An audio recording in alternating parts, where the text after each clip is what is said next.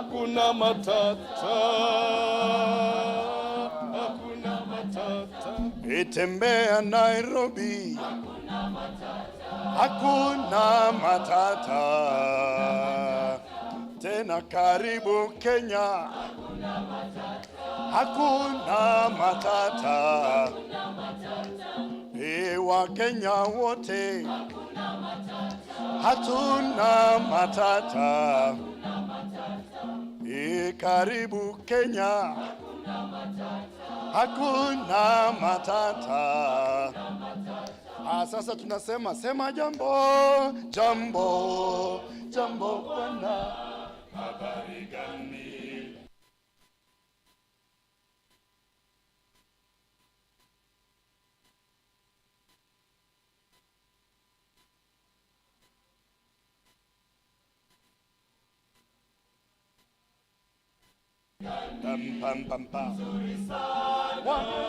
Wageni wakaribishwa Kenya yetu, hakuna matata, hakuna matata.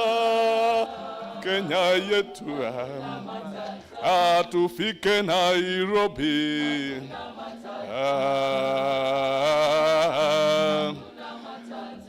na wananchi wote, Kenya yetu, karibu kote Kenya.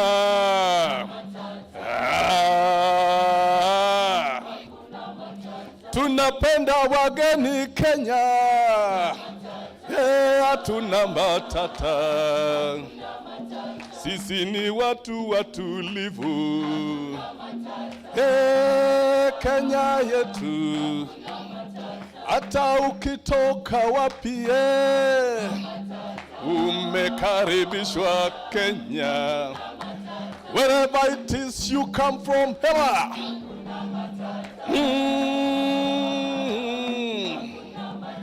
If you come from South Africa, oh yeah,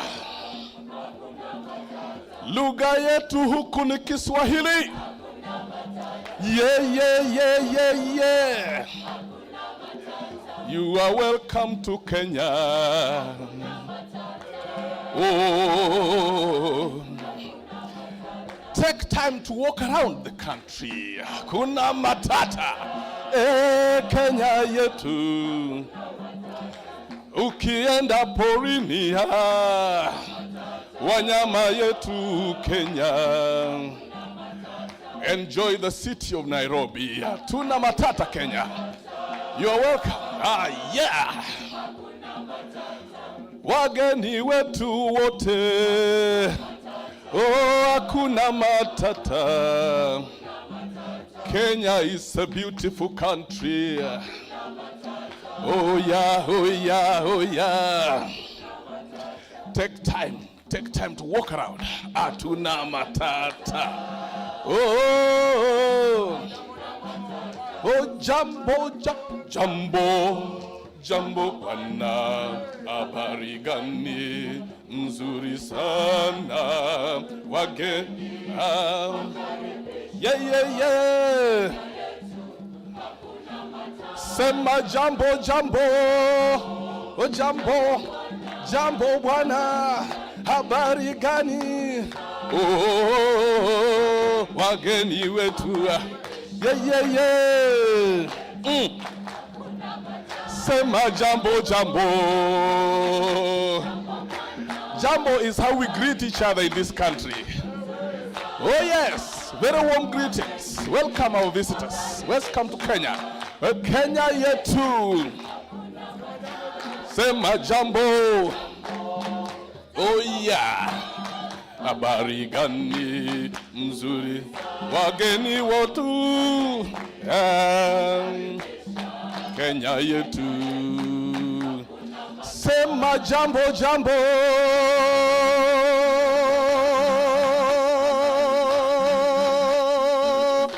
Ra. Oh.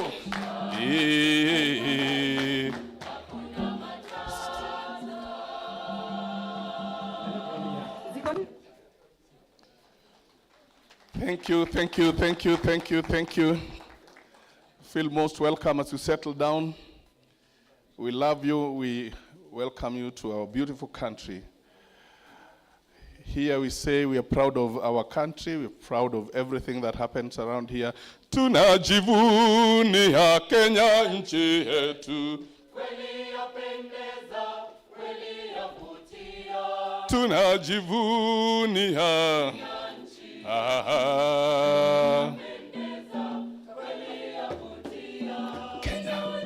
Oh, Kenya yangu, Kenya yangu, nchi yangu.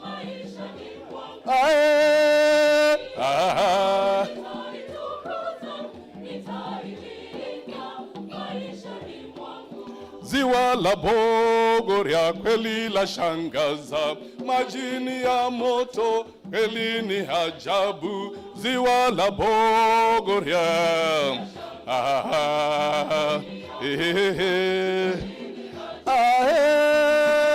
oh, Kenya yangu, Kenya yangu, nchi yangu. Oh, Kenya yangu, Kenya yangu, nchi yangu. Ziwa la Victoria linaunganisha Kenya na Uganda, Kenya na Tanzania. Ziwa la Victoria,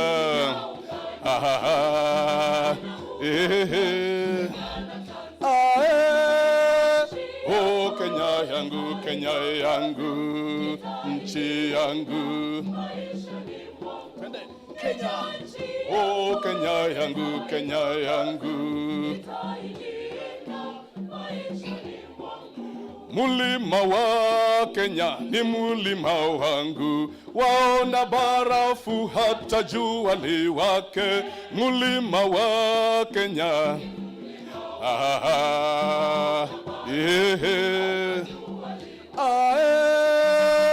oh, Kenya yangu, Kenya yangu, nchi yangu.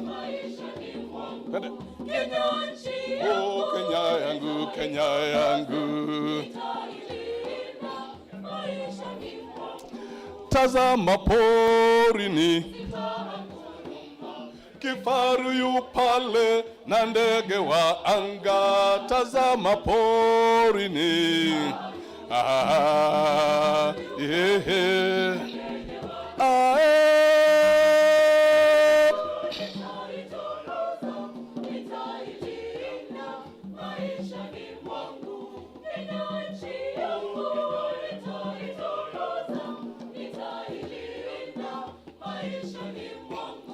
fika Mombasa, mwito wa bahari, ogelea maji jua tamu kuota. Fika Mombasa,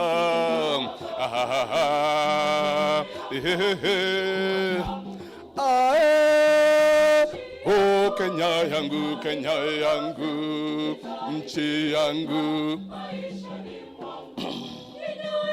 Oh, Kenya yangu, Kenya yangu, nchi yangu.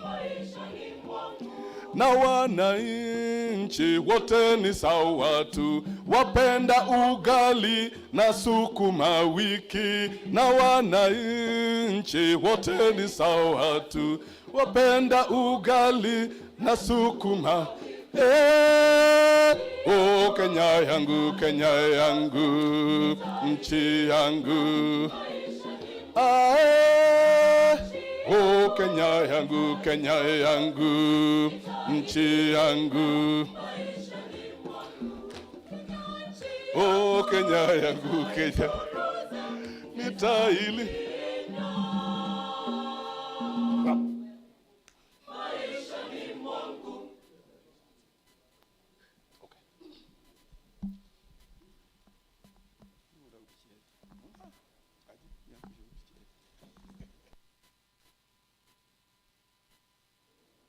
Our guests are here, so let us welcome them with a hearty clap. Thank you very much. Thank you very much.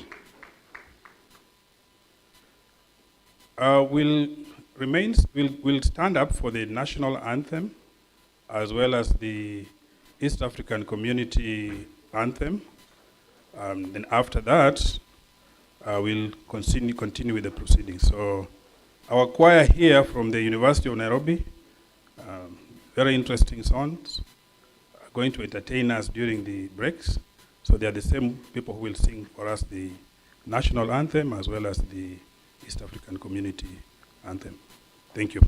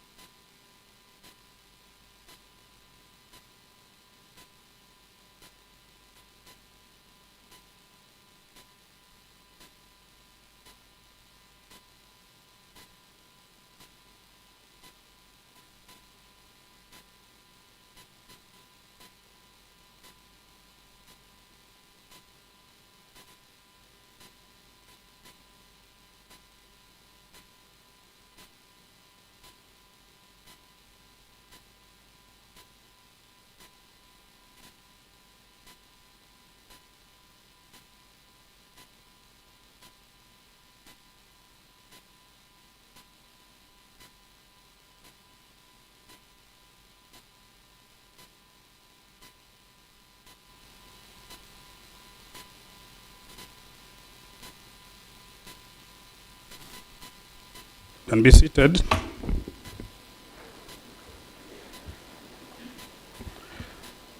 So welcome all guests who are coming from outside Nairobi, from Africa, the rest of Africa, from North America, from Europe, and the rest of the globe.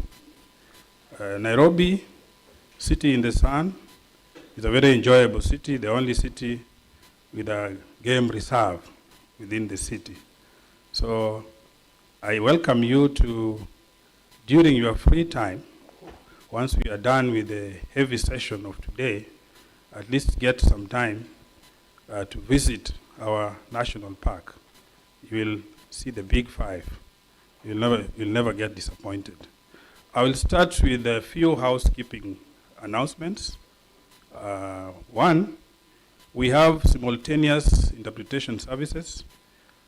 French is on one, French is on 2, English is on the usual 1. So if you want French, please go to 2.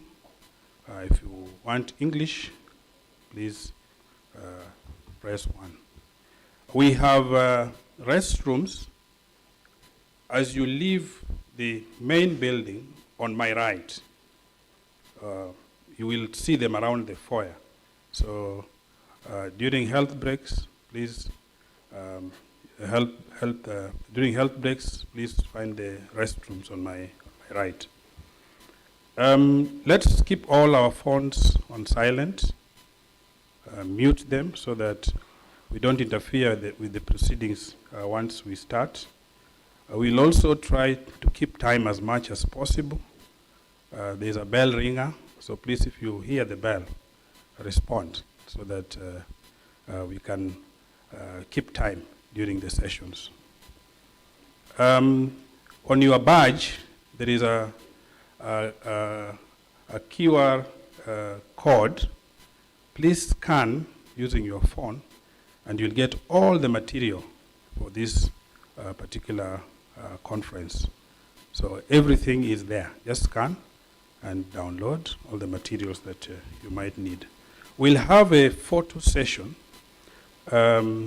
after the official opening. We'll do it inside here. It will be an innovative way of doing it. We'll have people on the stage, and then of course we'll also try and cover the participants. So we'll be guided by the photographers. We want to observe a moment of silence to some of our departed colleagues who are very staunch network members who have passed on in the recent past. One of them is Professor Mohammed S. Mukras. I'm sure quite a number of you must have heard about him when he was teaching at the University of Nairobi and also Maseno University. He was an econometrics and mathematical economics guru. We also have Professor Martin Wattenberg from the University of Cape Town, who also passed away a few months ago. And then we have Professor Nathan Okorut, University of Botswana and University of Kayombo. So we'll rise up and observe a minute of silence, and then from there we pick on with the program. So we begin from now, 1 minute.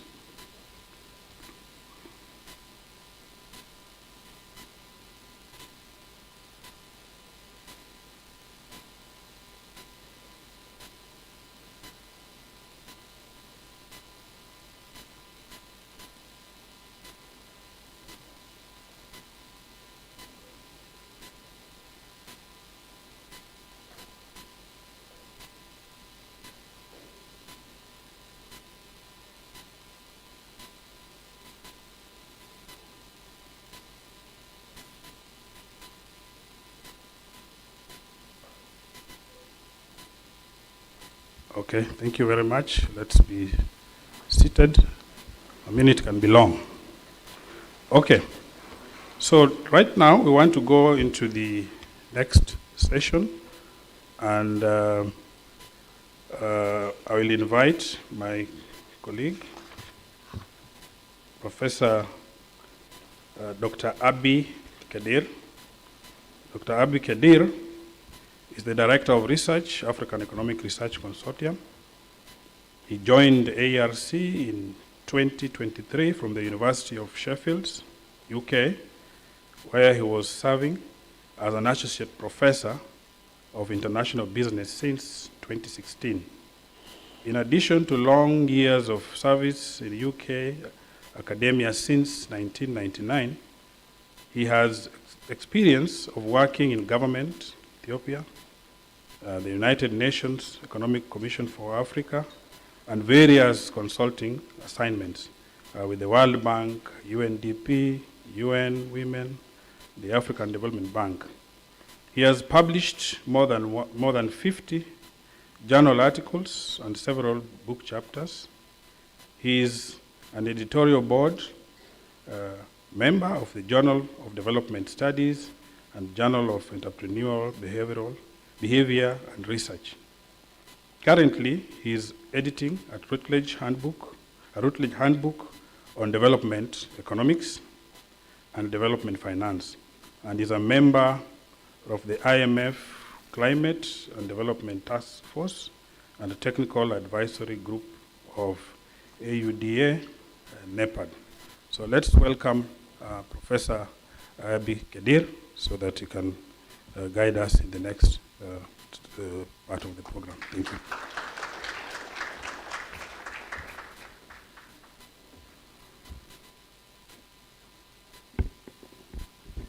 Good morning, everyone.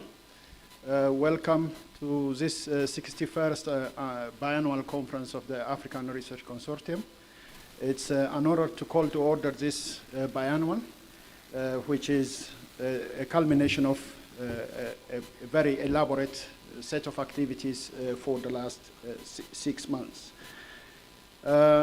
I think I should also acknowledge that this is very difficult to turn up on a Sunday. It's a good turnout, I like it, but there is a better turnout even online because we have several attendees online, and I should acknowledge that. Some of them at very, very difficult time zones, especially waking up at Cornell like David Sahan or maybe Shanta from Washington. So we shouldn't take that lightly. My job is very, very easy. I will introduce the next chair of the opening session, and I will disappear but I will come back as a wrap-up towards the end of the day. So without extended discussions, let me introduce Professor Arite.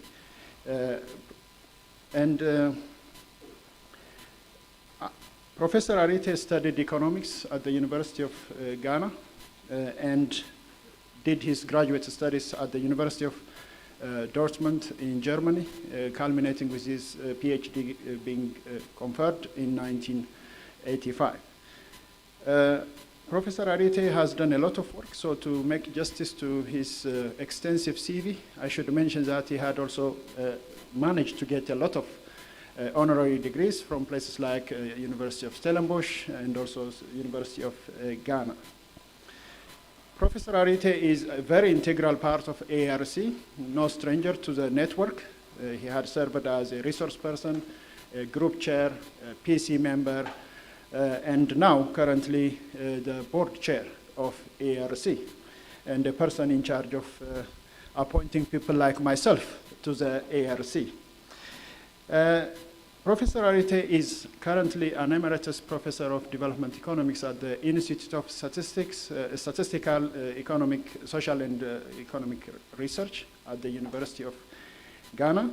In the past, he has served as the Vice Chancellor of the University of Ghana and also the Secretary General of the Association of Research Intensive or Research Universities Alliance. He may not know it, but he has impacted a lot of us, because when I did my PhD 21 years ago at the School of Economics in University of Nottingham, just before I finished my PhD, I wrote a grant application to the ASRC, the Economic Social Research Council of the UK, to get a grant on the basis of his ideas on formal and informal market, finance and credit constraints at the household level. And I think I guaranteed a permanent position at the university on the basis of that grant, and also a publication following that. In addition to that, after 10 years of my PhD, he edited a book volume called The Oxford Companion of African Economics. Ravi Kambur, one of the co-editors, approached me to write a chapter on Ethiopia, and Ernest collected very, very eminent scholars to contribute to that volume, including 4 Nobel Prize winners at the time. But I should say 5 Nobel Prize winners, because by that time, James Robinson didn't win the Nobel Prize, but he was the author of one of the pieces in that book that Ernest edited. So I think I should say welcome, and thank you very much. And it is my honor and privilege to introduce you to be chairing the next session. Welcome, Ernest.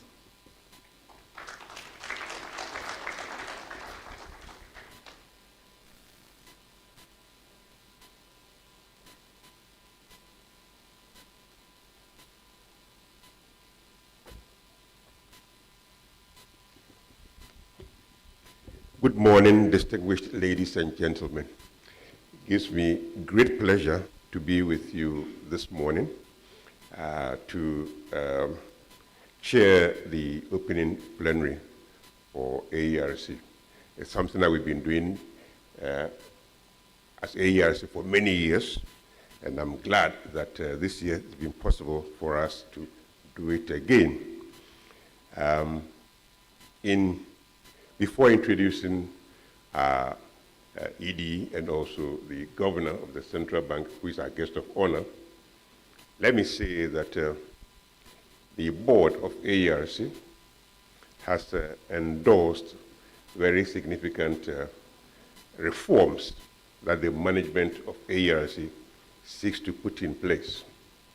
And these are reforms that have been informed by more than 3 decades of experience gathering. AERC has come a very, very long way. Today, every African economist, every African government that is interested in economic policy making and should be, is familiar with what AERC does.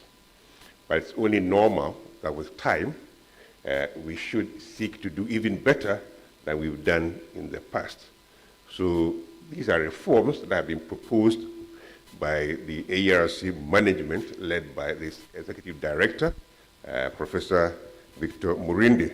And with time, you will see the details of these reforms.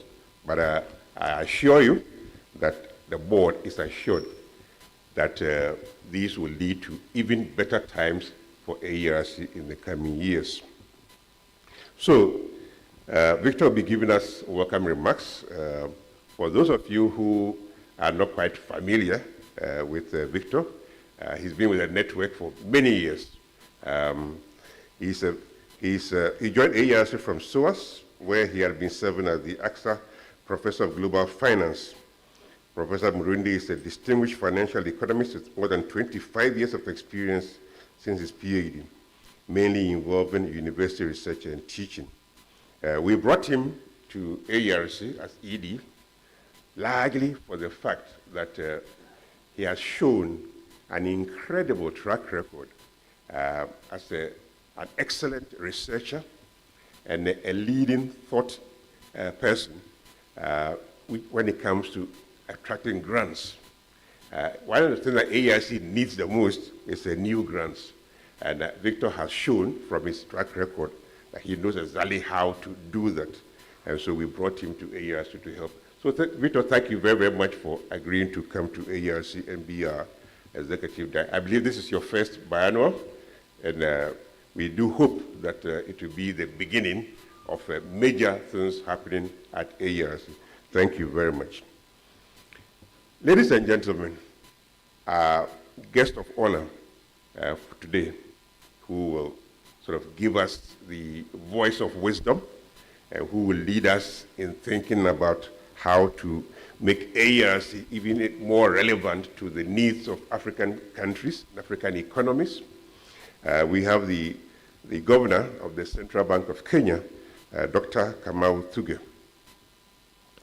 Dr. Thuge is the 10th governor of the Central Bank, and he joined the bank after a long and distinguished career in the international and Kenyan public service. He previously worked for the International Monetary Fund, and Dr. Thuge has held various senior roles in Kenya, including being head of the Fiscal and Monetary Affairs Department at the National Treasury, also as Economic Secretary and as Senior Economic Advisor. He served as Principal Secretary at the National Treasury and lately as Senior Advisor to the President and Head of Fiscal and Budget Affairs. He also served on various boards, including that of the Central Bank of Kenya, the Monetary Policy Advisory Committee, the Kenya Revenue Authority, and the Capital Markets Authority. He holds a bachelor's degree from the Colorado College and a master's and PhD degrees in economics from Johns Hopkins University in the United States. Ladies and gentlemen, it gives me great pleasure to welcome Dr. Thuge as our guest of honor. And we look forward to an exciting day where we are going to talk about fintechs and how they are likely to change things or not change things in Africa. So I thank you very much for this opportunity and look forward to engaging with you throughout the day. Thank you.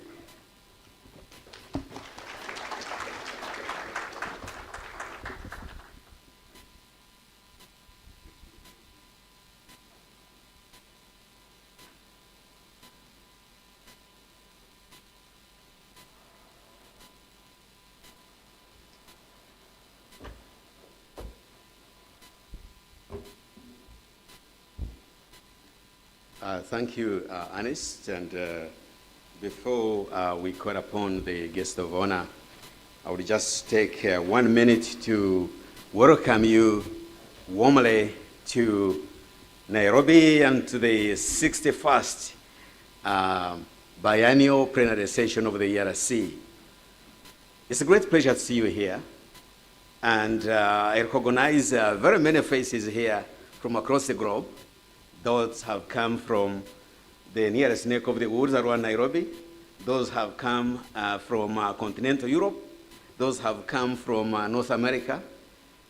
Indeed, this is a good bonding and fellowship of the ERC family getting together today. We don't take it for granted that you could take away not only today, but for most of the researchers, the rest of this week to come and join us here. So let me recognize the guest of honor, Dr. Kamau Thuge, the chairman of the board, Professor Ernest Aite, distinguished central bank governors who are here, and also excellencies, CEOs of commercial banks from the private sector, especially Kenya and the East African region who are here, the network researchers, ladies and gentlemen. I would like to say just on a couple of words about the ERC, and I know that for most people on the network, you don't know what the ERC is all about. So I'd like to share a couple of highlights on the ERC. Just to cover the key elements. First of all, to mention that for this biennial, we take the vibe from the arguments that the financial technology fintech revolution is in full swing. That's a different from the swing. And the emphasis that the African Union is embedding the digital revolution, the central banks are also moving toward the role that fintech can play in conformity with the global north. The commercial banks have moved on to adopt many forms of digital revolution.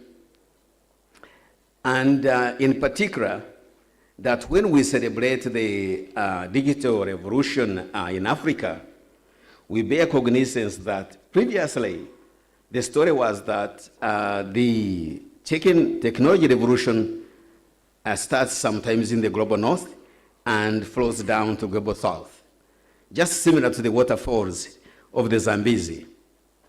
But we should not forget that the fintech revolution started here in Kenya with the M-Pesa revolution. And in that case, it is the reversal of the waterfalls. It's only fitting that we have this celebration here in the city of Nairobi. And we have the best researchers who are leading global networks are here in this very room. We are pleased they could make it from around the world. We have experts on cybersecurity here in this room. We have also a network of practitioners who are actually embedding Fintech on the practitioner sense here in this room. So we shall have great fellowship for the rest of today. But briefly, ERC has a clear vision of shaping where we go, transforming the African continent through research, training, and policy engagement. The mission, by undertaking the activities, and three most profound one, to improve the quality of research, ensure sustainability, especially financial sustainability, expand influence through training and outreach. And those are the activities that we undertake. And this is reflected in the current ERC strategic plan 2020 to 2025.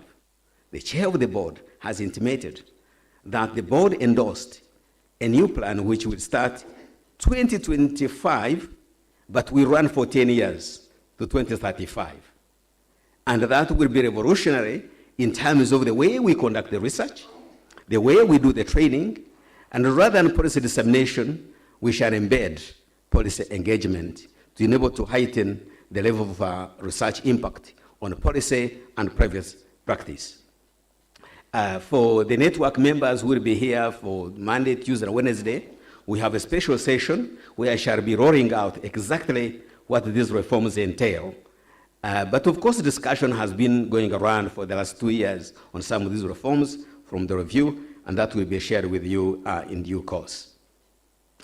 Now, let me highlight that some of the current reforms involve how thematic and collaborative research is going to be conducted, the type of training that has been the foundation of the ERC, and also try to heighten this uptake from research into policy, into innovation, and into also the private sector. These are the aspects. And of course, changing the nature of communication and policy outreach throughout the network, and indeed throughout the ecosystem, the research ecosystem and the policy ecosystems, which should be driven by Aerc as becoming the locus of excellence for research in economics in Africa. Already, as you can see from this map, this is the geography of the Aerc spread on the Pan-African institution. The Aerc is everywhere, and that means you. Indeed, we could get very good here, if I was going to ask for people to put out their hands, you would see very good representation from the countries that feature here in the map, not only in terms of the network researchers, but also policymakers. And we're also moving into the space of private sector practitioners. The areas I will explain in the course of next week is how the 10-year plan will unfold, involving rethinking research, rethinking training, policy engagement, and reformulating the principles by which we hang and developing a framework which we shall also be involved. So it's a good journey, good direction of travel for the next 10 years with you all. Thank you very much, and welcome to this workshop here in Nairobi. Thank you very much. Yeah.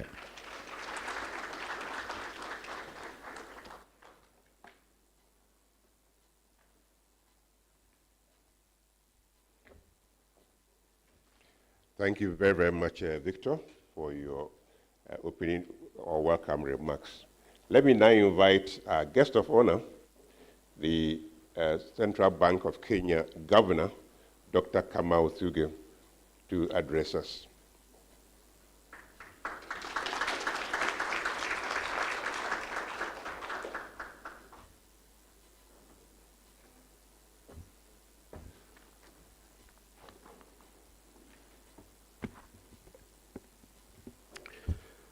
Good morning, everyone. The governor of the Bank of South Sudan, Mr. James Garang, the Professor Ernest Arite, the chair of the AERC, Professor Victor Murinde, the executive director, AERC, distinguished guests, invited speakers, panelists, researchers, ladies and gentlemen, good morning once again. I'm very pleased to join you this morning for the official opening of the 61st biannual plenary session by the African Economic Research Consortium. Let me at the outset express my gratitude to Professor Victor Murinde, the Executive Director of AERC, for inviting me to this forum in the spirit of our renewed collaboration between the Central Bank of Kenya and AERC. It is my hope that the two institutions will continue to work together to enhance evidence-based policy decision making and policy outreach. I was just telling the two professors how when I was at the Treasury, when I was the PS Treasury, we had very, very good working relations with the AERC. And we got really good training and very good staff working with you, training with you and coming to work with us. And some have even gone on to now work with the IMF and World Bank. And I have a feeling that that collaboration has slowed a little bit. But I'm sure now I think we should be able to take this a bit forward and really go back to that kind of relationship that we used to have. So this plenary has brought together leading scholars, policymakers, practitioners, and researchers, and has been convened at a very critical time when Africa is witnessing a surge in financial technology innovation. This makes the theme of this plenary, Fintech Revolution in Africa, not only relevant, but very timely. My remarks will focus on general aspects of fintech development in Africa, with some specific references to Kenya's experience. Africa's increased mobile phone penetration and a youthful tech-savvy demographic have created a very fertile ground for fintech solutions. According to BDO Africa Fintech Report of 2024, fintech developments around Africa led by South Africa, Nigeria, Egypt, and Kenya are projected to grow 13-fold to $65 billion by 2030, with a projected compound annual growth rate of 32%. Leading this projected expansion is mobile money, dubbed as the continent's solution for the unbanked, enabling money transfers, payments, access to credit, and a variety of other services. Disrupting this model is the uptake of other products, InsurTech, making insurance more accessible and affordable. RegTech, tackling regulatory hurdles, paving the way for secure and compliant financial innovation across Africa. And WealthTechs, providing opportunities for the population to access local as well as global capital markets. This confluence of sub-industries is revolutionizing financial inclusion, democratizing access to essential services, and propelling Africa's economic growth. Closer to home, Kenya is renowned for its vibrant fintech ecosystem, which has benefited from several key milestones. And allow me to highlight just a few of them. The first is supportive regulatory environment. Kenya is again renowned for pioneering innovative mobile money solutions, and notably M-Pesa, which was launched in 2007 with the regulatory support of the CBK.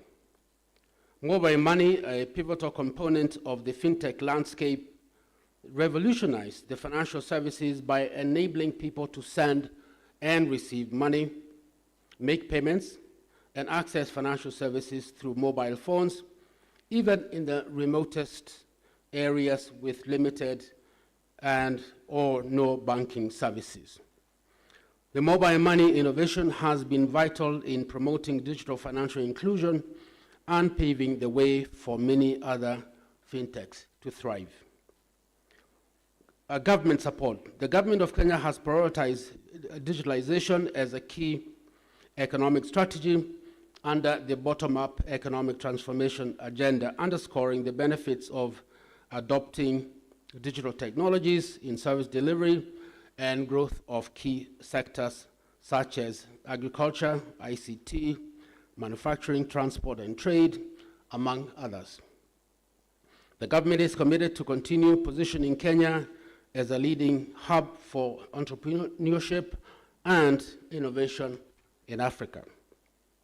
The formation of Kenya Fintech Association, this organization, which represents over 60 registered fintechs in Kenya, aims at playing a pivotal role as a gateway to Kenya's vibrant fintech sector.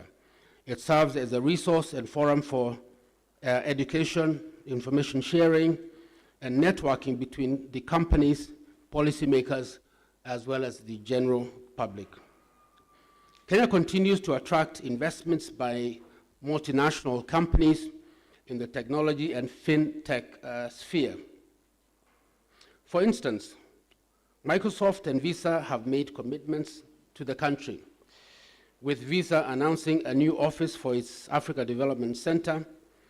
Visa also launched its first innovation hub in Africa, the Visa Innovation Studio in Kenya, and Nairobi will also host the Microsoft Africa Research Institute, the first for Africa.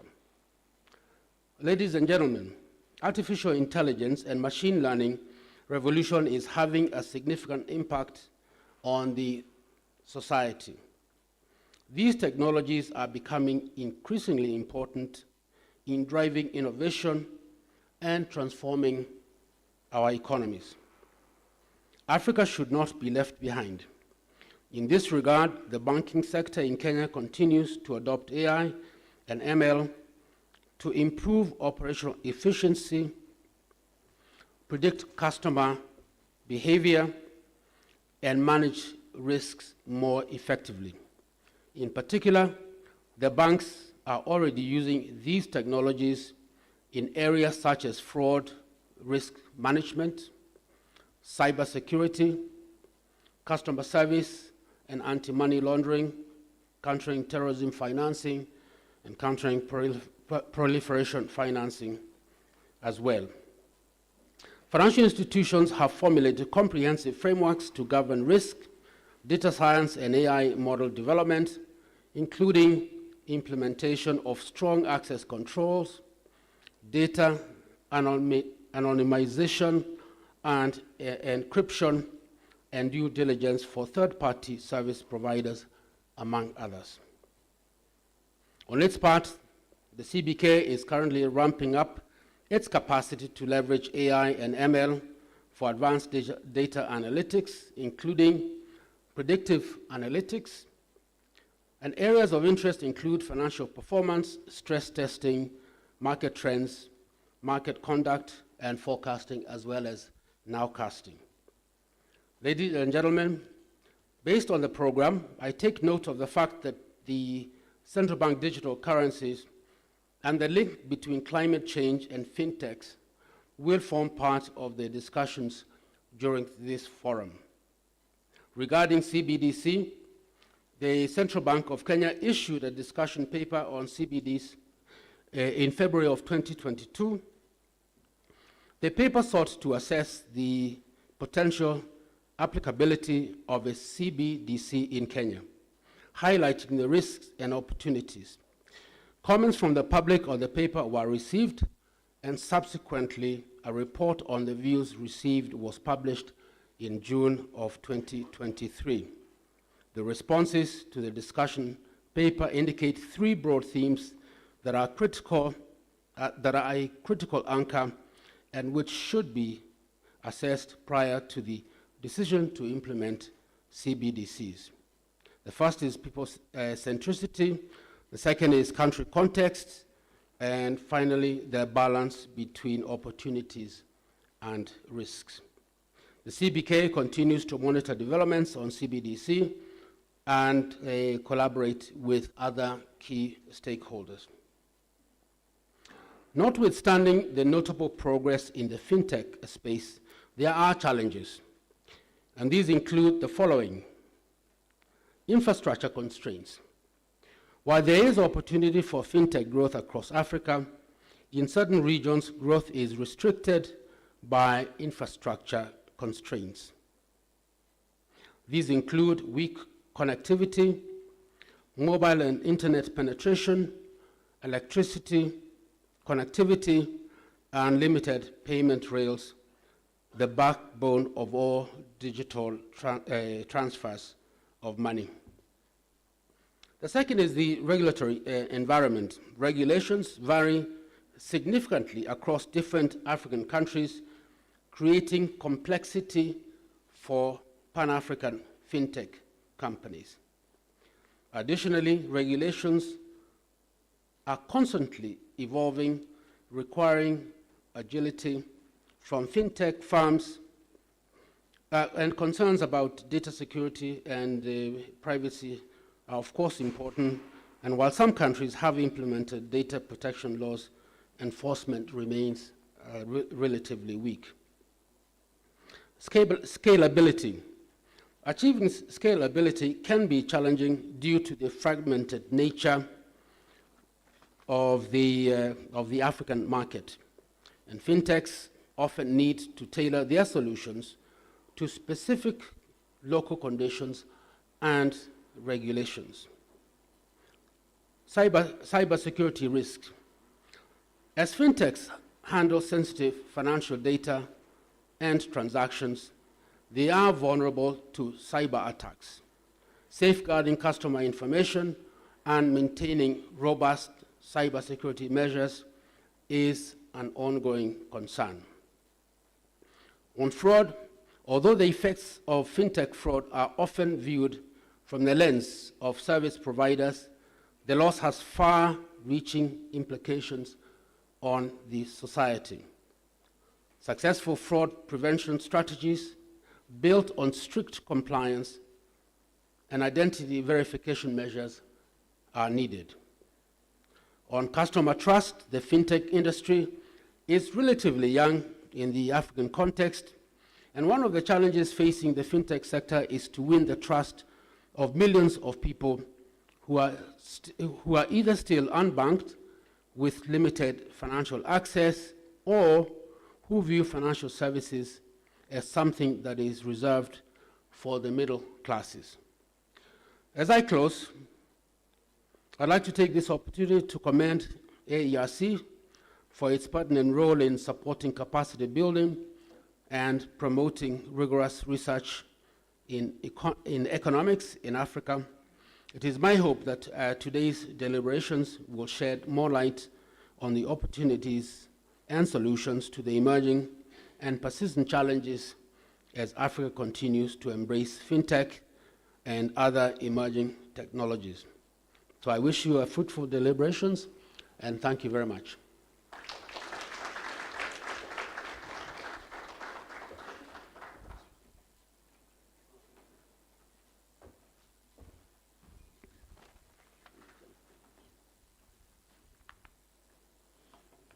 Let me thank you very, very much, Dr. Tuge, for giving us a lot of insights into the developments that have taken place on the fintech front, not only in Kenya, but also in the region. You've shared with us the policy environment within which fintechs are growing. We've seen how the evolution that started from Nairobi has spread to other places.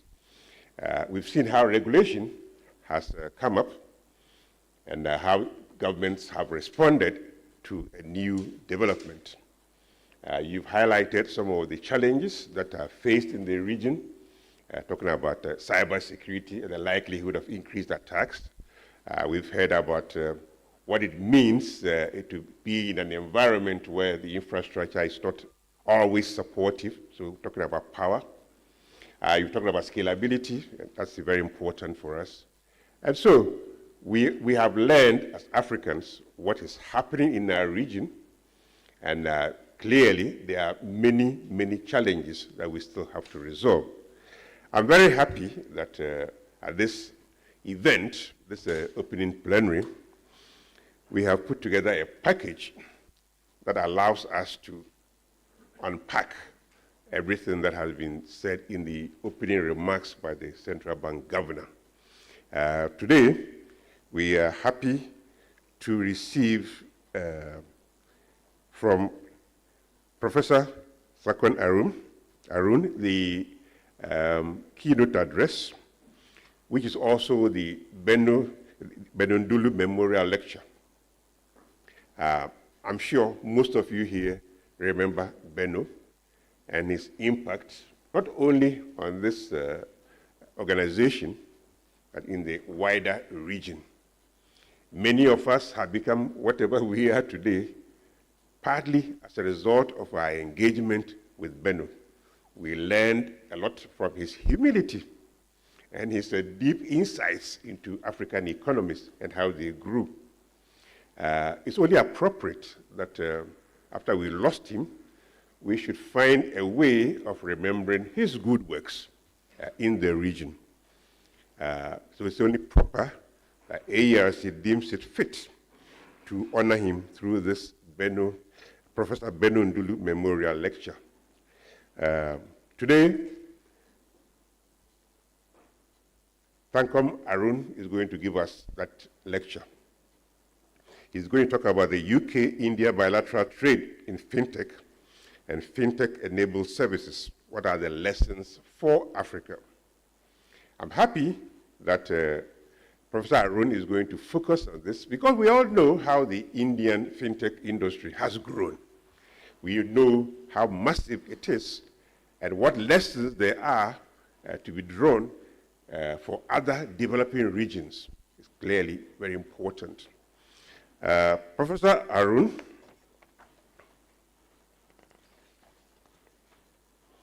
is the Faculty Dean for Research at the Faculty of Social Sciences at the University of Essex.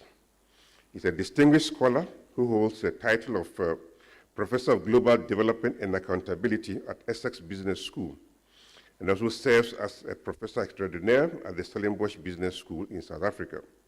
He's also a research fellow at IZA in Bonn. Previously, he was a professor and director of the Institute of Global Finance and Development at Lancashire Business School. Renowned for his interdisciplinary approach, Professor Arun's research goes beyond traditional academic boundaries to address pressing global challenges, particularly in developing and emerging economies. His recent work focuses on critical contemporary issues such as fintech innovation, financial inclusion, climate change, and sustainability, making significant contributions to both academic knowledge and real-world impact. One of the things I like about this program that we have today is the fact that it allows us to bring academics and practitioners or policymakers together, where we are able to learn from each other. So, not surprisingly, we have as a discussant Mr. Jared Osoro, who is the Director of Credit Markets at FSD Africa. And prior to this role, Jared held positions at Kenyan Bankers Association, where he served as the Director of Research and Policy, as well as the Director of the KBA Center for Research on Financial Markets and Policy. Before joining the Kenyan Bankers Association, Osoro worked at East African Development Bank as a bank economist. Jared has 2 decades of experience as a practicing economist in the financial sector. He spearheaded analytical work on policy and market dynamics to support market deepening and policy engagement. Jared holds a Bachelor of Science degree in economics from the University of Zimbabwe and a bachelor's degree in economics from the University of Nairobi, and has published widely. So, ladies and gentlemen, let me welcome Professor Nankon Arun to give us the keynote address and also the Benno Ndulu Memorial Lecture.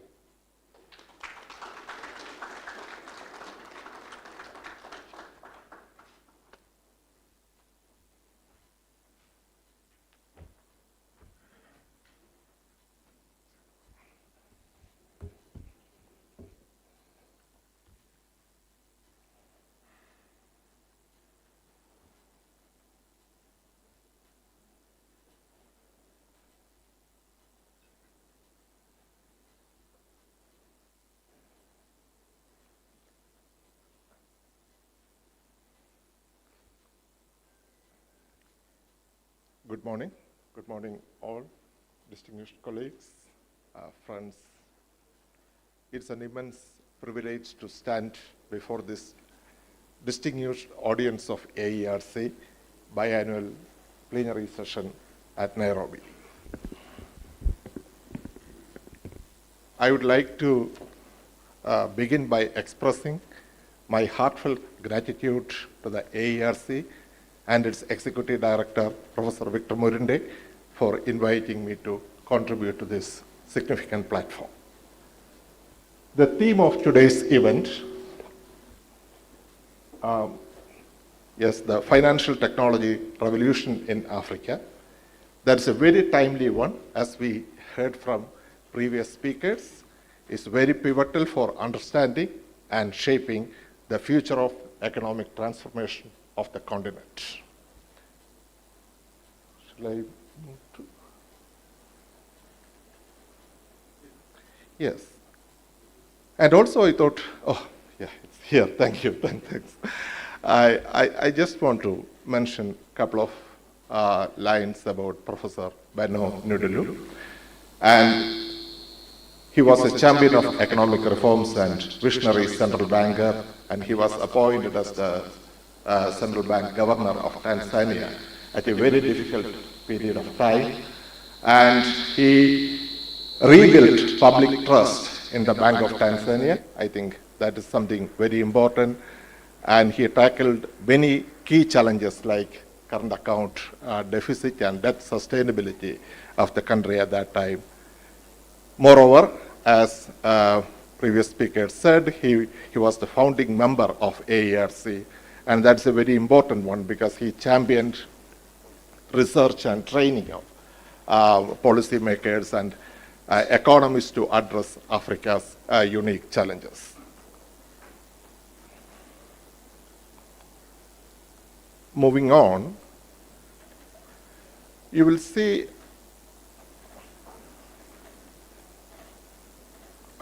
you will see a definition for fintech here. It's a definition I just want to highlight here. But this definition encapsulates how technology is revolutionizing the financial sector by creating tools, systems, and products, and that actually influence the delivery of financial services there. And I'm not going into the details of that, but we are all familiar with the mobile wallets and digital wallets, robo-advisors, and from peer-to-peer lending and crowdfunding platforms, and so on and so on. But all these developments in one way or other that enhances financial inclusion, enhances efficiency and cost savings for businesses and individuals.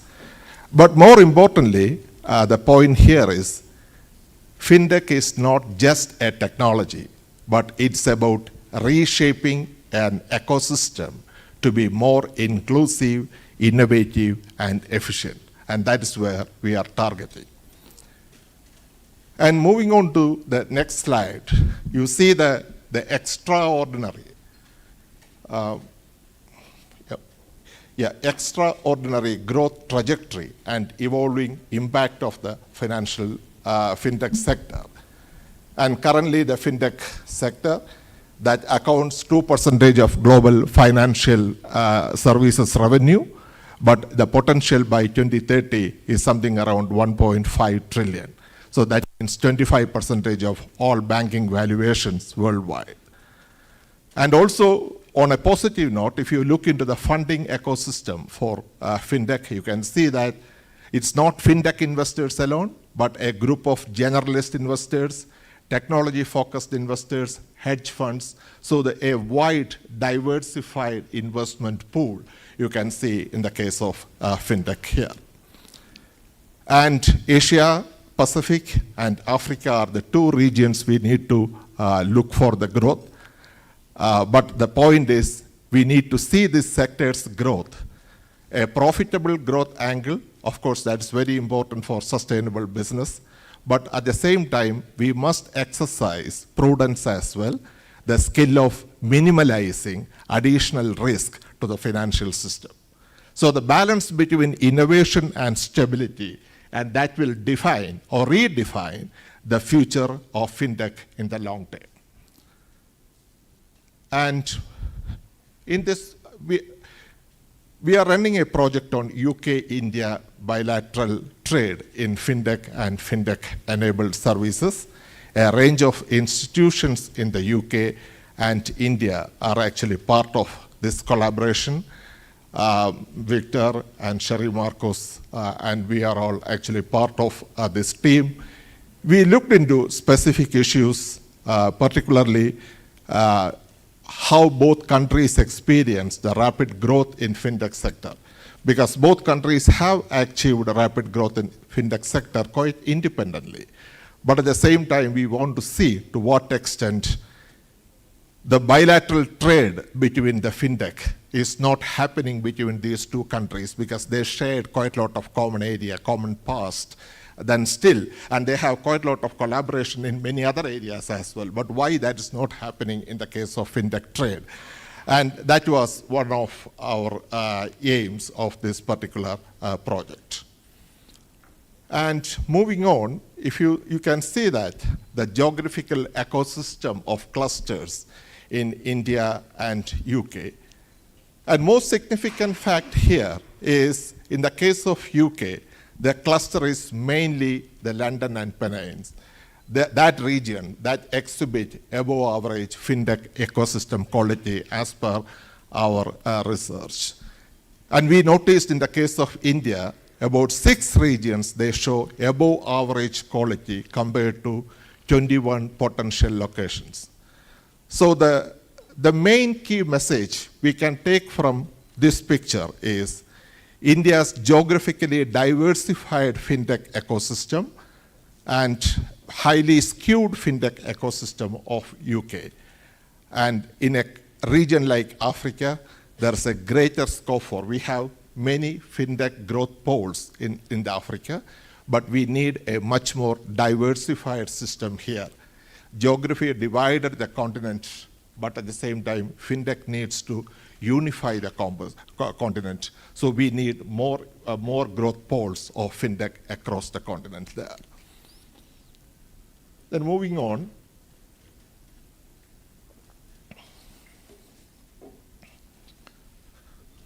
Sorry, shall we skip that slide, please? Because basically that explains India and UK's thing. So if you look into case of Africa, the Africa's fintech ecosystem, you see that there are 3 distinct phases there. The first phase begins in 2002, but in that phase, the traditional financial institutions, they dominated the whole discussion. But the whole play was around low value, high volume transactions to meet the demand for financial inclusion. But if you move on to the second phase, the digital finance, that's from 2016 onwards, you see startups offering digital financial services in terms of savings, borrowings, and investing. And at that time, Gates Foundation published a very important report about digital finance for all, and that has influenced the trajectory of fintech growth in the continent at that time. And if you move on to the current phase, the ecosystem deepening phase happening from 2019 onwards, you see there's quite a lot of increased competition, a range of business partners there, and greater collaboration between local and international players there. And also, as the governor said, the regulatory frameworks actually started to play a very important role in the game. But the key differentiation happened at this time in terms of fintech growth in Africa is the development capital. Because development capital that involves policy, funding, and expertise from international organizations, and that happened quite powerfully in the continent at this time. And organizations like Aerc has a very important role to channelize those kind of resources to the future growth, further growth of fintech in the continent. Move on to the next one. What we want is, from the studies on India and the UK, we noticed the importance of fintech ecosystem. And what we need is a dynamic and collaborative environment where the fintech companies, financial institutions, and regulators, they can work in synergy. And here, quite a lot of communication, cooperation, sharing of knowledge, all these are very important. But that collective effort that will lead to the continuous improvement of financial products and services eventually. One other, shall we move on to the next one, please? So one other important trend we have seen is fintech and big tech credit. So if you look at this graph, you can see that the big tech credit are actually going up because the fintech companies, they both drive innovation credit provision, but they differ in their scale, approach, and user engagement.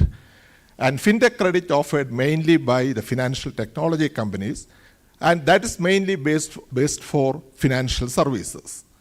But the big tech credit delivered by large technology corporations that incorporate financial services into a broader ecosystems there. So that graph is a typical illustration of emerging importance of big tech but both credit complement traditional credit system as per studies. In the next slide, please, you see some kind of both fintech and big tech credit, how they are reshaping the credit landscape in terms of providers, scale, user base, technology, and also some examples there. So in terms of fintech credit, the technology is solely on financial innovation, but big tech credit, they are actually integrating fintech services to big tech operations there. So they are leveraging from their existing system of users, integrating credit services into platforms. They are into e-commerce, social media, and communication. So that is happening in that space. Shall we move on to the next one? It's about digital lending. And the digital lending, as we know, it's revolutionizing financial access.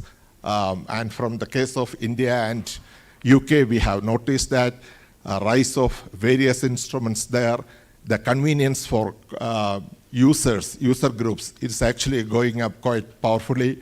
And the digital lending market, the collaboration between the digital lending market, the various players, the traditional bank providers and the fintech platforms, they are increasingly common and combining technologies. So I think that's also happening in that field.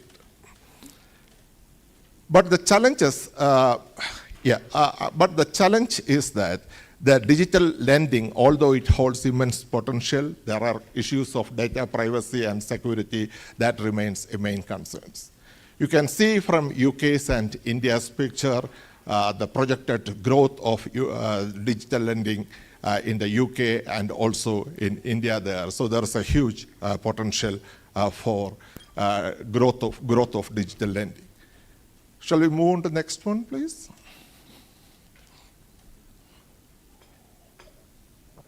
So if you look into the Asian and African scenario, you see that what are the factors driving towards digital inclusion? So the population, demography is very important, and younger population, more mobile phone users, so that is very important. That has helped the smartphone penetration quite powerfully, and a growing digital infrastructure and diversifying digital platforms. So they are all actually drive digital lending in different places. And some examples are also, you can see about the digital lending there. And moving on, going to Africa's digital financial services, they have moved from the brick and mortar to digital platform.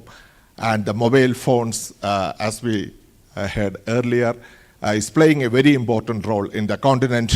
2/3 of global mobile financial transactions by volume and value, that is happening here.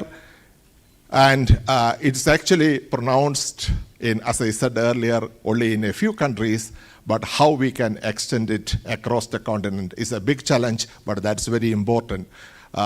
And the share of individuals using the digital payments actually going up quite significantly by about almost doubled in the matter of 6-7 years there. Yeah, please, next one, please. So trade, we have a evidence-based wisdom that the trade liberalization is widely recognized for enhanced aggregate welfare in the long run. So that's an established factor, and we all learned that in economics textbook there. But the trade liberalization generally focused more on goods, but not on services there. And fintech actually opens up a possibility there. And if you look, if you focus more on goods, that has created the kind of imbalances. But the fintech, by promoting the fintech sector, there is a possibility for an increase in services there. The fourth industrial revolution, and driven by rapid technological change and digitalization, that's the reshaping the trade, the fintech trade between the countries there.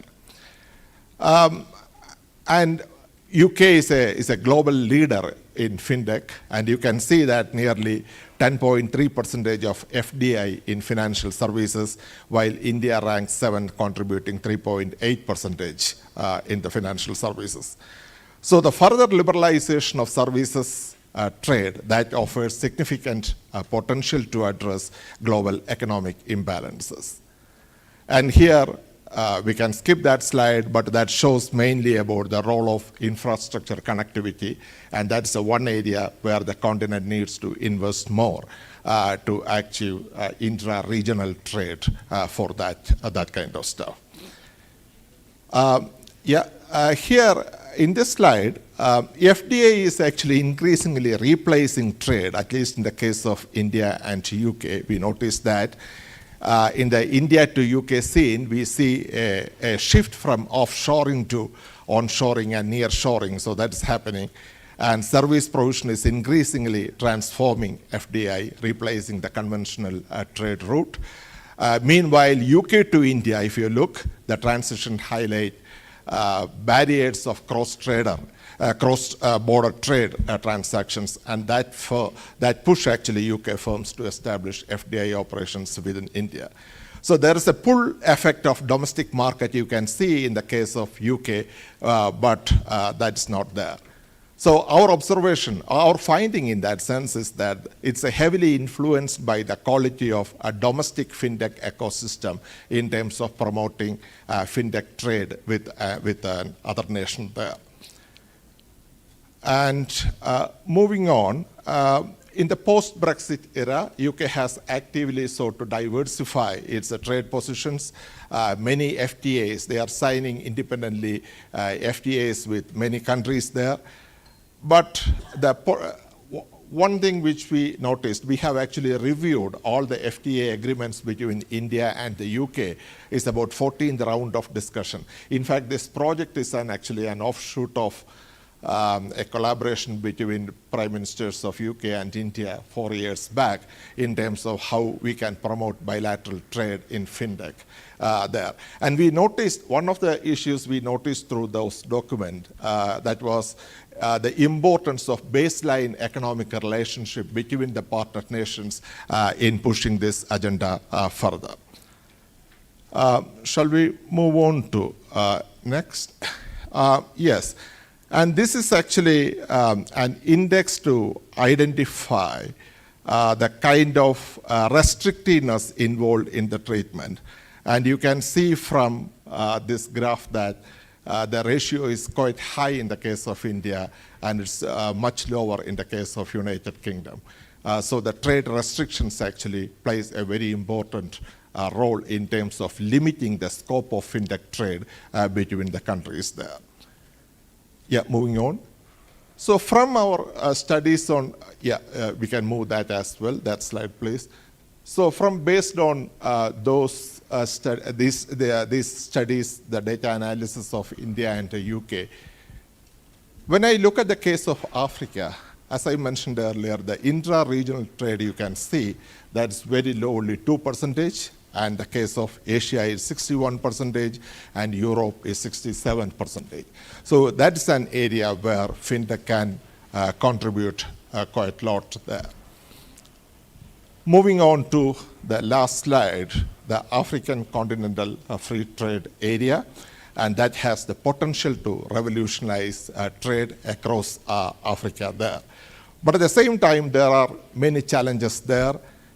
A diverse and fragmented set of licensing requirements exist across the continent, so that is very important.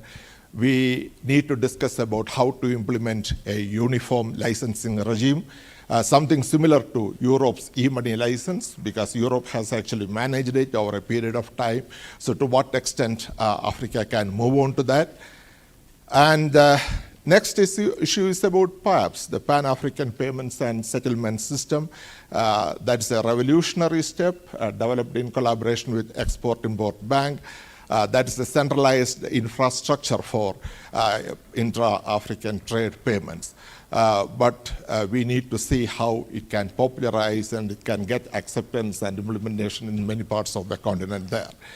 Then technology and blockchain, we need to look, and also the issues of global integration for trade expansion, about how African payment system can integrate with the global networks is very important there.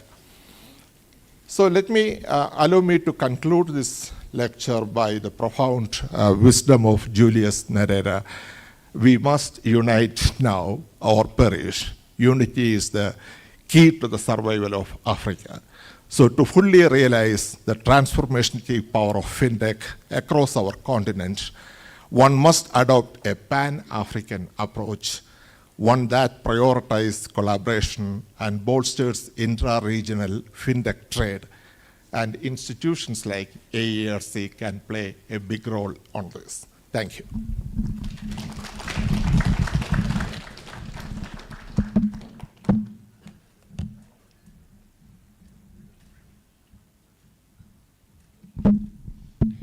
Thank you very, very much, Professor Arun.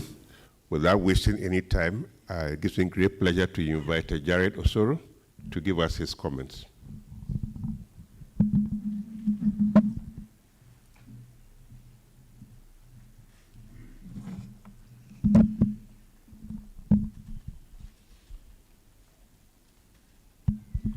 Let me also take this opportunity to acknowledge and appreciate the opportunity by AERC to respond to Professor Arun's a very eloquent lecture in honor of Professor Benno Ndulu. I'm also taking this opportunity to appreciate that when I got my AERC scholarship, Professor Benno Ndulu was the executive director of AERC, so I can claim a personal connection to Professor Ndulu. And also, when I went to the University of Zimbabwe, I can't also resist the temptation of seeing one of my professors here, Professor Rob Davis, in the audience. And so, if I misstep, it's probably my responsibility, not yours, Professor. So I think I'll start by saying that Professor Arun's presentation puts a spotlight on the right thing of comparing two very dynamic economies in the context of fintech and seeing how, as a continent, we can draw any lessons.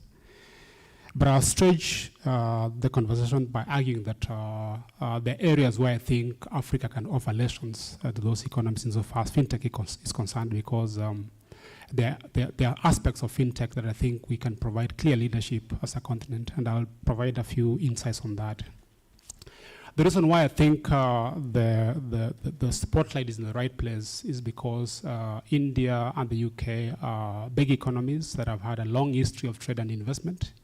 And considering that India is fast growing insofar as fintech is concerned, arguably the fastest in terms of fintech in Africa, and the fact that we know the UK has traditionally been one of the major global financial centers, it makes it more interesting now to see how the two converge and what kind of insights we can get by looking more closely. And I think the lecture eloquently provided insights on that regard. So a few things that I think I'll highlight, maybe 4 or 5 things from the lecture that will be instructive to look at, both from what's happening right now and how perhaps it can further our research agenda. The first one is around the characterization of fintech as revolutionary and disruptive, which is true because many things have happened over the recent decade that perhaps we could have not envisioned earlier insofar as financial technology and the way the financial sector responds to financial technology is concerned. And what I have in mind is the fact that, when you see innovation happening, of course, there's an incentive to being rewarded for that innovation.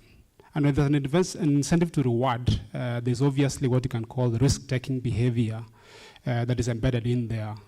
So as fintech emerges and becomes the norm of doing business in the financial ecosystem, I think risk-taking behavior amongst the financial market players, especially arising from the partnerships that exist between the fintech players and the prudentially regulated financial system, financial market players, brings forth the need to have a very, very clear spotlight on what it means insofar as broader market stability is concerned.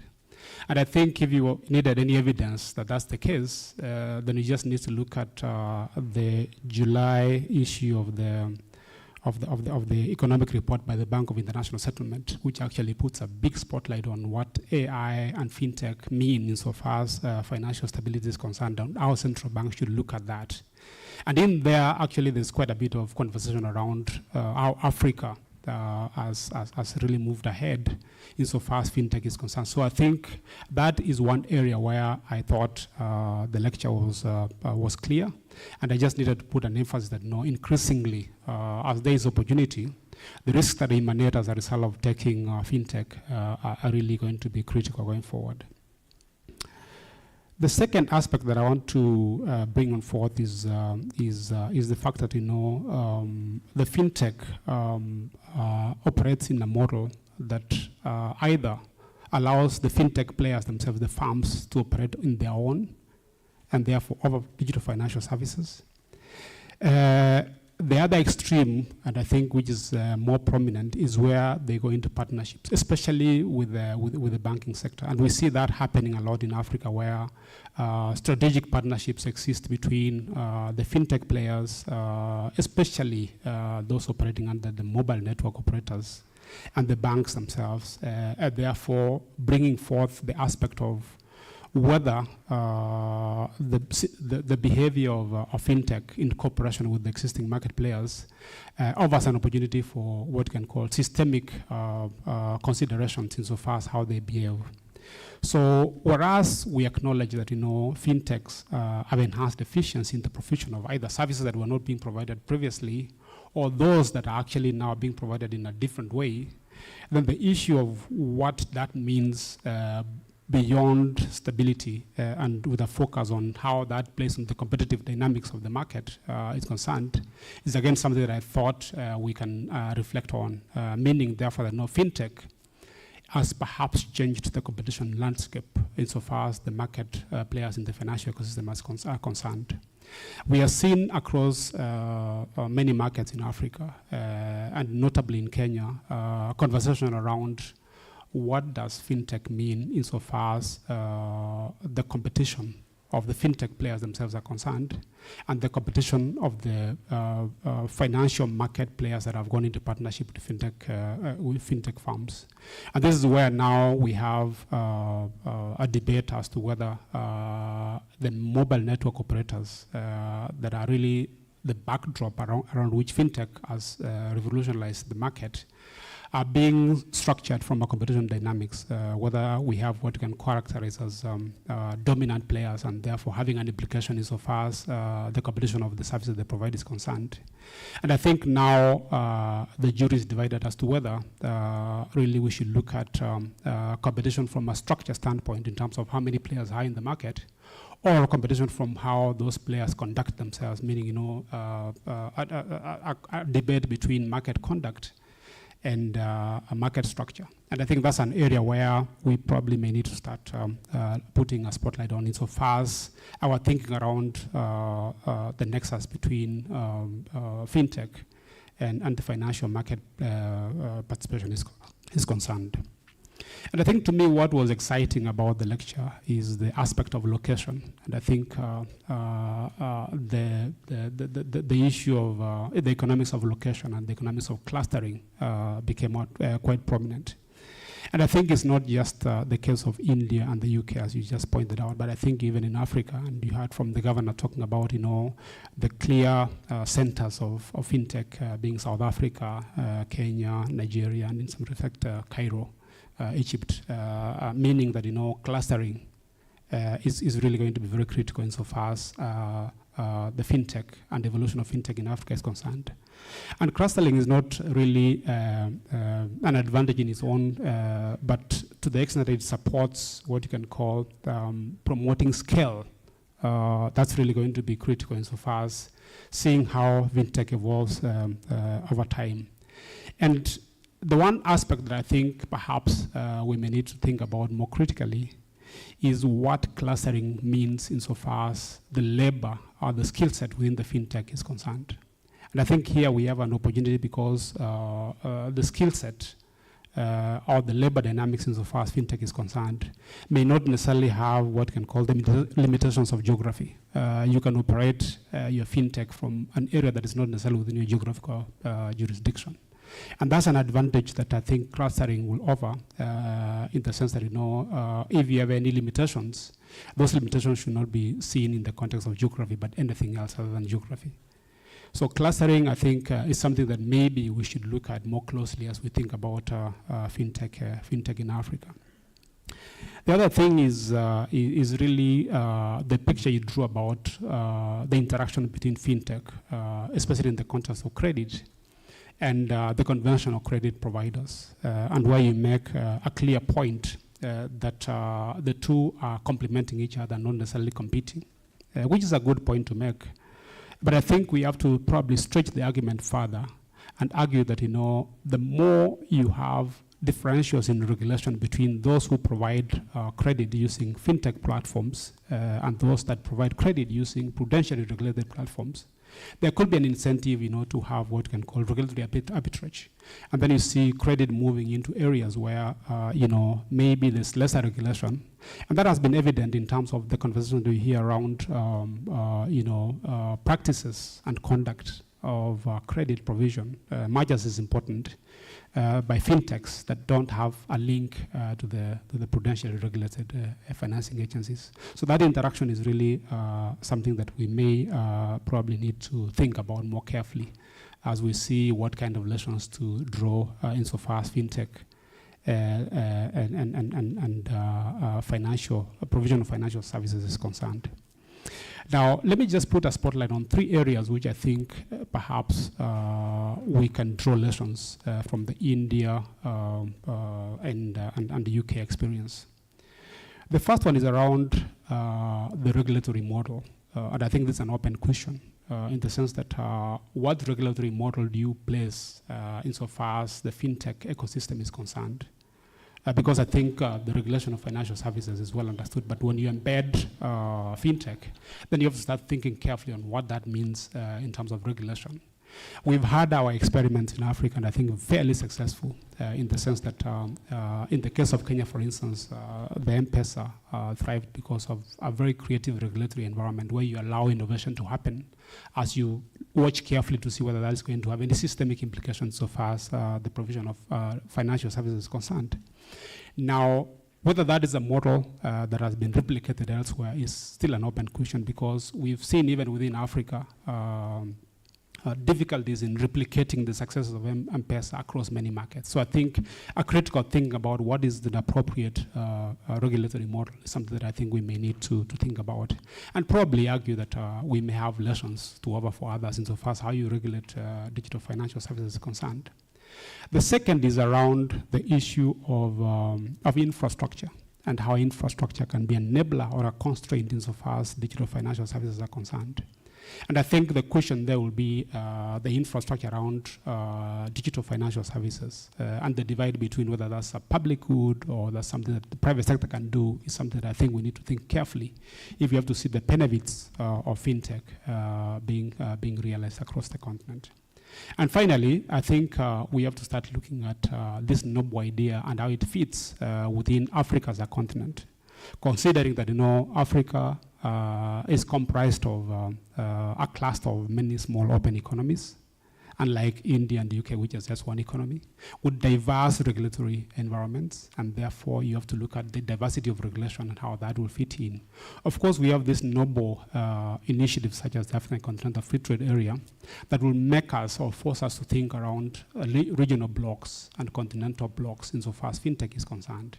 But beyond that, stretch the argument that yes, fintech is very important and you can actually trade in fintech, but it should not be seen as an end itself. It should be seen as an enabler for the provision of financial services to other areas that are actually broaden the depth of trade beyond the trade in financial services themselves. So I think, to me, if you look at all those in totality, then I think we're in the right place to draw important lessons from what's going on between the UK and India, but also prominently highlight aspects where Africa can actually offer lessons to the rest of the world insofar as fintech is concerned.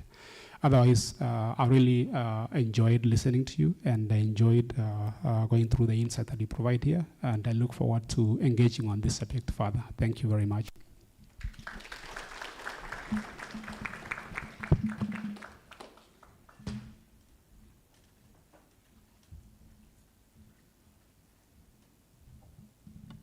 Thank you very, very much.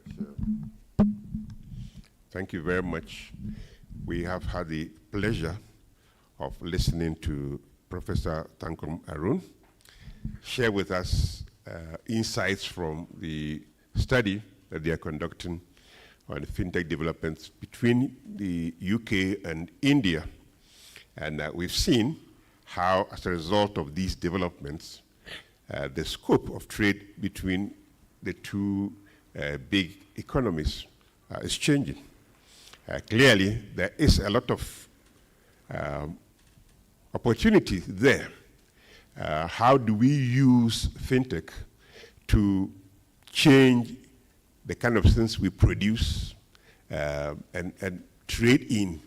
It's something that and I'm very happy with the comments that Jared Usoro has made, highlighting the fact that, yes, there are many, many different opportunities for us. Africa can learn something from the UK-India experience, but also Africa provides an opportunity for the wider developing world to also learn from its own experiences. And what's important in that is the diversity that Africa provides. Africa is not exactly like India. There are several economies with different histories, different practices, different regulatory regimes, and so on. How do we coordinate all of these things? That's after provide an opportunity for us to learn from these things and make good use of what fintech makes possible. Fintech should be seen as an enabler, not simply as an end in itself. And I like these comments that we received. It is my pleasure to thank all of our speakers this morning, starting with the governor of the Central Bank of Kenya, who opened the plenary formally, sharing with us the policy environment in Kenya and other African countries with respect to fintechs. And then Thankum Arun followed that with the experience that I've just elaborated. And then Jared gave us his comments. So this has been a very rich set of comments and contributions coming from the speakers. As we break and then return for the plenaries, it's my understanding that these plenaries will pick up in more detail some of the things that have been said. So you have also opportunity to ask questions and make comments as an audience to enrich further the discussion that we are having today. So on that note, Charles, am I right in saying it's time for us to break? And then there's a photo session, or you will do the announcement? Okay, please come and make your announcement. Thank you very, very much. So my job as chair is ended now. Thank you. Thank you, Chair. Thank you very much, Chair, for the efficiently managing the first session. We'll try and cover some lost ground in the second session, such that when we break for tea and coffee, we'll take a slightly shorter time than indicated in the program. So what we'll do, we are going now into photography. We'll invite the photographers to come. The panelists will stand here, and then the first and second row will come and stand behind them so that we take a photo together with this banner. Then they will stand in front here facing the podium, and then we take a photo plus the rest of the crowd. So I invite the photographers to just come in front so that we take the first one.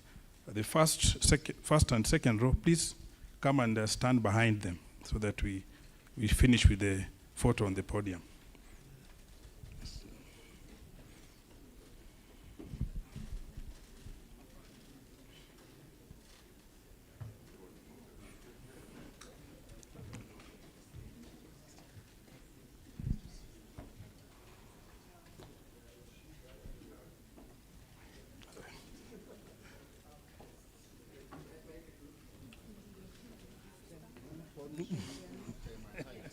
Gender. Ladies, we want to see more ladies in front. We have few. We want faces. Please come in front. Ladies, we want you in front. Please. Are we ready? Okay.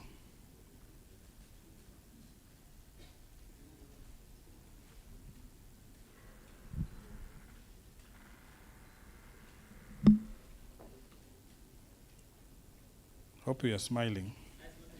Are we smiling? Cheese. Huh? Good. Thank you very much.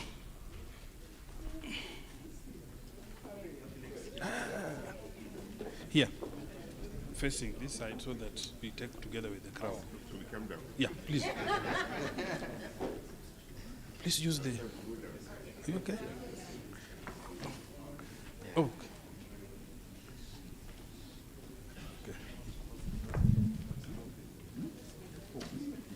One more ladies in front.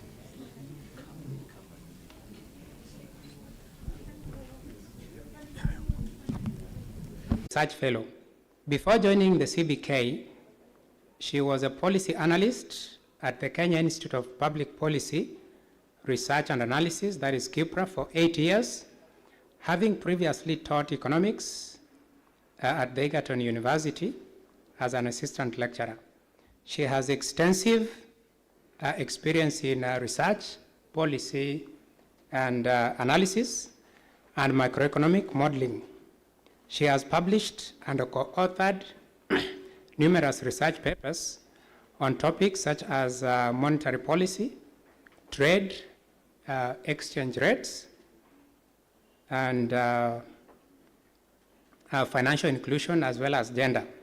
She holds a PhD and master's degrees in economics, both acquired under the collaborative PhD and master's programs of the AERC.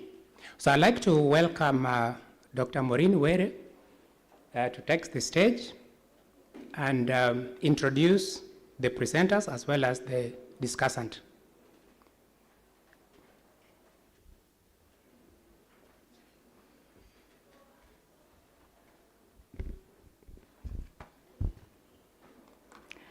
In the interest of time and all protocols observed, good morning, everyone.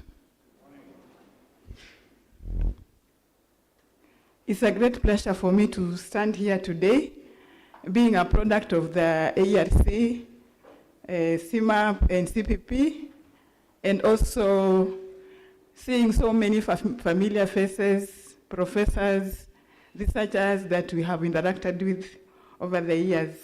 So my role this morning is simple. I'm not the focus of, I'm not the main person here. So I'll take this opportunity to introduce the speakers for the day. And I'll start by introducing Dr. Samuel Tiriongo, who, before I formally read his bio, I'm very pleased to share the podium with Tiriongo because we've been colleagues in the Central Bank of Kenya in the Research Department before he went to look for greener pastures in KBA. Dr. Samuel Tiriongo is the Director of Research at the Kenya Bankers Association. And before joining KBA, he worked as an economist with the Central Bank of Kenya for 13 good years. Dr. Tiriongo has conducted various research assignments that have helped shape industry discourse and policy making. He has published extensively in peer-reviewed research outlets, focusing on market, microstructure, economic responses to crisis, monetary policy communication, and credit market analysis, among others. Dr. Tiriongo has a PhD in economics from the University of Dar es Salaam, Tanzania. He was conferred this degree under also the collaborative PhD program in economics for Sub-Saharan Africa under AERC. So you can see that these are products of ARC. ARC is doing a very good job in producing very sharp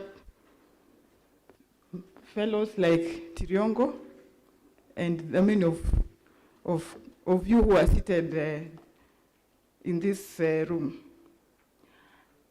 Now it's my honor to introduce the second speaker, and that is none other than Dr.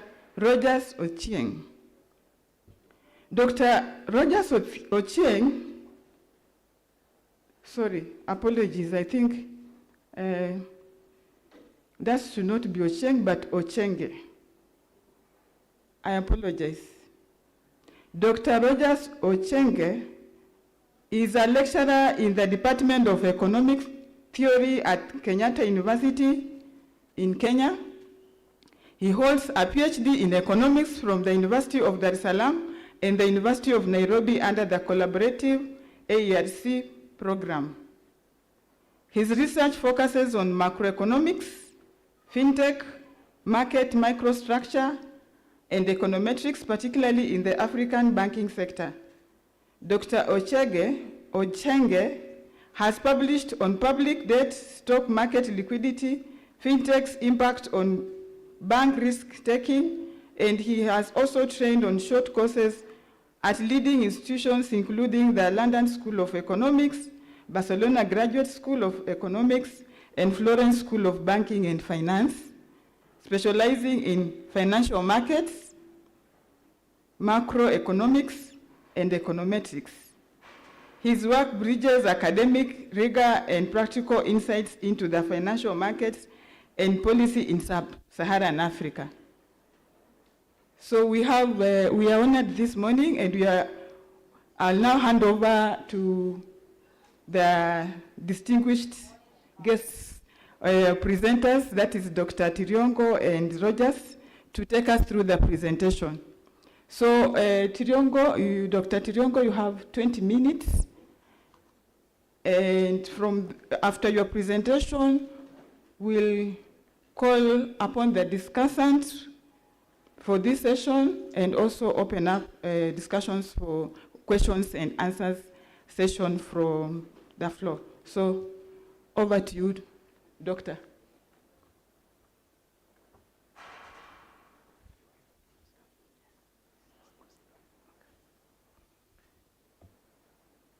Thank you, and good morning once again. I bring you greetings from the Kenya Bankers Association. In fact, we are privileged to have the Vice Chair of the Kenya Bankers Association here with us today. She'll be speaking later in a panel discussion. We also have a CEO, the MD of Equity Bank, who is also a member of the Governing Council of the Kenya Bankers Association. So we must thank AERC for this great honor to bring us to this podium, and particularly to highlight from a very topical issue on fintech evolution. And it's, I think the earlier sessions that we've had in the morning have painted a very good picture of where we have come from, and luckily we will not belabor on that much in terms of the fintech evolution, but we'll go straight into our research agenda item. But also just to indicate that I also personally thank AERC for the training I've received, being a CPP alumni, and of course, it's always a feeling of coming back home when we get back to the AERC biannual conferences. So privileged to bring us a paper on fintech evolution in commercial banking in Kenya, particularly looking at the trade-off between efficiency and fragility. And here with me, my co-author, Rogers Ochenge. We are so much honored to present this paper at this gathering.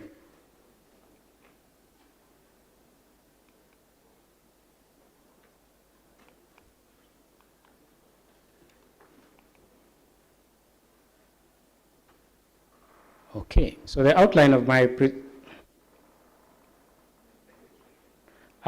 presentation is basically to provide a brief background and then center the research issue of interest, bring a brief review of literature, the methodology that we have adopted, results that we have so far established, and also bring some implications for banking as well as also for policy. So we have a chance to extend literature in the way that we will do today, and of course we invite you for comments that would shape the paper going forward. So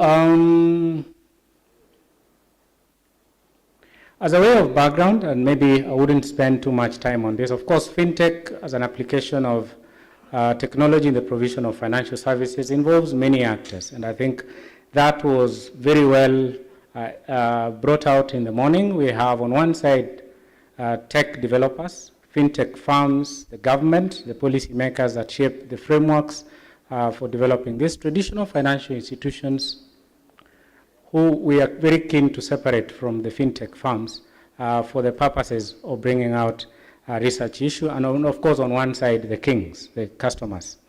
So the actors, as was well also entrenched in the morning, is that the actors may compete or they may actually collaborate in promoting the uptake and utilization of financial services. But of course, centrally, particularly in the case of Kenya, is that the rollout of mobile money became very, very, very important in revolutionizing the fintech space and landscape in Kenya, and has been credited by many authors, particularly in enhancing access and usage of financial services. But it has also been blamed for introducing some of the banking fragilities, the risks that we see, and of course, spurring consumer indebtedness. The ease with which the fintech evolution has come has also presented temptations on the customers to be able to onboard many of the loans, and of course that has raised concerns around consumer indebtedness. But when you look at the evolution of fintech in the country, I think if you look at all those graphs, one looking at the fintech lending in terms of volumes, the extreme left, in the middle is a banking sector, mobile banking transactions over time, but also look at the proliferation of fintech firms over the years. It's also growing over time. So it's a space that we cannot ignore. It is here with us. It's here to stay.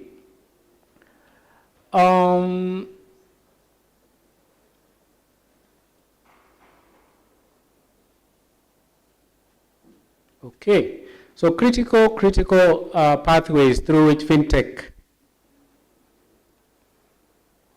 I must agree this is not part of fintech, this is the traditional technology. So 3 critical pathways of influence of fintech on banking, and this is well entrenched within literature, is of course its impact on banking performance, whether it's complementing or competing with the traditional and conventional banking operations, in which case then anchoring its influence on efficiency in the banking sector.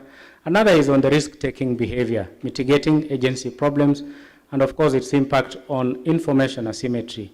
And within that space is fragility that we saw much fear even as we look at banking practices. Then overall again is on its impact on banking stability. And again it is introducing some adjustments on the quality of assets, particularly as banks and financial institutions on board fintech. To what extent does it affect on their stability, looking at the quality of assets that is being introduced into their portfolios. Now the research issue of interest, which definitely will be able to anchor it much more slightly later in our literature review, is that literature so far remains highly inconclusive on the role of fintech. On one hand, we see it promoting efficiency, and on the other, introducing fragilities in the banking sector. So the paper that we are looking at is really to re-examine the effect of fintech on banking performance, and particularly looking at the trade-off between efficiency gains as well as also on one hand and the introduction of fragilities, particularly through its influence on risk-taking behavior in the banking sector. A look at the literature really centers fintech, particularly in influencing what is core in financial markets.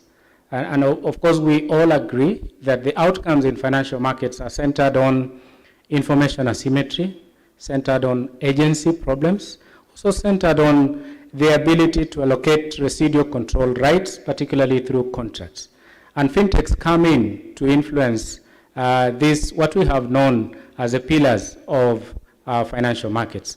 But these realities currently underpin most of the financial exclusions that we see in the markets. And of course, the fintech come in to really take a spin on what has been traditionally known to affect financial exclusion.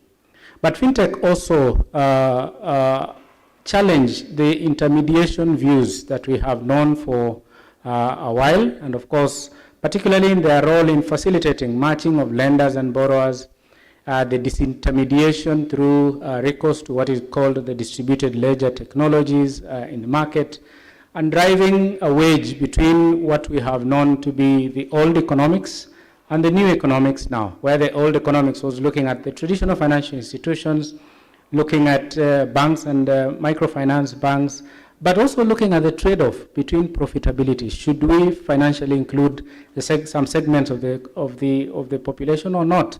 So there was a trade-off between financial inclusion and profitability. But now the new economics is looking in that leverages more on fintech, is looking at, can we onboard more financial sector players? Can we onboard the underserved segments to deliver profitability? So that's the wedge that is coming in from the, is being brought in terms of the divide between the old economics and the new economics, where now fintech is looking at not the trade-off between financial inclusion and profitability, but delivering profitability through financial inclusion. So amidst all this, we also look at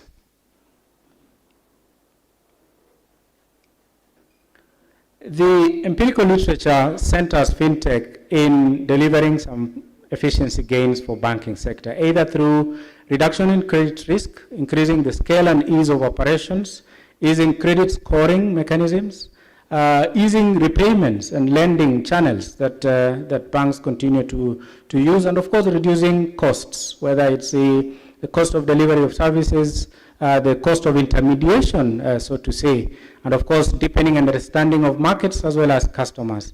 And this has been able to offer a choice for customers, and of course amidst all that is really the introduction of some competition within the banking space. And as we have also assessed literature, is that there is potential for fintechs to actually encourage and enhance the uptake of traditional products, because it becomes then a delivery channel. But on the other hand, we also look at fintech can present challenges, technology risks, cybersecurity risks. We look at distorting competition structure. I think the chief guest gave a very good account of the challenges on the regulatory front, business models disruptions, because definitely business models are anchored for the long term. But now fintechs are introducing new dynamics that require business models to be changed more regularly, and of course this come at a cost. But again, if not well managed, it can actually breach the consumer privacy issues. And of course, that's the divide now between, again, the old economics and the new economics, looking at do we continue with the laissez-faire regimes where we onboard fintechs to influence the uptake of financial services in the market, or we move into a consumer protectionist approach. And of course, there are also concerns around consumer indebtedness coming into play, and that's calling on to regulatory frameworks to be more enhanced and deepened to be able to entrench data governance structures, to be able to entrench consumer protection, even as we onboard and embrace fintechs in the economy. So this being a research environment, we look at now, how do we model this? How do we come back to generating an empirical evidence out of this? So the theoretical framework that we consider here is to really look at the argument around entry of fintech and how it introduces competition pressure within the banking sector, but also at the same time look at fintechs. In the words of Minto and others who are saying that have fintechs come to eat banks' lunch. or there is an opportunity for complementary service delivery. But here we look at two major hypotheses, complementary versus substitutional effects.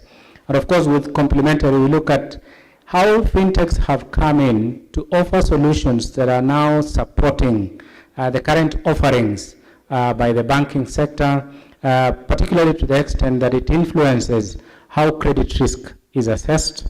It influences how efficiency can be enhanced within the banking sector. But also in terms of substitution, it's a challenge around fintechs coming in to really create more risk. Fintechs coming in to worsen the efficiencies that have been entrenched within the banking sector. So fintechs competition potentially, amidst all this discussion around complementarity as well as substitutional effects, is that fintechs come in to influence credit risk and operational efficiency. And that's the divide that we are bringing on board in terms of the trade-off between efficiency gains as well as fragility in the banking sector, which has not been previously assessed, particularly for the case of Kenya.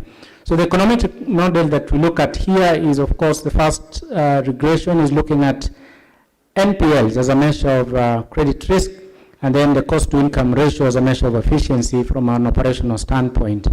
So we look at, on the right-hand side, we have fintech, but this fintech is not the fintech being offered by the banking sector. It's really fintech by the fintech firms, so the non-bank offerings of fintech. So it's competition, so to say.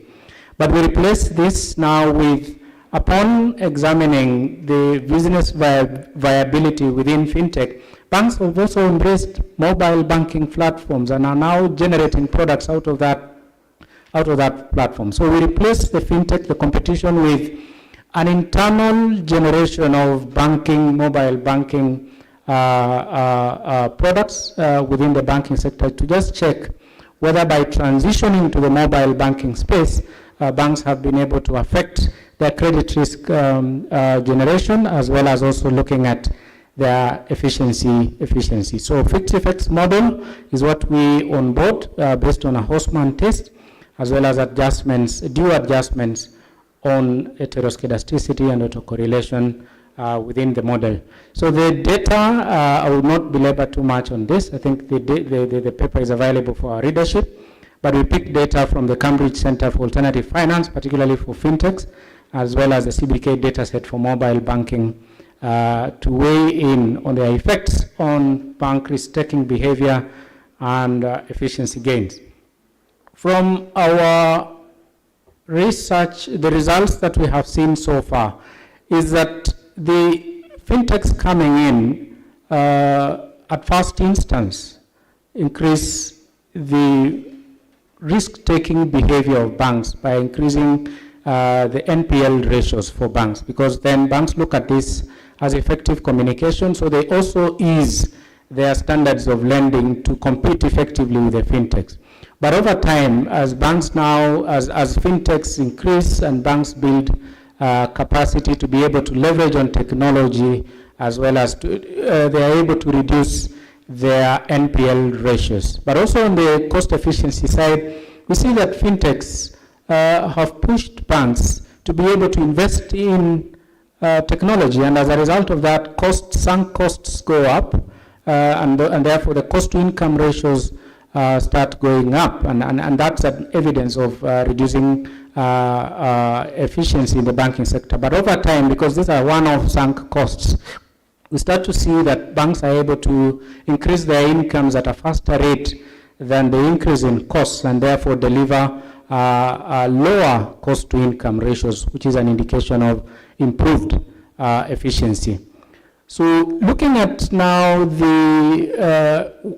upon examining the effect of this competition, particularly in influencing banking, as banks transition to now start to onboard mobile banking practices within their normal portfolios, we also see, we now assess the impact of mobile banking operations on NPL ratios, as also on the cost-to-income ratios. Again, when banks now start to onboard mobile banking practices, we see it actually reducing their NPL ratios, because banks move in with very strong interventions, particularly in managing the credit risk component. Because of their muscle, they are able to leverage on data from banks, as well as also data from the customers picked from the mobile banking platforms, and also able to combine that with the traditional credit data, and based on that, they are able to minimize their NPL ratios. But again, even with this minimization of NPL ratios, still, their heavy costs on technology continue to increase the cost-to-income ratios, in so doing reducing the efficiency, particularly in the short term. But in the long run, we see mobile banking practices able to reduce, again starting to increase the NPL ratios. Because of competition is a space that is available for all, and therefore competition remains a key issue. In the long run, again, challenges on NPL performances within this. Because of these non-linearities between the effect of mobile banking platforms, the effect of fintechs on banking sector NPLs and cost-to-income ratios, that drives us to the need to establish what is called the thresholds. Where are we? At what point should we start to worry by investing more in fintechs? So from a dynamic standpoint, again, we assess the dynamism in the NPL evolution and the cost-to-income ratios, just to be able to be sure that this is not persistent, or these are persistent issues. In so doing, being able to know that it matters where each bank has come from in NPL ratios. It matters where each bank has come from in terms of efficiency growth through time.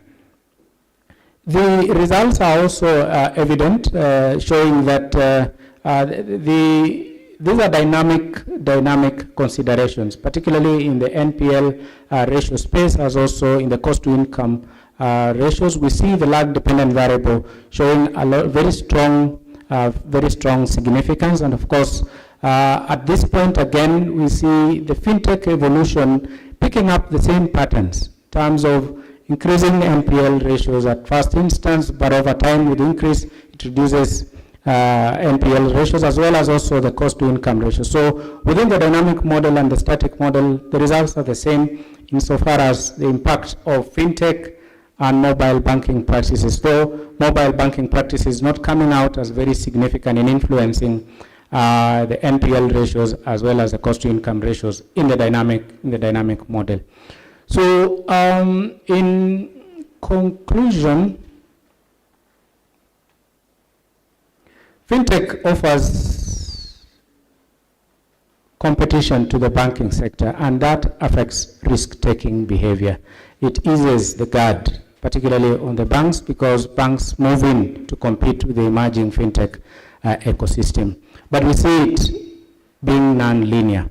So the importance of banks being able to establish internal thresholds is emerging as a critical finding, and of course that would vary from bank to bank. And it's important, particularly in the decisions that banks have to make, particularly on the level of investments, other interventionary mechanisms that banks would need to deploy, particularly to be able to know, as a bank moves towards investing in fintech, what other mechanisms would need to be put in place? Like, for instance, can there be a general pursuit of income generating activities? Can there be safeguards well entrenched to ensure that even as banks roll out more of the fintech, they are looking at opportunities, particularly to reduce risk-taking behavior, to reduce NPL ratios within that fintech? Can they be embedded within the fintech so that it becomes a comprehensive innovation that looks at generating more incomes as well as at the same time mitigating risk? So those are the findings that we bring to you for discussion today. Thank you very much.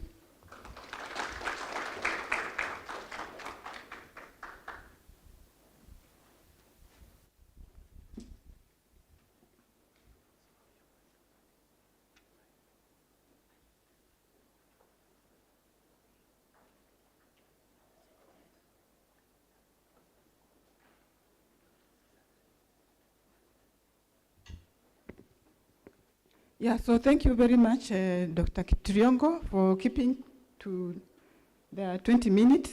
Congratulations, you are helping us to manage time well. It's now my honor to introduce the discussants.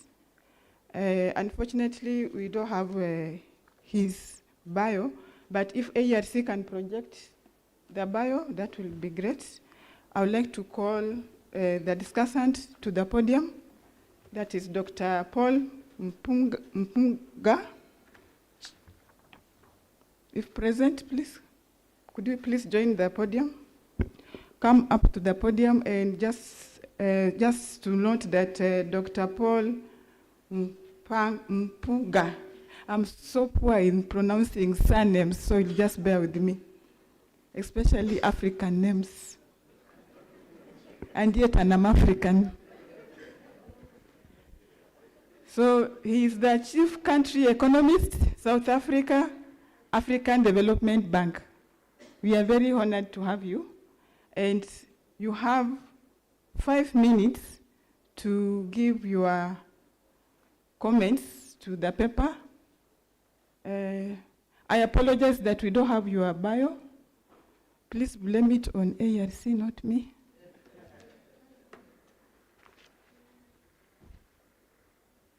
Thank you very much, Chair. My bio is me, so it is not a problem. So, thanks very much, Chair. Thanks very much, Samuel and Rogers, for an excellent paper, which I've read with a lot of interest. The paper builds a lot on the ongoing fintech revolution in Kenya, and I think the transformative drive of fintechs in Kenya as a phenomenon, which has been championed, led by M-Pesa, needs to be recognized. And this is something that actually is making Eastern Africa and Africa proud in terms of leading fintechs. So the paper uses panel data for 33 banks from 2013 to 2020, and the authors examined the interaction between investing in fintechs by banks and implications on the banking sector in terms of risk-taking behavior and the possibility that fintechs could enhance efficiency. It establishes that customers' demand for fintech products is a catalyst for increased competition in the financial industry in Kenya.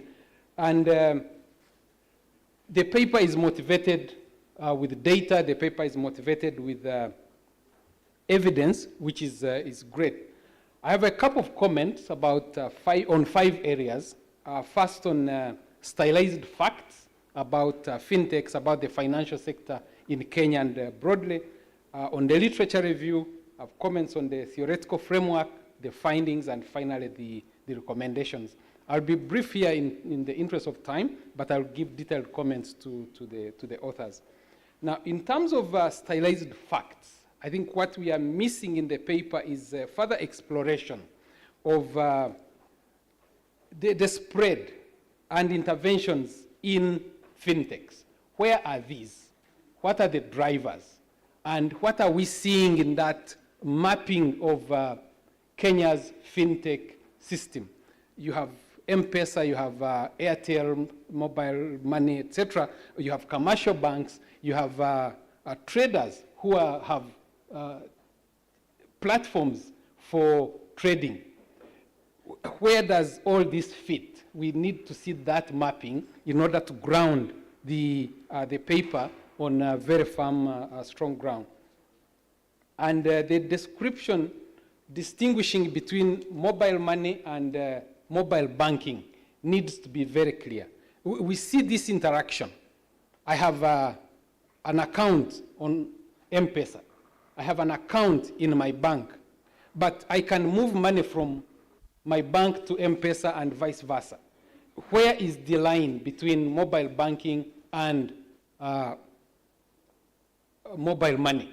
We need to see that, because that will help now to ground the analysis that we are talking about in this paper. And the description of the institutions involved in mobile banking, in mobile money. We have SACCOs, we have commercial banks, we have microfinance institutions. That average that you generate on mobile banking, where is it coming from, needs to be very clear. And it is also important to discuss a little more about the examination of in-house of investment in fintechs versus off-shelf. How are commercial banks getting their mobile fintech? Are they investing in their research and having a whole department, or they buy off the shelf and implement these? Quickly on literature review, very comprehensive, rich literature review. I think what needs to be done there is to bring contrasts and comparisons. What has happened in this area of research? What has happened in this area of research? And how does that contribute to the current paper is very, very important, so that it draws down to the theoretical framework on how you want to implement the paper. Looking at the theoretical framework itself, it's well presented and underscored by that literature, but it could be strengthened to drill down on what is important for this paper. In the estimation, the motivation of the estimated equations and expected signs needs to be well calibrated to inform the reader that this is what I expect, and when we go into the findings are in accordance with the expectation or contrary, and then we explain what has happened. And a clear definition of the variables, the fintech credit, the institutions involved, etc., needs to come through clearly. Looking at the results on the descriptive evidence, that also requires a bit of strengthening to talk more about the data generation process. How are you generating this data? You have this data collected from, but in terms of your own analysis, how does it come together? How do the ratios come together, etc.? It requires strengthening. Regression analysis, very good, well presented. The findings are broadly consistent with expectations from my reading, but that doesn't seem to come from the presentation. It's a bit conservative. You have a rich set of regressions, but the analysis is a bit conservative. You are not drilling down to find out if NPLs, if fintechs are expanding NPLs. Why is that? What is the contribution of fintechs to the NPLs? That needs to come through so that we are able now to say, yes, fintechs are driving NPLs, or yeah, NPLs are increasing, the fintechs have also expanded, but the correlation there may not be that strong, or it's very strong. It's very, very important. You have a finding, for example, that fintechs impact NPLs in a non-linear manner. This requires further analysis to find out at what point do we have the cutoff. When does it start changing sign so that it informs the policymaker, okay, if you're investing in fintechs, you need to do this much, don't go beyond that much, otherwise you drive NPLs to the wall. The conclusions, and I'll take my seat, Madam Chair. This needs to be informed by all the ongoing discussions above. What I see from the paper is that you have some good conclusions, but some seem to stand alone, to not be linked to the discussion. You have, for example, something like income diversification reduces the bank's risk-taking and improve bank stability. But this is not informed by all the rich discussions. So going back to the analysis, digging deeper and expanding to identify the richness of that data, you have controls there on economic growth, on inflation, but you don't discuss them in the results and what these imply for the broader macroeconomy and the financial sector in Kenya. Thank you so very much. Happy to continue engaging.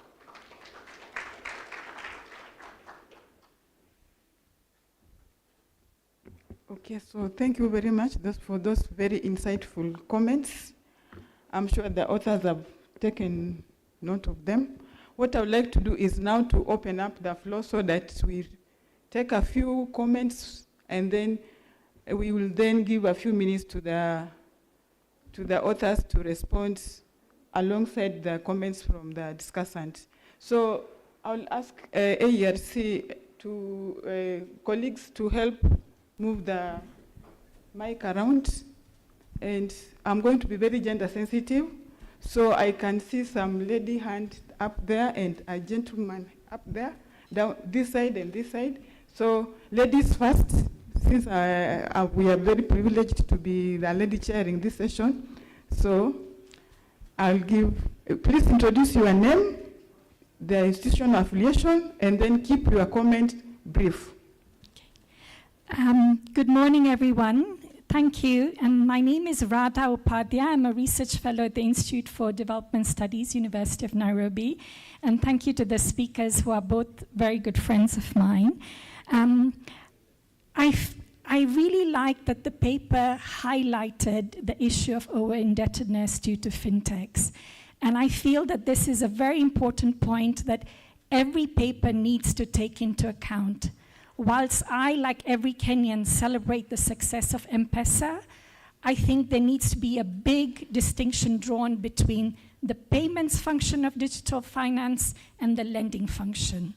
To give others in the room who may not know the context, the problem of digital lending is so serious that our president mentioned it in his inauguration speech.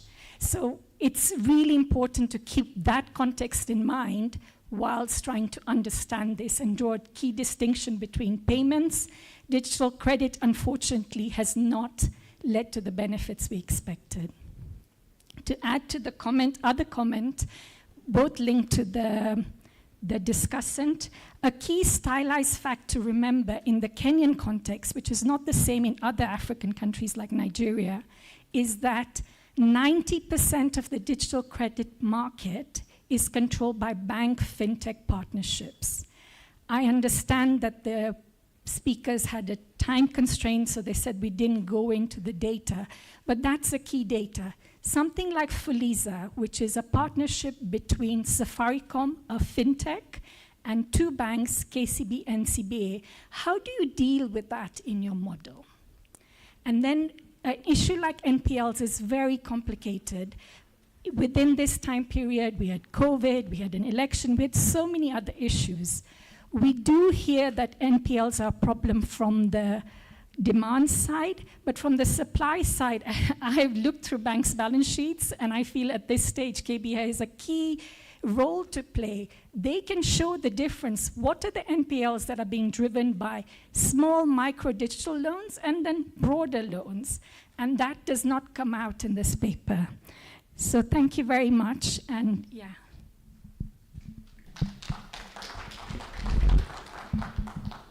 Thank you, Radha.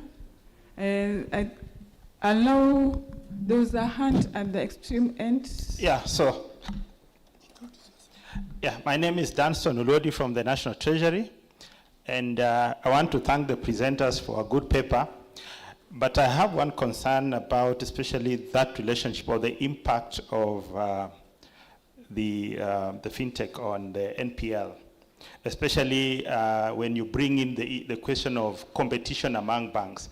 The assumption you are making is that the fintech is not changing, because if it is changing, then that competition is a bit moderated. Because if we are in competition and you have more superior fintech than myself, then it means that I will have an edge over you. So that then could actually affect your results. And I'm just wondering how the two models, the static and the dynamic models, are giving the same results, given the fact that, fintech is not constant. So I think that's the bit that I would wish you maybe look at it. Thank you.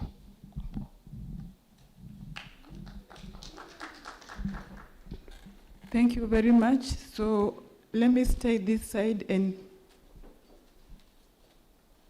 give chance to maybe two more, and then two, and then we'll give the authors a chance to respond. Thank you. My name is Lualdeng Ebony Center, South Sudan. Let me add my voice to those congratulating the presenters and the discussion. First, to the presenter, I didn't clearly get the title, trade-off between efficiency and fragility. I didn't get the fragility side of things. Would it be maybe efficiency versus effectiveness? A second is to add to what the discussion emphasized, mobile banking versus mobile money. There got to be some clarity there. And I will also add, where does e-banking stand? Is it part of mobile banking? Thank you.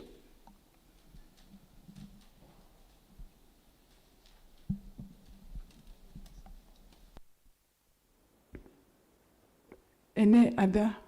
Now we got this side. And yes, please proceed, Prof.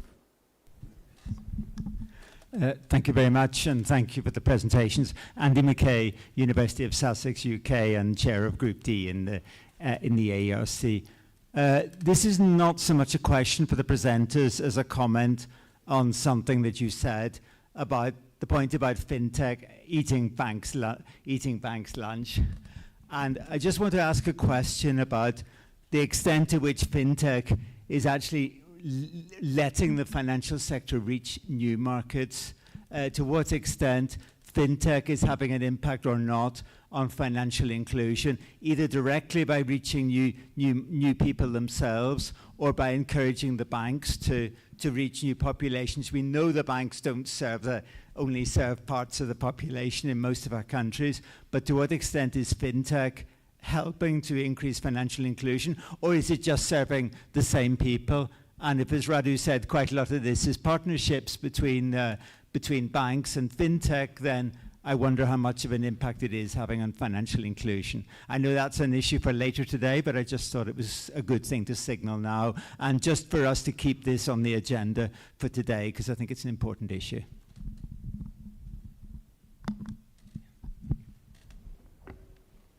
Okay, so thank you very much for all those who have given comments.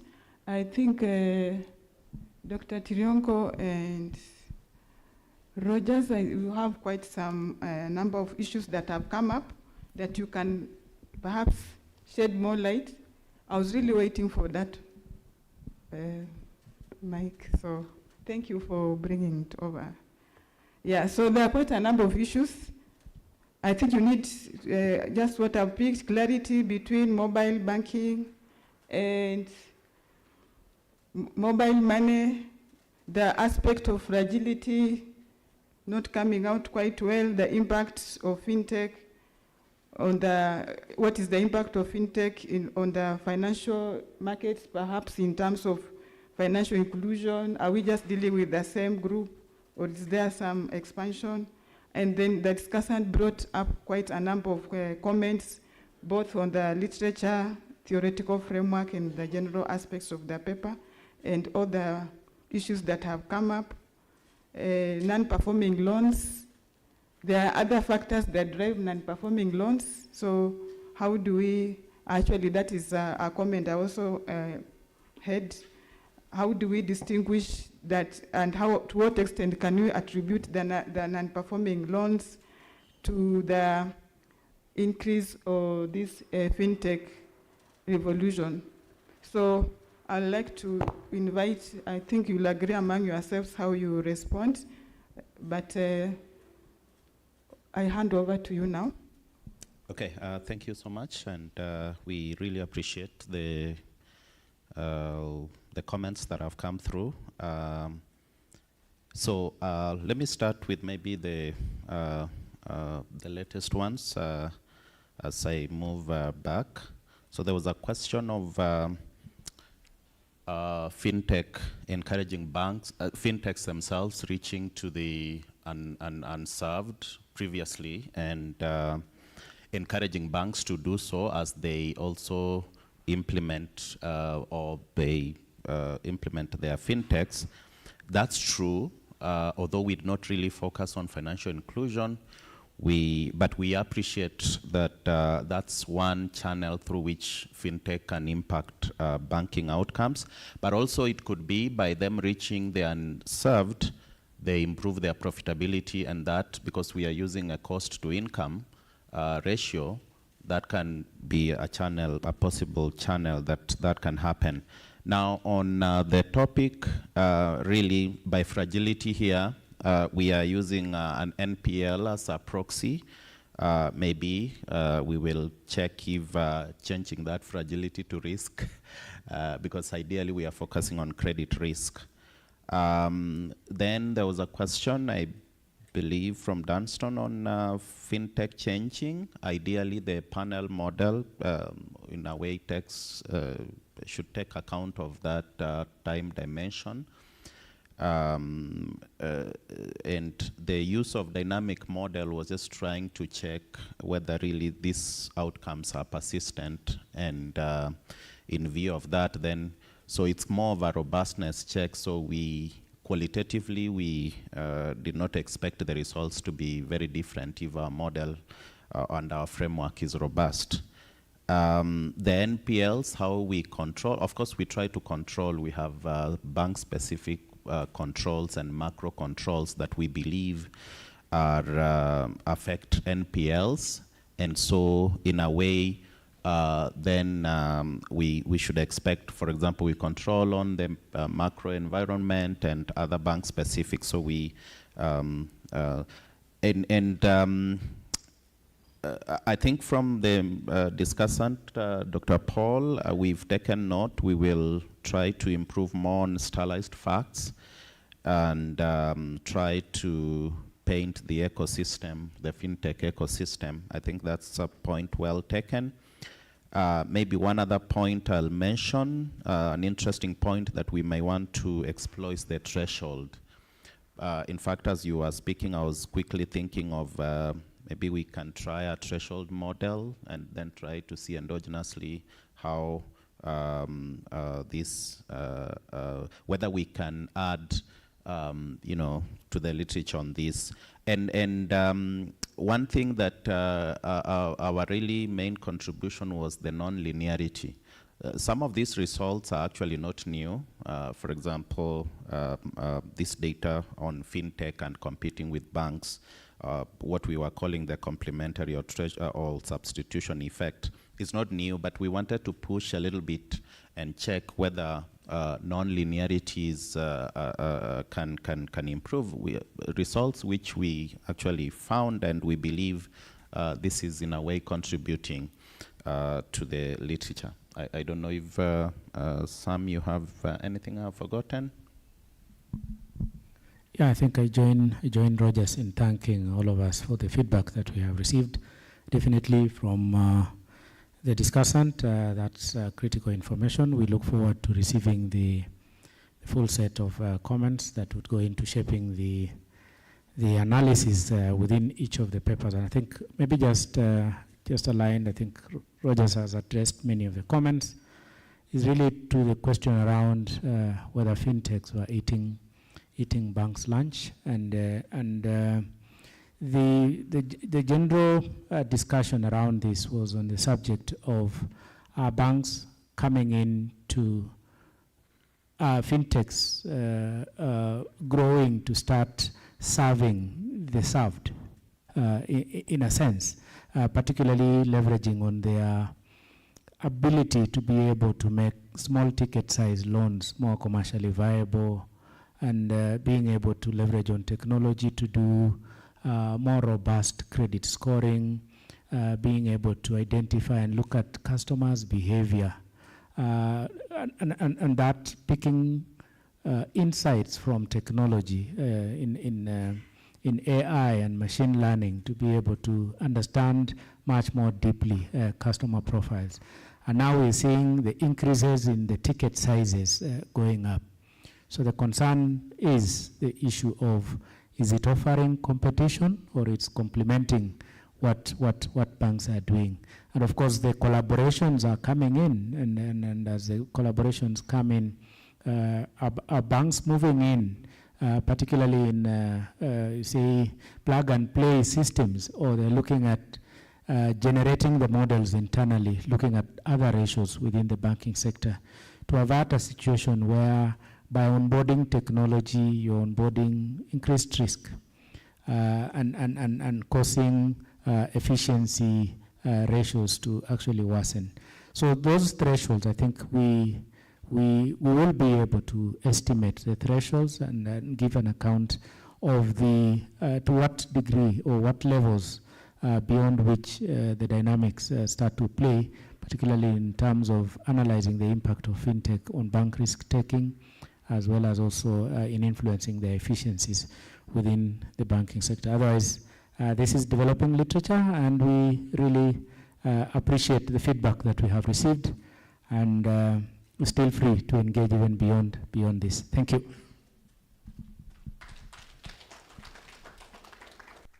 I'd like to give maybe a minute to the discussant as well. Thank you so much, the authors, and thanks to the audience. I think as you revise, as we go back into remember, this paper is for the policymaker. This paper is for the regulator out there. And what is important, and for the commercial bank and the fintechs, is how does it inform their strategy? How does it inform policy? Will be very, very key. And this is what I would be looking out for in this kind of paper. It has that potential. It needs to come out much stronger. Thank you. Okay, so let me take this opportunity to thank the authors for such a very insightful paper.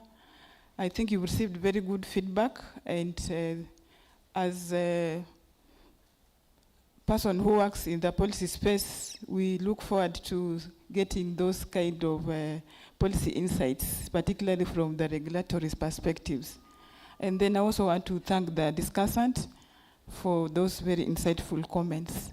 So, ladies and gentlemen, my privilege as the chair of this session are now have come to an end. Thank you very much for your participation and attention.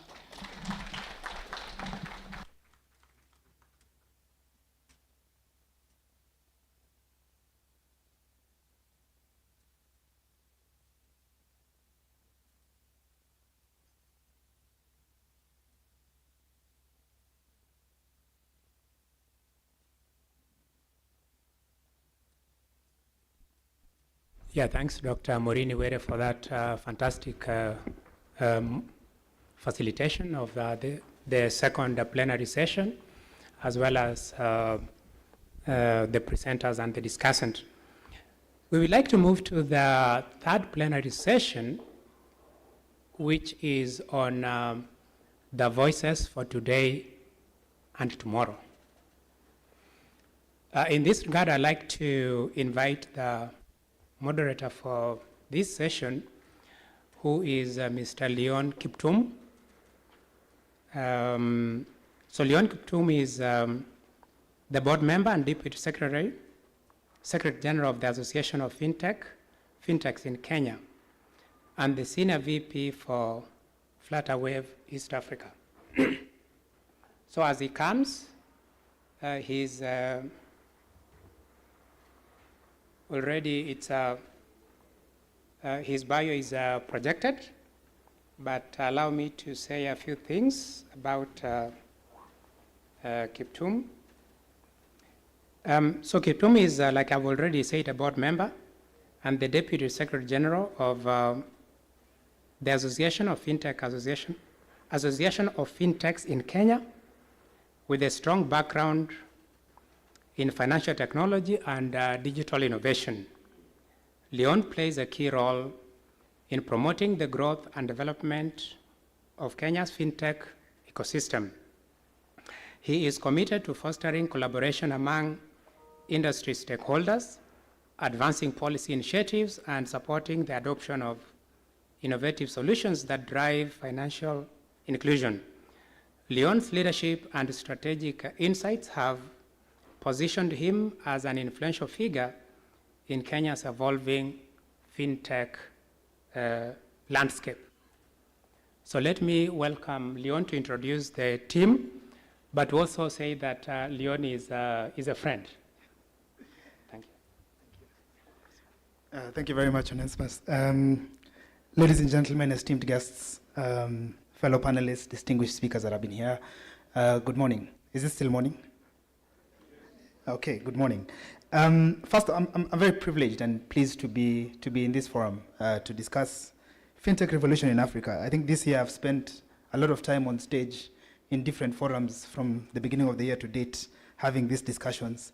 And as you'll note from my panel, 3 of my panelists and I have always been the oldest people in the room. So today we are, we may not be, because the fintech space is riddled with a much younger group of people. I think the revolution of fintech has been spoken into quite distinctly. The particular research paper that has been just presented has a lot of insights. We discuss these things in our fintech forums, the Africa Fintech Festival, Africa Fintech Summit, Kenya Fintech Festival, without the depth of research that we have been able to see here. So I hope that in the next forums that we are planning for next year, we'll have a chance to bring in the professors and the doctors to actually give us real data, real research, as opposed to the discussions that we have that are largely hypothetical in our space, and a lot of it based on experience. As mentioned by Onesmus, I have been in the industry for almost 20 years now, 13 years in banking, and the last 6 years specifically in the fintech space, currently at Flutterwave. I'd like to now just take this privilege to welcome my panelists, starting with Phineas Monene.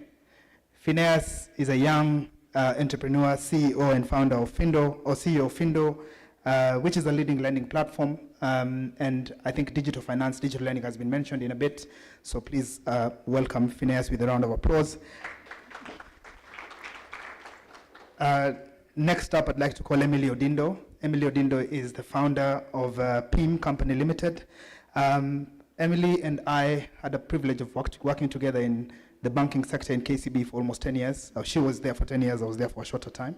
However, now as a leading fintech consultant in the market, I don't want to go into the entire bio because these bios are quite long and they are there in your in the program that was shared. Next up, I'd like to call my namesake, who we have met online, but today we've got a chance to meet in person for the first time, John Kiptum Juma. He's a co-founder and CEO of Chapi, and one of the things, which is a pioneering fintech startup, and one of the things that we respect John in this industry for is one of the Kenyan founders who has done rounds of funding for his startup. So a lot of insight that we get to learn from him. And finally, Fian Karinge. Fian Karinge is the founder of Young Techies. She's very passionate about youth empowerment in technology and award-winning in that space as well. So please welcome Fian as well to the stage with a round of applause. So what I'm going to do, I'm just going to go and join the panel and just get into a few thoughts of what we'd like to learn from them. I hope we have mics on all our, yes, we do, thank you.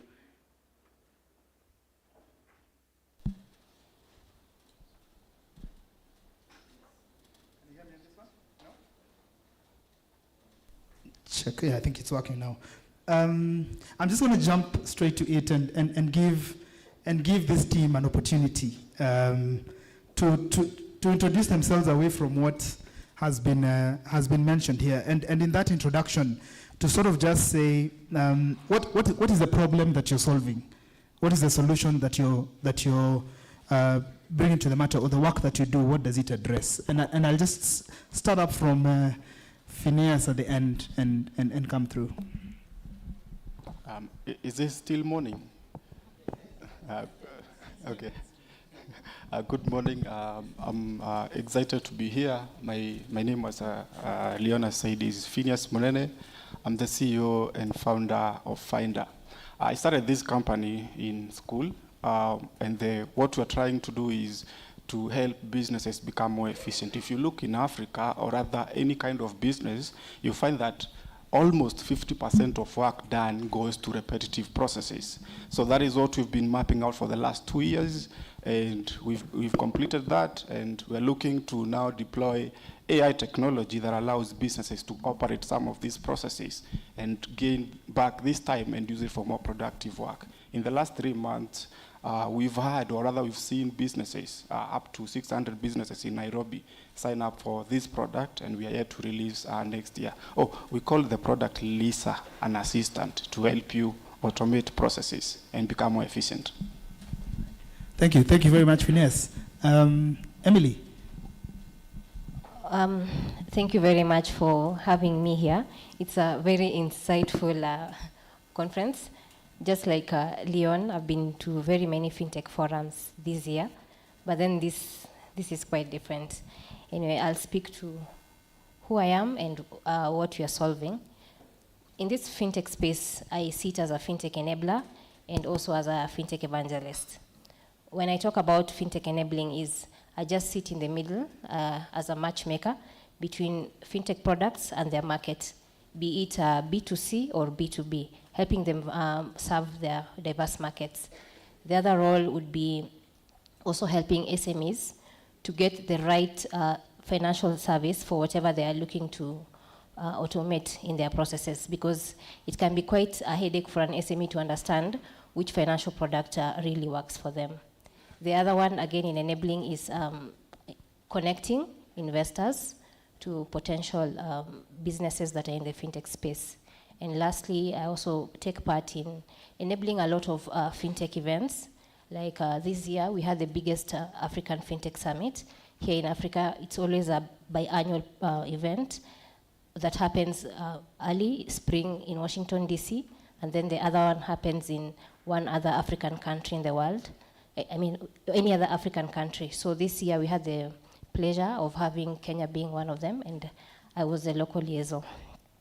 So as an evangelist, fintech evangelist, what I do is basically just break down the complex fintech concepts into language that non-techies like myself can understand.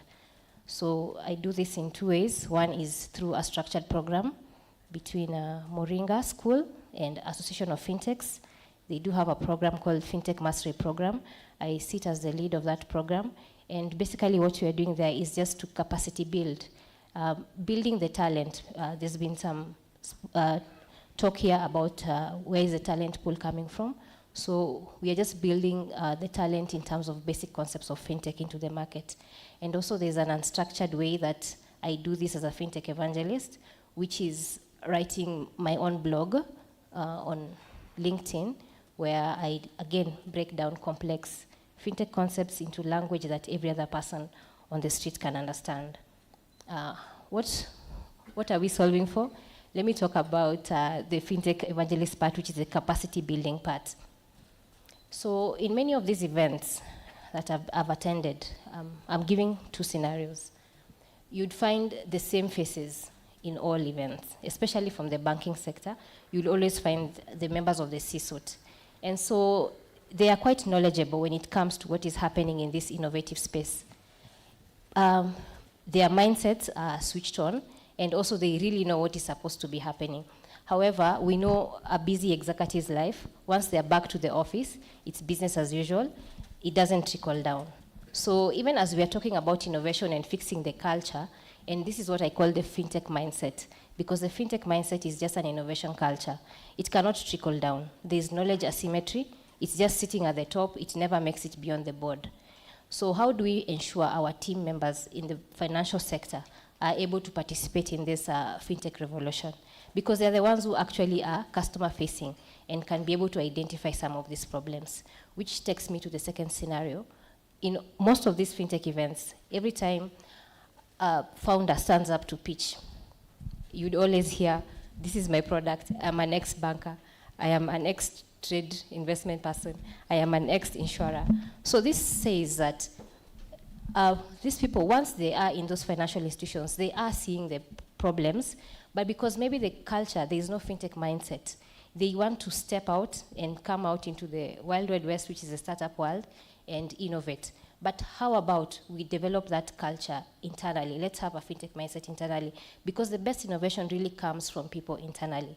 And really, innovation cannot happen in silos in our financial institutions. It thrives in institutions where the teams are allowed to think, to question, and create. And that can only happen if we have the fintech mindset. And so by communicating these basic concepts, we will unlock that innovative mind and that creativity in our institutions. Thank you, Emily. I think that deserves a round of applause. Yes, thank you. Go ahead. John, over to you. Thank you, and good morning, everyone. So at Chapi, we automate a lot of mundane but crucial back office roles. We mainly focus with chief financial officers or people in the finance and accounting departments to automate things like reconciliation, working capital analytics. And this is the kind of information that we present to banks. I see a lot of bankers in the room. So we're also able to originate a lot of new data for scoring, as well as extend your trade finance roles. So if you work a lot with corporates, as a bank, I think I'm your friend, because we access a lot of deeper data in accounting softwares, the ERPs. You've heard of SAP, Oracle, etc. Information that is not typically available to financial institutions who mainly depend on audited financial statements to take decisions. We look at this data on a consistent, continuous basis so that we can pilot and provide more working capital financing for the value chain.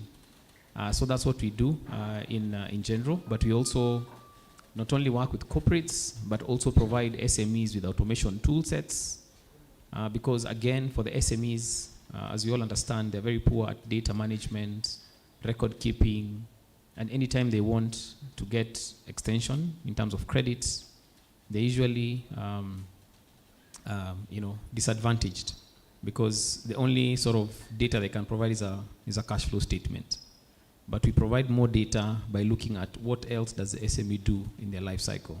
And that information is very critical to de-risk credit processes, to provide cheaper access to working capital, working with the DFIs and so on to provide that. And I would like to thank you everybody for being here today. I'm honored. Thank you so much. Right. Thank you, John. Before I go to Fian, from my understanding, you operate at the intersection of, I'd say, financial systems and banking APIs. So something close to that, isn't it? How does that work? How does that work for you?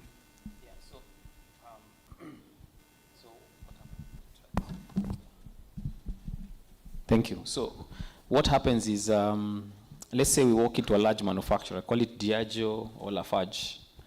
We go speak with the CFO and tell him, look, we want to access your account payables, account receivables, cash conversion cycles, so that we can understand better where can we plug a working capital challenge. Most businesses in Kenya and Africa, the invoicing process and collection is usually a very lengthy collection process. So you find that they're likely paying suppliers very quickly, but it takes very long for them to collect. So working in conjunction now with banks is to provide this working capital cycle analytics, where the banks would say, look, okay, fine, let's build a supplier financing or factoring proposition. And because some of these large corporates have really good credit rating, why don't we then turn this to a reverse factoring approach, where the SME does not have to bring, title documents and a lot of other information to be able to access credit. And this is the way of cheapening access, number one, and two, reducing the cost of financing to these SMEs, because we are really dependent on the quality of the anchor or the off-taker in that matter.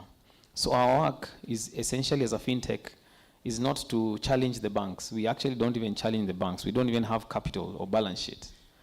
Somebody was talking about giving competition to banks. We have become now more like a channel innovation partner for financial institutions. But on the converse is also to provide and meet some of the, try and reduce the NPLs, which is a big problem across this market, to also, bring in more SMEs into the formal economy. Because by giving them that access to data, tooling, credit, we want to see them, step up when it comes to running businesses prudently. So our work as a technology company is to connect the large corporates to bring in the SMEs into a marketplace. And on the other end of this marketplace is to bring together financial partners, especially banks that are sitting on a lot of liquidity, and this could be better channeled away from the usual traditional, buying government paper, which is risk-free, but to really try and build sustainable economy through, enabling the SMEs. Thank you. Thank you. Thank you, John. Please. Fian. Yes. Hi, everyone. Hi, everyone. Hi. My name is Fian, who I am. In another life, I would be a kindergarten teacher. So that gives you a small overview of who I am internally. But in this life, I am head of product at Agribora, which is a German-based agri-fintech, and I'm also the founder of Young Techies, a tech community with over 10,000 young people in tech. So I'll primarily speak around tech talent, which is the foundation of what we're building, all of us here. And what Young Techies does is that it meets the deepest need for young people right now. And I would dare I say the deepest need for all of us, which is hope. So at Young Techies, we tell stories for Ernest, James, Abby, Rashad, all these inspiring tech stories to the young people. Because Njagi, somewhere in JKUAT, is riddled by the narrative of unemployment, a very tough job market, and there's not enough stories about the resilience and success that comes with all of us who are in this room. So that's exactly what Young Techies does. And we also support in nurturing talent for companies that all of us have here. Yeah. Wow. I think that, yes, please. A better round of applause. And the reason I'm asking you to give a better round of applause is because this we always count Fian in our circles as almost always the youngest in the room, and one of the youngest founders we've had to interact with in many forums this year in the fintech space. But I want to talk into just back to you on what you've said. Through Young Techies, what you've done really is you've built a vibrant community. Majority of them Gen Zs. Very young guys who are either in the university, fresh out of the university. Moringa School has also supplied quite a number of talent into your pool, and you're working with them closely. What is it like? What are young people saying about fintech as a career? Because that's the space you're interacting with.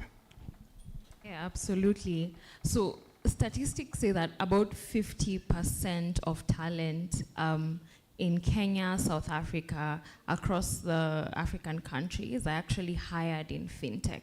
And so young people are seeing this pattern within the fintech industry, and a lot of them are gravitating towards specializing within fintech. So currently, within the young space, the young tech space, it's a very lucrative industry or domain to specialize in, and more people are looking to learn about fintech right now.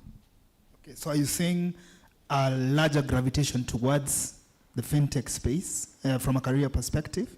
Or is it just a buzzword? Because those of us who are millennials, we are the ones who created these buzzwords about 10, 15 years ago. And it's not a buzzword. I recently did a study with product managers across different industries, and the highest paid product managers were actually in the fintech industry. So this is not just a buzzword. We're seeing the patterns of opportunities and money within the fintech industry, and young people are responding as such. So, great. A round of applause for sure. That it seems someone is actually doing something about it. One of the things that I've experienced, and one of the things that comes up in every single fintech forum we've had this year, is talent, and especially talent wars. Talent wars between big tech and fintech. And I've been in a forum where Safaricom were considering themselves small tech to Microsoft because Microsoft was poaching their best talent. So I don't know whether Safaricom is really small tech. If they're in the room, no, we don't consider you small tech. I want to switch gears a little bit to Phineas. Phineas, I've heard you point out something in the past. I heard you say, I think it was a forum somewhere, that 90% of Kenya's brightest ideas don't reach the market. And then you have gone ahead to say that a lot of fintech startup founders are delulu. For the non-Gen Zs in the room, delulu is a word used by Gen Zs to mean delusional. So, and you have become synonymous with the word delulu in fintech, in our space. So, what was that comment about? And are we really delulu? Are we the young people who are building solutions delulu? So in my second hat, I write about startups, and the reason why I do this is to show my journey. So my journey as a founder has not been a straight path. So I've experienced life as a founder who is trying to get something off the ground. I've also experienced life from the eyes of someone who is looking at other founders and what they're doing. So in that process, or rather in that journey, I've seen that a majority of founders that come up, we have a community of around 1,000 founders from Kenya, Tanzania, Nigeria, and Uganda. And what you see is people have very bright ideas, but when they go to the market, so initially you want to change the world. That's how any founder starts. I want to change the world. But when you go to the market, you discover you actually need to change your life first, and then you change other people's lives. So that process then again, it means the founder has to change the focus. So in that process, you're not focused on creating solutions, because number one, for you to create a solution for this market, let's face it, 70% of the population we are building for, the word fintech, they do not even know what that means. All of them are in what we call ushago. Those people have no idea of what you mean when you say fintech. So as a founder, when I'm developing, I'm confused. Should I focus on the 70% who need their lives to be changed, or should I focus on the 10% that can actually pay me so that I can change my life and then go change the 70%? So those are the dynamics. Every founder, when you sit down thinking, what is the next solution that I'm going to build, those are the things that go through our minds. And that means I'm spending time on that. I don't have a lifetime to do all this. So in other words, a founder gets frustrated because then again, who is funding? I like to be honest. Who is funding Africa? To answer that question, very few Africans are funding Africa. So we are seated and hoping someone brings in money. So you see the president, everybody walking around, China, everywhere, bring money. Yet we have money here and people are buying land, putting up skyscrapers. Who is going to occupy that land? Who is going to occupy those houses? So we do not ask these questions. Who is going to put in money in these companies that we're trying to build or encouraging young people to build? So in that, what happens is, like myself, I started out fast. I discovered it's a little hard to make it as a founder. So I went to look for a job. I found a job. I discovered I can't make enough to sustain my life or live the kind of life I want. So then I thought, let me go back to building a business. Then I discovered again, for me to build a business, I need more money. So those dynamics, we spend a lot of time weighing, looking for options. And that's how you find that 90% just opt out.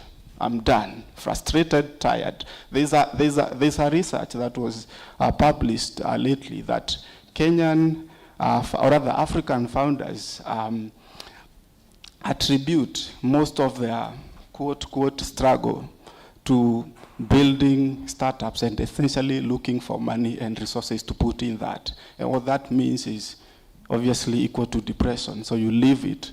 I'm telling you this because I've tried. So when we see Kenyan startups raised $100 billion, the question is, who has this money? Who raised this money?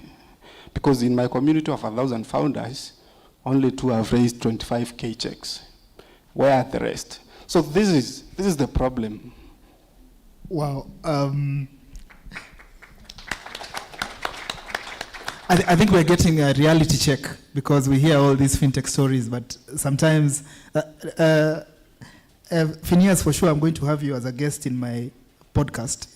It's called Startup Chronicles, where we hear some of these sometimes horror stories. But thank you for that. We need to almost close this out. So you wanted to add something quick? Yes, you asked why I say. Yes, why do you say we are delusional? Delulu. So the delusion comes in this: we are living in a bubble, and I want to assume all of us are in that bubble. We're in Nairobi, life is amazing, right? So that we are thinking of what is the next thing that I can add to this current life that I have. So then you start thinking of solutions. And then you forget that you're not the person who is going to use that solution. So as a founder, we are constantly coming up with new ideas, beautiful ideas. But then we forget we're not the people who are going to consume these products. The person who is actually going to consume the product has no idea of how that product functions. They have no channel to connect them to the product. So I'm innovating fintech. People need internet, they need mobile phones, they need, accessibility. In other words, that is not there. The infrastructure is not established. So then you find founders continuously building solutions that are not applicable for the market. So in that sense, you're in a bubble where you think life is in a certain way, but when you go to the ground, things turn out to be very different. That's very interesting. And it's interesting because what you've just said about founders being delulu, when I was in the bank, different banks, and I was heading up digital in those banks, I used to tell the tech team, I do not want a technological masterpiece. We know you can code, we know you can build from a tech perspective, someone will read that code and say, who came up with this? I want something that my customers can use and thereby create value for the bank at the time. And it's interesting that is the same thing that fintech founders are facing today. Now, before we wind up, I know my colleague in the industry, Betty Korir, may not like what I'm about to say about myself and two of my other panelists. We are recovering bankers. That is myself, John, ex-Citibank, and Emily, ex-KCB. But I want to ask John this question before we go to our closing remarks. You've been in the space. You've now had two funding rounds, I think, already. Maybe you are one of the two that Phineas is talking about that have actually gotten a check. How does that, first of all, how did you get to that point, number one? And number two, the question I want to talk you into is because we also have fintechs that have raised funding but have not built solutions that are acceptable to the regulator. So while you answer that question, also speak into the regulatory challenge because I know that it's something you've had to deal with. Precisely. So fundraising is not a very simple process. It takes time. First of all, you must be very clear about the problem you're solving. And that problem has to be scalable across not only one market, because investors are looking at return on their investment. So these solutions must be scalable, which means then you must address a very big market, addressable market in the perspective of what is serviceable after understanding what your total addressable market is. That's one. Two, because you have to scale across Africa. There are big challenges on regulation, for example. Regulation is quite fragmented across our 54 markets in Africa. If you compare that against one continent, India, and I think Arun was talking about all these development centers and centers of innovation across India. Working under one regulatory framework, one payment system, one central bank, Indian,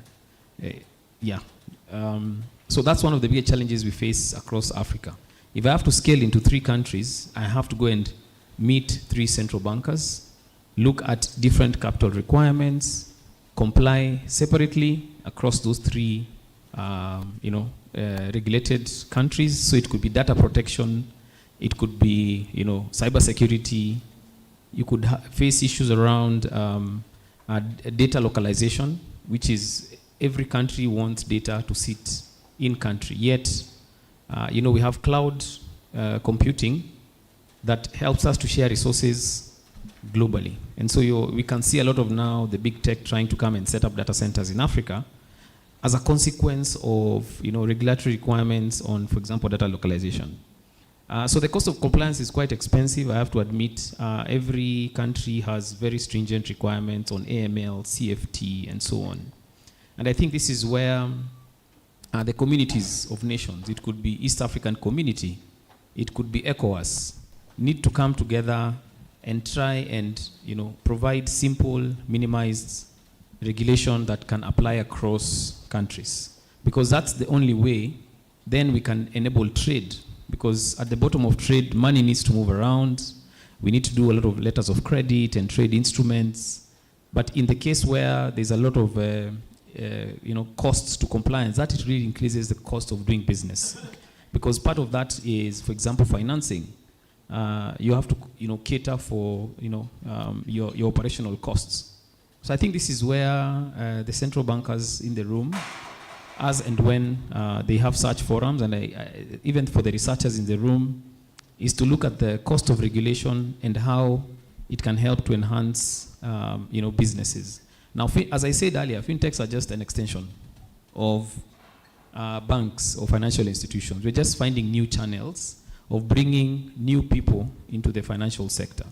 Now, that partnership with banks is very important, and I think banks need to take up more progressive, welcoming approach, where they don't see us as competition, but we are actually as partners, where we can, bring faster innovation. Because, fintechs just focus on one thing. Banks have multiple products internally, and you can't possibly have a lot of innovation teams to solve 1,000 things. So why don't we then join hands with fintechs to solve particular problems and actually go ahead, as Phineas has said, to put a stake in that business? Because technology is very expensive, human resource is very expensive, intellectual property is very expensive. Then that needs to come out strongly. Thank you. Thank you, John. I don't think there's any forum we've gone to this year where the question of banks versus fintechs has not come up. And every time I'm asked that question, when I'm not the moderator and I'm the panelist, I always flip the question and say, no, it is not banks versus fintechs, it is banks and fintechs. Because Dr. Were there and her boss, Dr. Kamau Thuge, will never give us fintechs a license to collect deposits. So the settlement of all those funds that we process through our payment platforms or that we lend, they are held in a bank account somewhere. They must be held in a bank that we do not have the power to hold value. That means that fintechs will always be in need of banks. And if you want to sit on those deposits, then as a recovering banker, I know deposits are important to bankers. So collaboration with fintechs is probably a very good idea. Now, as we wrap this up, one of the things that I think the researcher prior to ourselves spoke was speaking about the increased appetite for risk that banks have in lending. I'd like to change that phrase and say they're not increasing their appetite for risk. They are simply intentionally participating in financial inclusion. So let's not make it too negative. That will be my comment on that. So as we go to closing remarks, Emily, you're very big on the financial inclusion discussion. I'd like you to close with that as your closing, and what key trend you see going into the future. I know the three of us were tipped as the voice of today, and Phineas and Fian were tipped as the voices of tomorrow, but I think they've spoken into today a lot more. So over to you, Emily.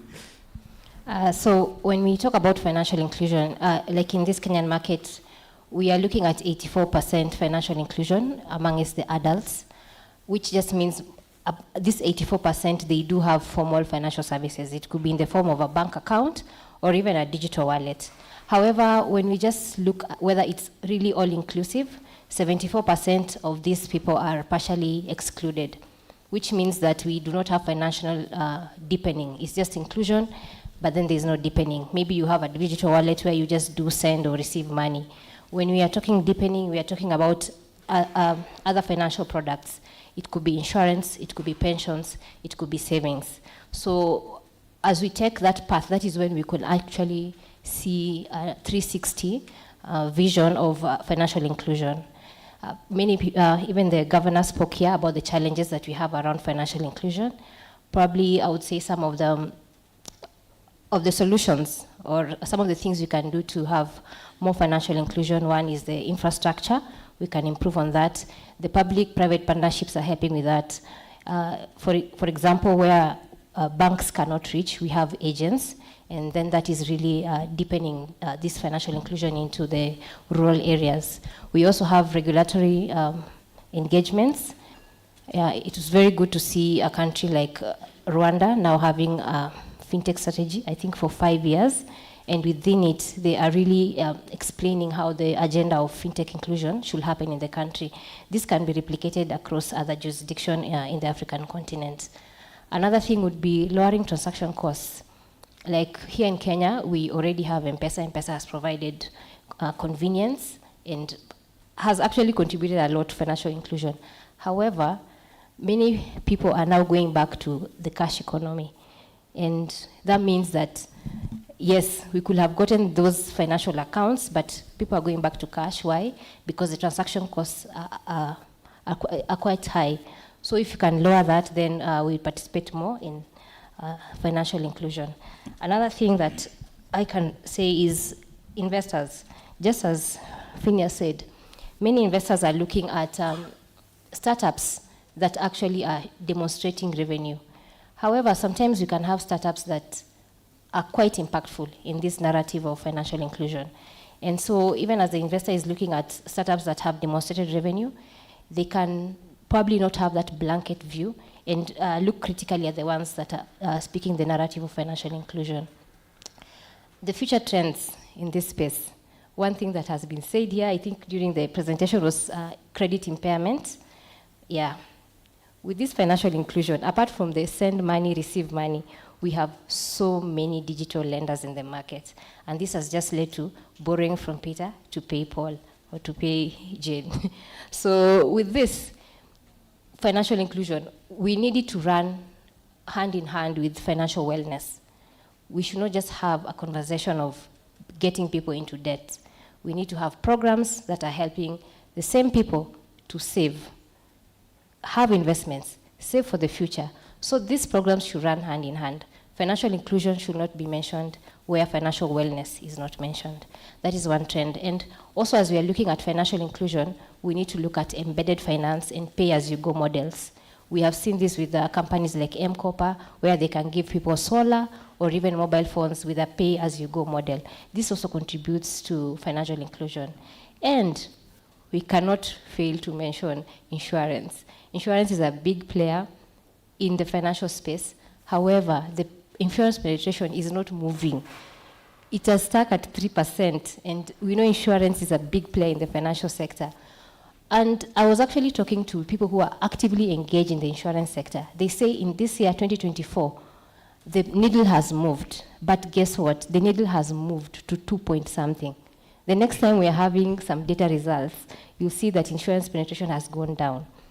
And it means now if you're not having more people in this, and there are people who have said, we are living in a continent with no backup plan.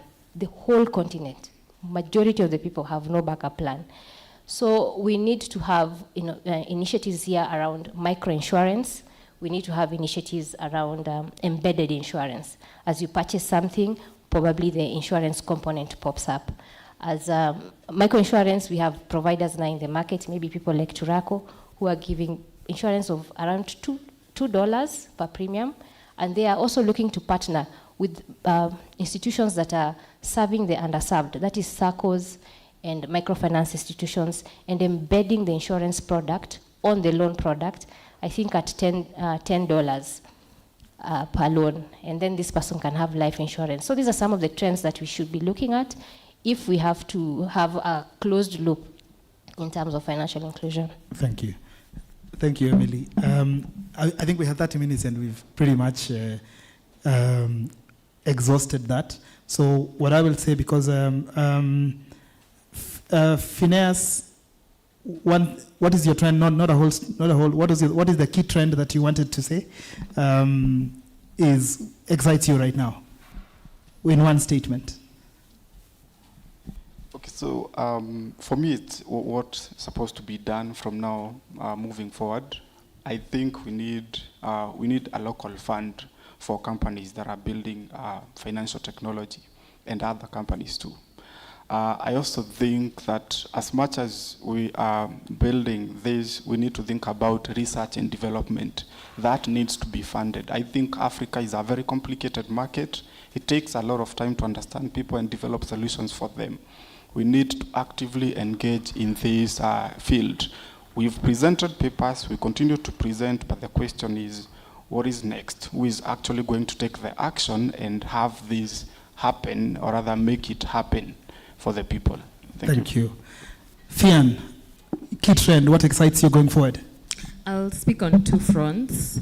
As a product manager, what's really exciting for me is fintech as a service, because it helps us develop faster. It helps us develop cheaper. The main goal for any startup, as Phineas is saying, is you need to go to market faster, experiment, and fail very quickly. And now that we already have developed fintech as a service platforms, that helps us build significantly faster. So I'm really excited for that.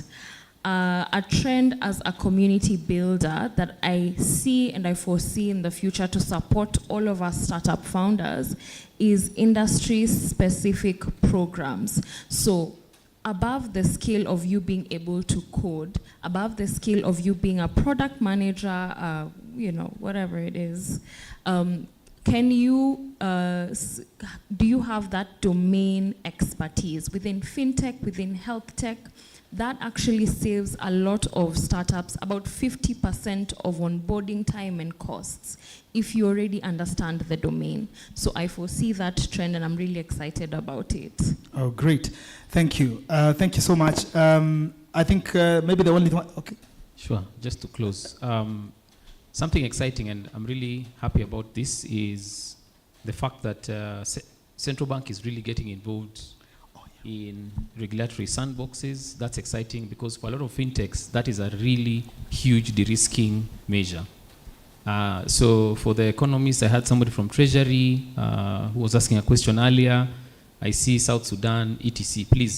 Please continue reinforcing those sandboxes, because that is where we can have a playground in a very minimalized compliance approach, where we can test out concepts and see whether they make sense. And why that is important is because if we don't do that, we will not innovate quickly enough to support some of the solutions we're looking at. That's one. Two, when it comes to just improving on the ecosystem, I think the Kenyan government is doing quite a good job in this aspect, especially when they're looking to de-risk the untapped or the uncharted territories of what you call SMEs, because SMEs don't really get the fair share of lending in any financial institutions for various reasons that are empirical. And these are real numbers, right?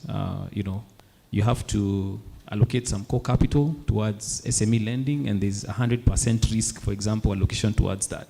Now, the way our government is approaching this by creating these de-risk funds so that they can take in the issue of fast loss for all these people who want to take up credit. I think that is the other thing, and I want central bankers and all regulators in the room to continuously push that agenda, because that's the only way we will add more and more people to the economy. Thank you. Thank you, John.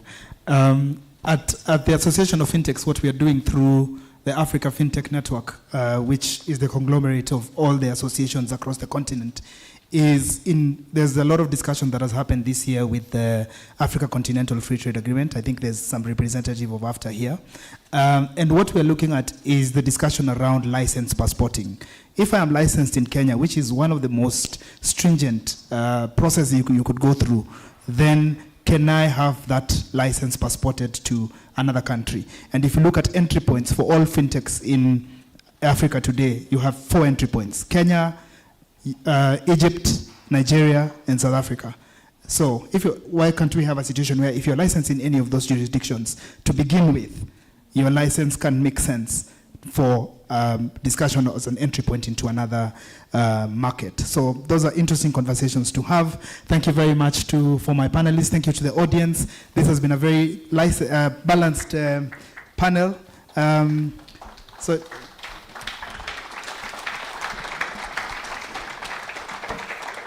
can I hand over the mic to you? Yeah, thanks so much, Kiptum and your team. As I request the facilitator for the next session to come on, I think several issues that have emerged in these two sessions, and I'd like to thank all the panelists, including the two fantastic moderators.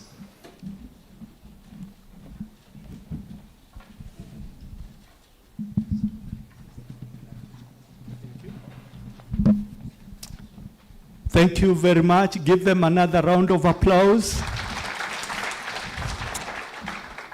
I wish we could have extended for another 1 hour because we have not had questions and answer. Just a light note, quite interesting.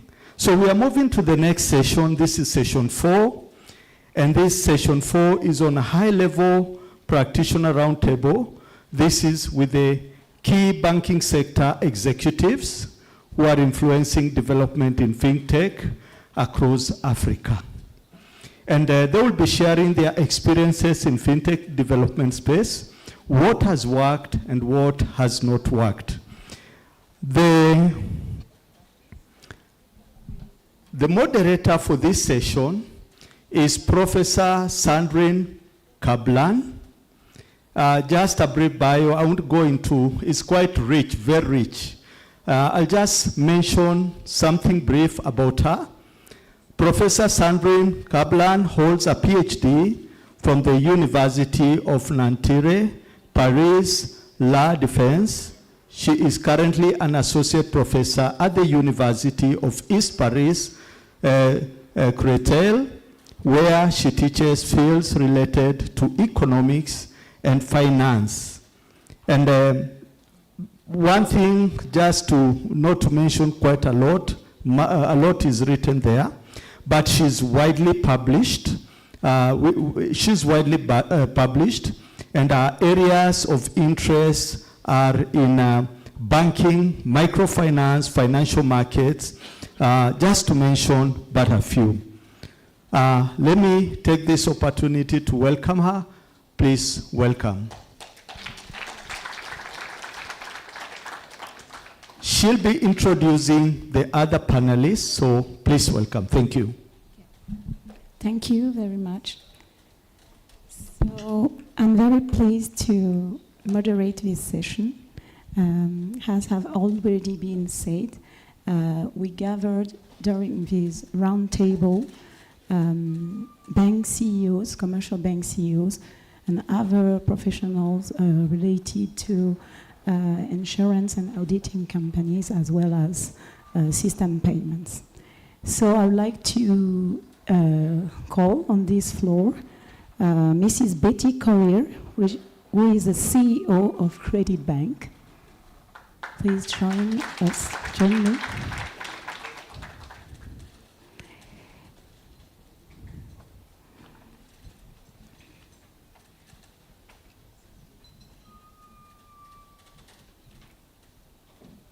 And then I will call Mrs. Audrey Miracle, who is Banking Operation Risk and Cybersecurity Executive in Ghana Association of Banks.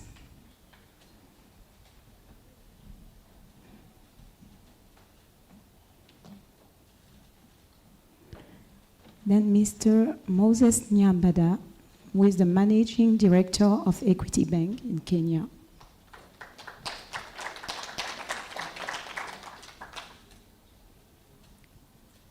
Mr. Kelvin Mukabi, who is the Assistant Manager, ICT, Middle East Bank in Kenya.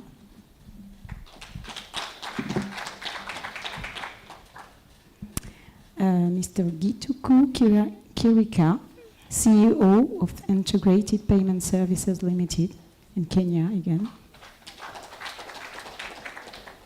And finally, Mrs. Jamila Aroy, who works in PwC in Kenya.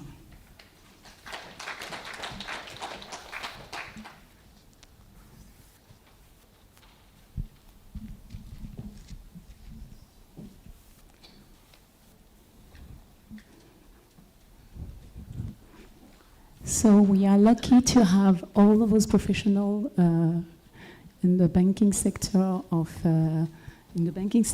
and also in the fintech. Before introducing this roundtable, I would like to share with you some statistics about financial inclusion and credit distribution in the continent in the African continent, sorry. As a researcher in financial economics, I've already been struck by the low level of the credit to the private sector in Africa. So as a statistic, I can give you this one.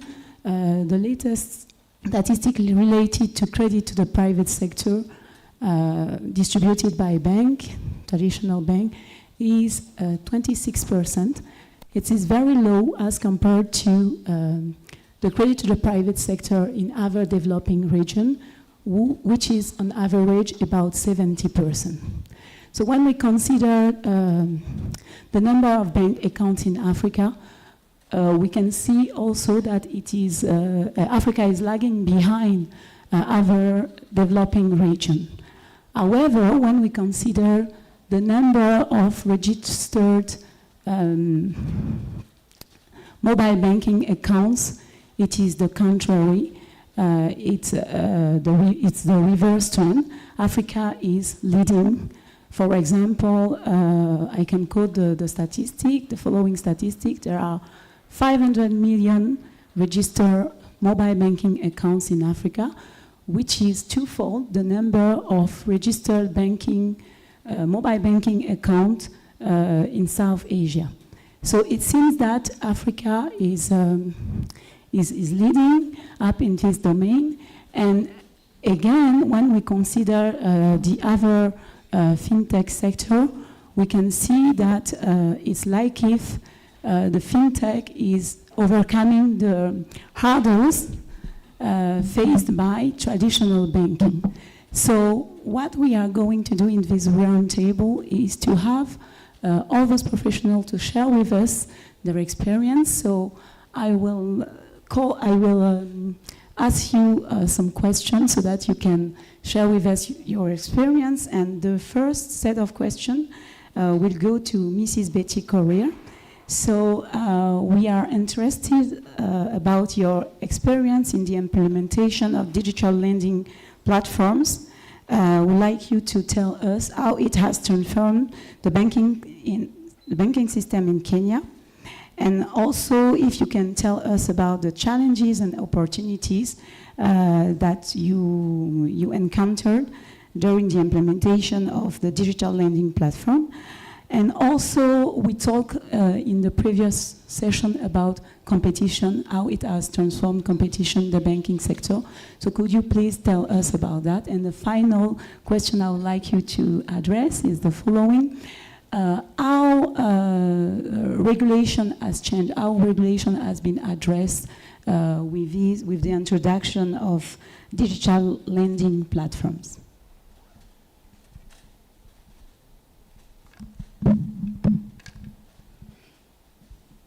Good afternoon, everyone. I'm not sure I got all the questions, but I'll try and just progress as I recall them. I think the background of this is the shrinking private credit growth, which we do understand is driven by macroeconomic factors. I think speaking to the question at hand in terms of what are the opportunities, I would say that I think for us as banks, and just to start off, is to recognize what Dr. Reda mentioned in terms of, I think she did speak of 96% thereabouts of transactions happen in cooperation, or rather in partnership with the banking sector. So in fact, as the young man was speaking on the podium, I was about to raise my hand and say, we are not exactly Dululus, you know. We are somewhere, we are getting somewhere, slowly but surely. So as banks, what we've had to do is obviously to embrace the fintechs. And in embracing the fintechs, then we position ourselves to offer banking solution. I think likely you've been hearing of banking as a service. Banking as a service more or less says it doesn't matter the platform.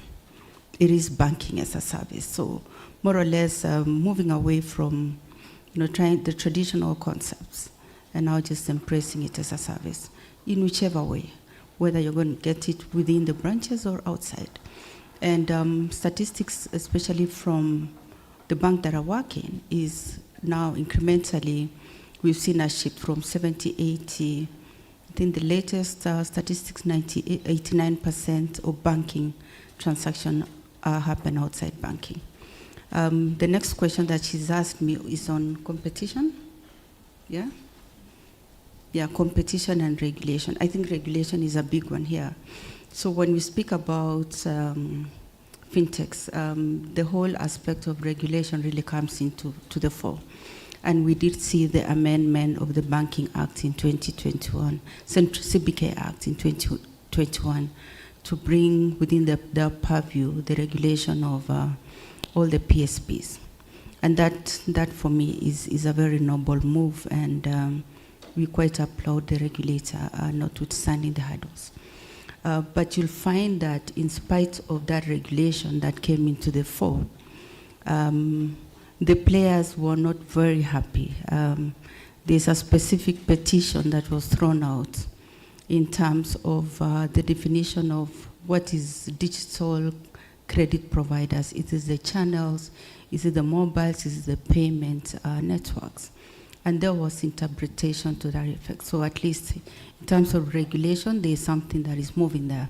But that notwithstanding, the many services that we offer in the bank are under various regulations. If you do have the circles, for example, so you'll have them also being subjected to SARSA. If you're doing insurance, there's the IRA Act. So sometimes there's the CMA as well, if you're doing wealth management and custodial management. The issue here on fintechs is fintechs address clients across jurisdiction. So the issue of the complying legal framework within a jurisdiction really comes into discussion and comes into perspective in that aspect. I'm trying to remember my third question. Sorry? Yeah, so I've spoken to the regulation. I think in terms of the benefits that come with the collaboration with fintechs, what we've seen is streamlining, especially streamlining of the KYC. We actually embrace the fintechs as the more innovative arm. We work and we partner with many of them. So the streamlined KYC, when we talk about wealth management, for example, I think most of you could have heard about the SKR receipts. It actually implies that you can have a custody of security sitting in a different jurisdiction, and I think that's the development. When we talk about distributed ledger system, what we'd be calling the blockchain. You know, when you talk about the term blockchain, it appears to be very big, but we are using it today. We are using it in our trade finance platforms. You know, for example, if you get avocado from the farmer, right into the bank, to the aggregator, to the exporter, ultimately to the market, then that is a trust unit system that actually uses the distributed ledger. When we talk about auditing in the banks, and I'm happy PwC is here, it's not the traditional auditing of saying what is in the scope. It's more of an AI-led auditing, where you're saying, where is the risk?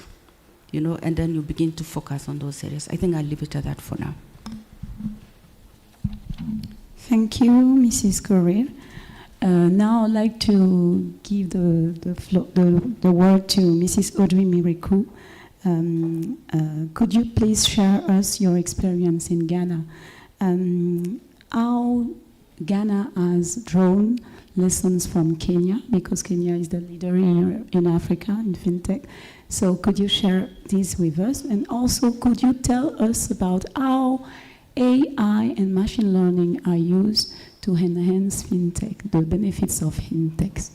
We have talked about it in previous session, but how can you give us some use cases as a banker? Ghana has learnt a lot from Kenya. When you look at the latest report from the ITU, which is the GCI index report, we are ranked in the same tier as Kenya, and thanks to the lessons that the Kenyans have extended to Ghana. In terms of fintech development, three things stand out to me. One is the collaborative approach that Kenya has been practicing. Ghana has learned from that. And not only did we learn, we've also extended it to the fact that we are seeing industry-led solutions, where currently the banks and the telecommunication companies, plus law enforcement, have put in place fraud detection solutions, where instantly, bypassing all the red tapes that we are seeing when you're trying to even navigate the fraud landscape, these players as stakeholders are able to collaborate together and share intelligence, which is quite key. Another thing that we've also learned was that from Kenya is the fact that even the collaboration, it's no longer regulator-regulatory, but they share intelligence amongst themselves. Ghana has learned a lot from that. We are also leveraging on that to build our space. Another thing that we've learned from Kenya is the fact that the M-Pesa solution, for example, it's more of consumer-driven. Ghana has learned from that. And when you look at how we are currently even opening up our regulations, we are now getting into open banking, which is something that is driven by the consumers. It has allowed us to even sit with our regulators to have a discussion where we are planning on what's happening, looking at what our consumers are deciding for us. Then we are bringing that into the table, the boardrooms, where we are deciding where are we going, what do the people want, the people that we are serving. Because it has moved from a situation where we decide what the customers want. The services, banking services, be it financial services, be it a bank or a fintech, it is now being driven by the consumers. So we have learned a lot from Ghana. In terms of support from the Bank of Ghana as commercial banks in Ghana, we've also learned to utilize the sandbox, the regulatory sandbox. It has helped even to isolate some of the problems that we've been facing, where maybe the fintechs are not highly regulated as the banks. That creates a lot of rift between the two, because they will come up with solutions that will not work for us, or would ask them, are you PCIDS certified? Then the fintechs are saying no. Then we'll tell them, no, that solution will not work in our environment. So that bringing up that regulatory sandbox has helped to streamline some of the challenges that will also stop us from going live quickly and resolving issues for our customers. Another thing that we have seen from the Central Bank of Ghana is the fact that we are seeing progressive policies.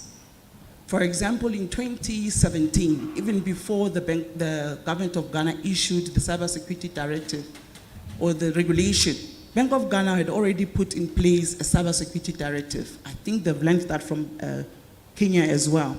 So there's so much that Ghana has learned from Kenya and will continue to learn. I'm hoping to also connect with a lot of other bankers associations so that we can even learn from them and not make the same mistakes. Africans like to work in silos. In Ghana, we like to learn from others and improve on it. So I'm looking forward to collaborating with other associations which are here and see where we can take this further. In terms of challenges, they're not different from what the governor mentioned. Cybersecurity, digitalization has brought up a lot of risks, which are quite new. And our regulators are not that savvy when it comes to the cyberspace. We are looking at the directives that are coming out afterwards. After we hit the wall, then our directives come out, which means that gives leverage to the cyber criminals out there. They are 5 steps ahead and we are 2 steps behind. And when we are trying to close the gap, they are sharing information we do not share. We do not like to share. We're still working in silos. So I'd encourage most of us to build the networks that we're going to share intelligence and share our findings so that we can close the gap. Some of the challenges too we are seeing is when it comes to digitalization is there's low literacy rate in Ghana when it comes to digitalization. That has also stifled the adoption of digital banking. We're hoping to learn on how the other countries have progressed and also close that gap. We know there's so much that we can do, but then if your people do not even understand how to use these platforms, let alone we're coming to add digitalization to it, it becomes a big problem. So we're hoping to learn more from Kenya, and I hope to connect a lot more with most of you and see how best we can close the gaps. Thank you. Okay, thank you very much. Oh, sorry, and in terms of AI, we are using fraud detection tools. We're using AI tools in terms of fraud detection, and we're also using machine learning to try and de-risk some of our SMEs. So we classify fintechs under SME, and we're using AI tools to see how best we can close the gap between the two. And this is not only policy-driven, it's also industry-driven. Why? Because our central bank has created a platform for us to talk, to share our knowledge amongst ourselves. So we use these opportunities to learn and also allow them to learn what traditional banking is all about, and also us understanding how digitalization will also improve our banking and close the gap between the two. Okay, thank you. Now we move to Mr. Moses Nyambala, who's going to tell us about the experience of fintech with equity banking. You are the managing director of Equity Bank in Kenya. So equity banking is a specific activity in the banking sector. So could you share with us how you see or how your bank has extend fintech in this type of banking activity? And also, we are interested in know about how AI and machine learning is used in this field to enhance fintech in equity, in equity banking. Thank you. Thanks a lot, Prof, and good afternoon to all of you. If you give me a minute, Prof, I just comment on the paper which was presented by Dr. Rogers and Dr. Sam, which I find quite useful for me as a consumer. Dr. Paul, I'm not qualified to critique it, but 2 things stood out for me around the question on fragility. If you could enhance that to talk about fraud. And why I say that is that on the digital space, my NPL is about 3%, but fraud is about 5%. And equally, the question raised by Dr. Randa, I'd like you to expand a little bit about sustainability and where the digital lending is going to. That would be quite useful. So, Prof, coming back to your question, as equity, probably a decade ago, we had set up a war chest to fight fintechs. And all our effort was fighting off fintechs, but definitely where we are today, we didn't win that war. So what have we done as a group? Probably 2 distinct things. One is we created, as we were fighting fintechs, we decided if we are not going to win, we created a subsidiary that was focused primarily on fintech lending. That subsidiary, we've tried to delink it as much as possible from the bank, including even the logo and everything, just to ensure that the thinking in this subsidiary is different from what we have running in the bank. That has enabled us to probably access markets, and a question was raised earlier, different market segments that, in as much as equity has been known for financial inclusion, below our threshold, there was another market. Right now, Prof, we've been able to lend in this year alone about 141 billion Kenya shillings using the fintech entity. And in there, the transaction flow that just go through our fintech entity is about 1.6 trillion shillings. And that's to Q3, the numbers that we did publish. So that has given us a new ways of intermediating in the market, new ways of inclusion in the market, and also creating opportunities for wealth creation, which is the things we do stand out for as a bank. But we also realize that this fintech entity deals with the here and now. So in addition to having this subsidiary, what we've decided to do is to rechannel that war chest that I did mention into how do we invest for the future and where the banking activities would go.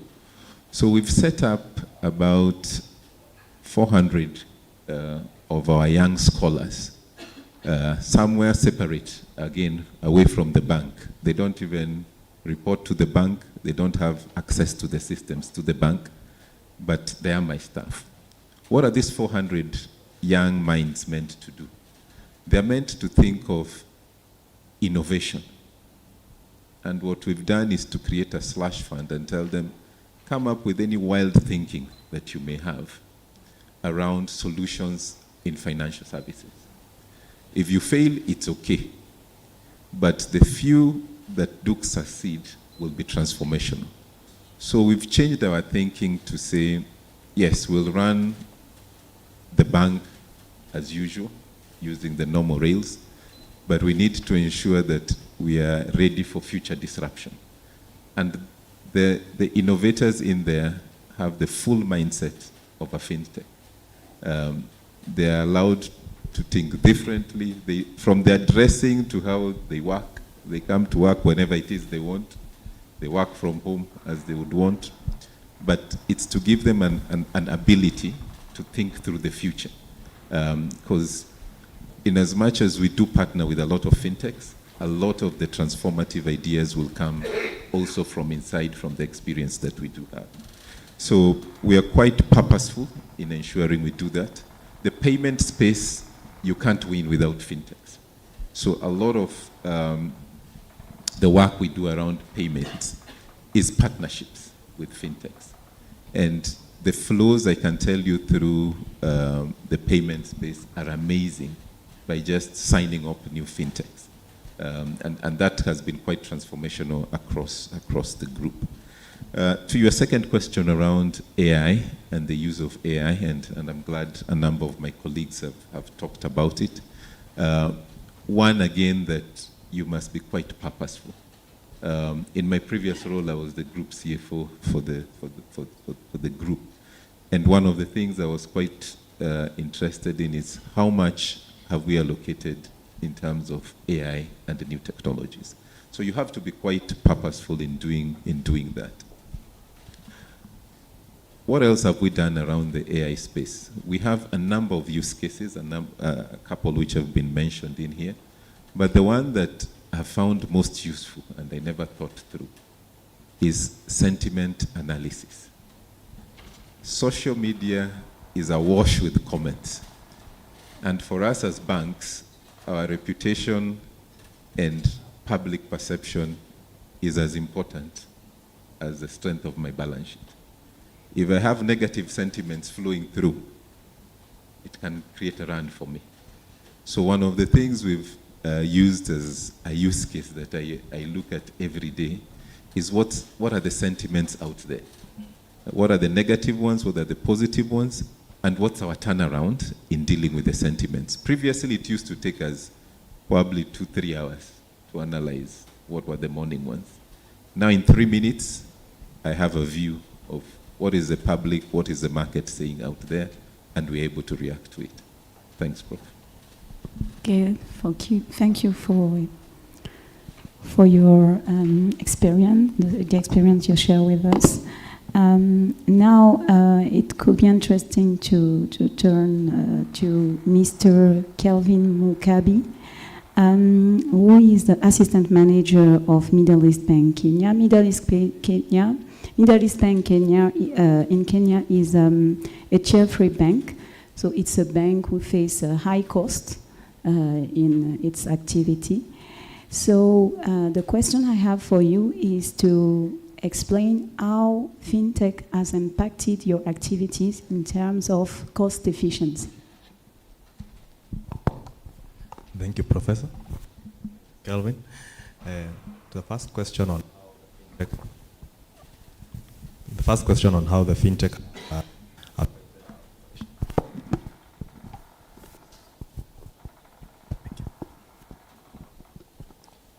Thank you for that. So on your first question on how it has affected, first, Middle East Bank is more of a corporate bank. Its main products are for corporate bank, but because of the industry we play in, we are supposed also to play in the retail banking. So how the fintech have done is that we have partnered with other fintechs to be able to reach into markets where we may not have branches. So we may find we have a corporate where it has employees all over the country. So through partnering with fintechs, it has enabled us to reach those markets. Also on your question about the expensive on our funds, the funds being expensive. It's true currently in the industry the funds are becoming expensive, which may lead to increase in interest rates. And on that, when you play around with fintech, you're able to come up with products that it minimizes the amount of money that you need to spend on the fund. So also on the side of the fintech, what we have done is that we have realized that we are able, initially we were more product-centric as a bank. But through fintech, you have become more of a customer-centric, where you are able to roll out products easily. Whenever a customer comes with an issue, we are able to use fintechs and roll out more customer-centric products. An example is where there's a lot of rent corrections in Nairobi. So using fintechs, you are able to have the customer correct rent and integrate through the fintech. And in a matter of seconds, a tenant can pay, and all through will hit the account for the customer at the bank, and then the bank will be able to inform the financial system of the landlord. The landlord will be able to issue the receipt of the customer, and with that the whole transaction is closed, and it makes it easier for even negotiation for the side of the customer. Also, something else that was mentioned that I've seen even on the paper is about the issue to do with the fight between, or the competition between the fintechs and the banking. Let me allow to comment on that is that I think sometimes we have unfounded fears. At some point on my right, we participated on implementing one of the products, SpesaLink from IPSL. When we were representing, there was a lot of fears as you are competing with one of the big fintechs in Kenya with Safaricom. But right now, if you check, it was just unfounded fears, because the collaboration between that, how the SpesaLink has grown as a product, it has not impacted anything to do with Safaricom. So I think there's a lot of unfounded fears when it comes to between fintechs and banks. Also, something else to do with fintechs and the cybersecurity. I think my colleague, the banking sector, can testify that in the last 1 year, a lot of fraud is moving away from the banking sector to the integrations with the fintechs. That is something we have noted in the industry. So it has increased the cost of doing business, because you have to invest a lot on the cybersecurity. And things like doing the audit of the fintechs, which falls to the bank. That's something I've noted, that we have increased the cost of that side, I think.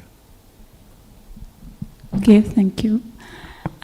We have heard in one of the sessions that some of Africans were reluctant to use instrument of payment given by new instrument of payment given by technology. Some of them want to go back to cash. So here we have an expert in the payment system, Mr. Gituku Kirapa. And we would like you to share with us some perspective of payment system in Kenya and even in Africa. And also, we'd like you to tell us how does the introduction of new technology will transform the payment system. How do you see it in the future for Africa? Good afternoon, everyone. This has been mentioned. I lead Integrated Payment Services, also known as IPSL, but the brand that, our commercial brand that is known to the market is Pesalink. What are we? What's our origin? IPSL was founded by the Kenya Bankers Association, and they continue to be our sole shareholder today. We're an instant payments network. So facilitating instant payments of funds, not just in the banking sector, but also within a telco, for example, that's integrated to us. We have fintechs, we have MFIs as well, and we enable just movement of funds from, between those particular participants.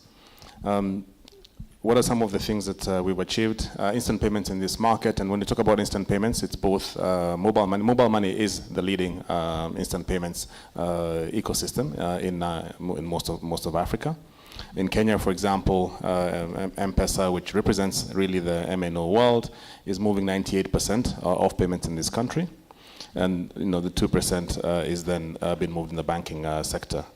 We've seen huge growth in instant payments, and the last 2 years, for example, we've had a 107% increment in month-on-month transactions on instant payments. I also like to debunk what has just been said. The conversation around banks and fintechs competing. Nothing could be further from the truth from where we stand. What our purpose is simplifying payments. For simplifying life through instant, affordable payments for everyone, everywhere, every time. And that means that we have to work with banks, we have to work with non-banks, right? And really what we're seeking to do is to simplify how those particularly non-bank participants interact with the banking world. Like Kiptum said earlier on, end of the day, the funds sit with the banks. And the fintechs, right, are seeking ways in which they can be able to transact a lot more in the payment space at a much lower cost.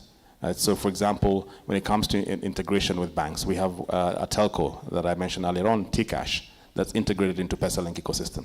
Yeah, when Tcash came to Pesalink, what we did was to enable them to move money in and out of the banking sector with one connection into Pesalink. They did not have to go and enter into bilaterals to enable interoperability.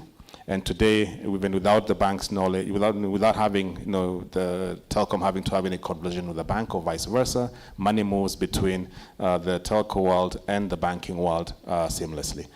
What do I see as the future? There's a number of things that are happening in the instant payment space. Yeah.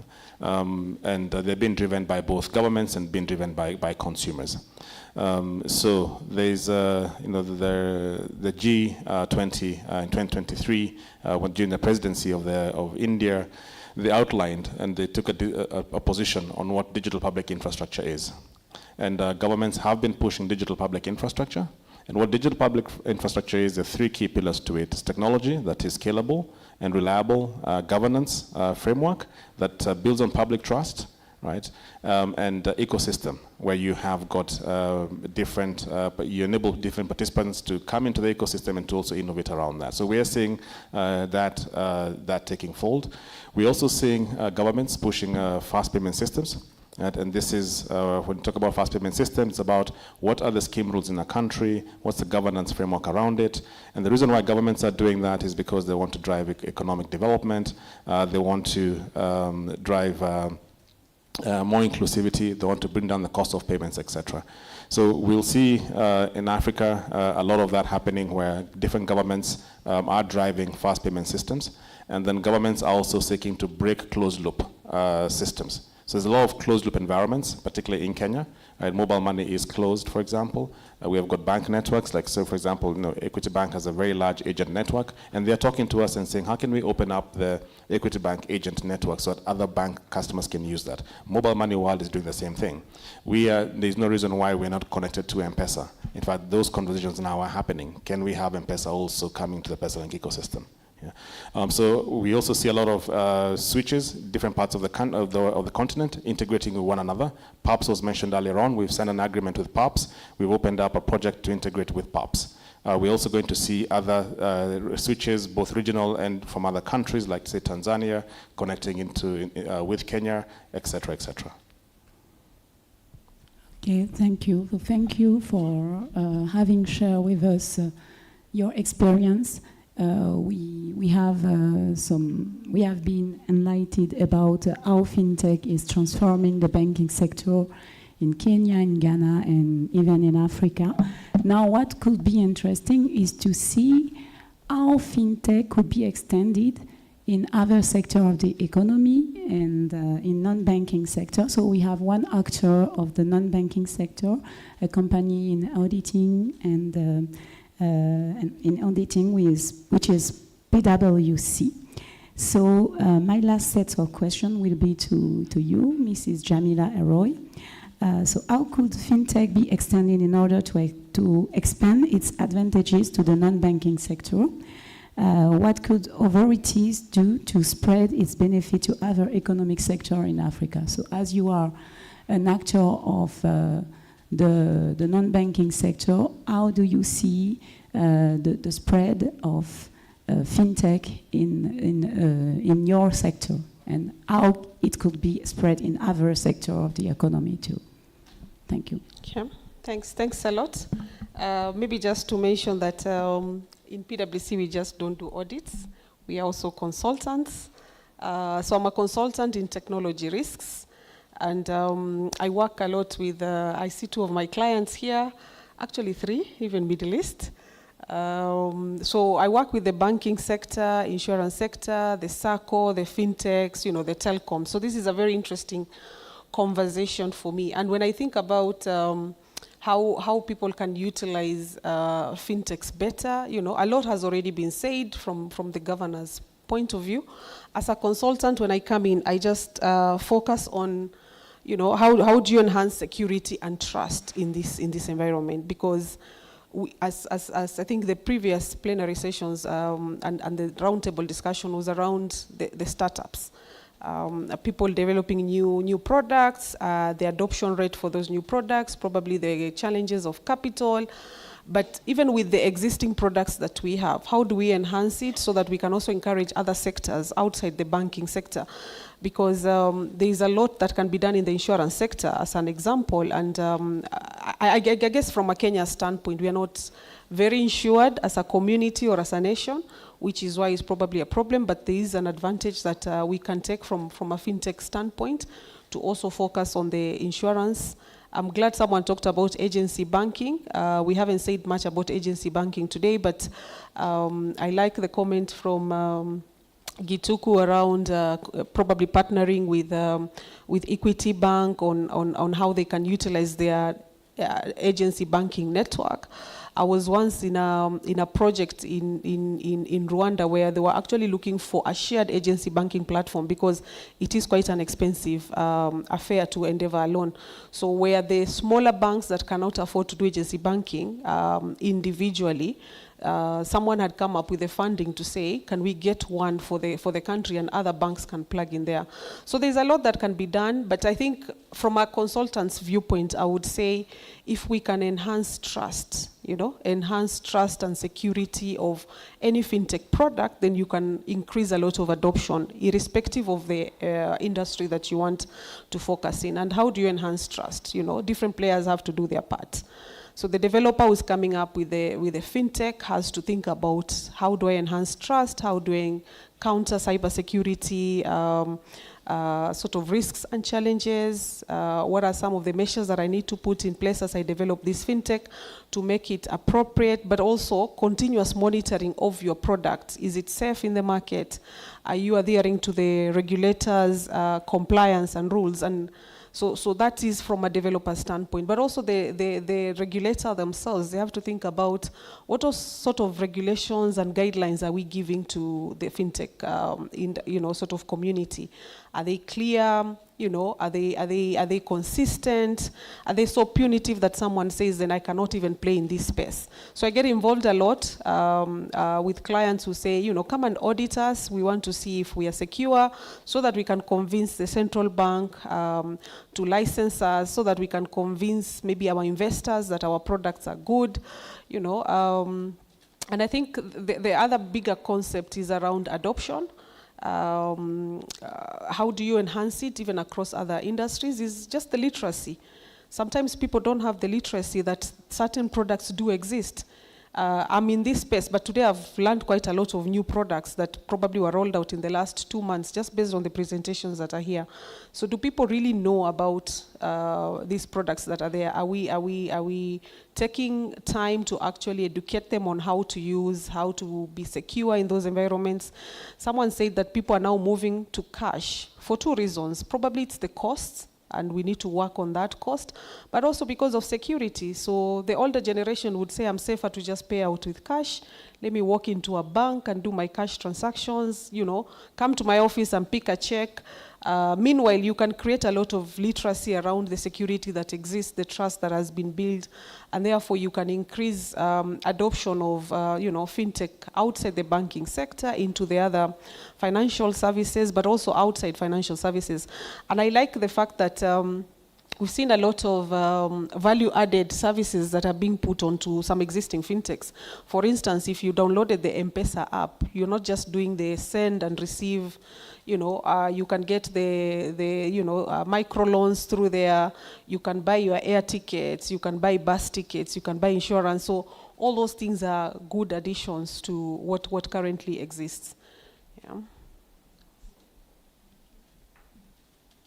Thank you for for sharing your experience with us and giving us your views. Now it's time to open the floor for some questions and discussion, some comments. Yes, I can see one hand here.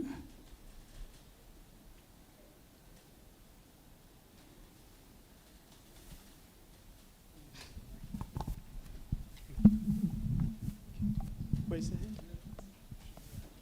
Okay. Yeah. Thank you so much for your great presentations and sharing your experiences with us. I am Vida Mante, I'm from Ghana, and once I'm from Ghana, I want to ask a question to Audrey. We are talking about this regulatory environment, but in Ghana now, we have seen that because of taxes that are put on these mobile money services, people are withdrawing. So as someone who is in the space, I would like to find out what you are doing to influence these political structures and systems and interest, maybe not to call it personal interest, but interest, in a way that either they reverse it or they put it in a way that the environment will be conducive, especially for the youth and then the vulnerable, to participate in this financial market. Thank you very much. Another question? Roger?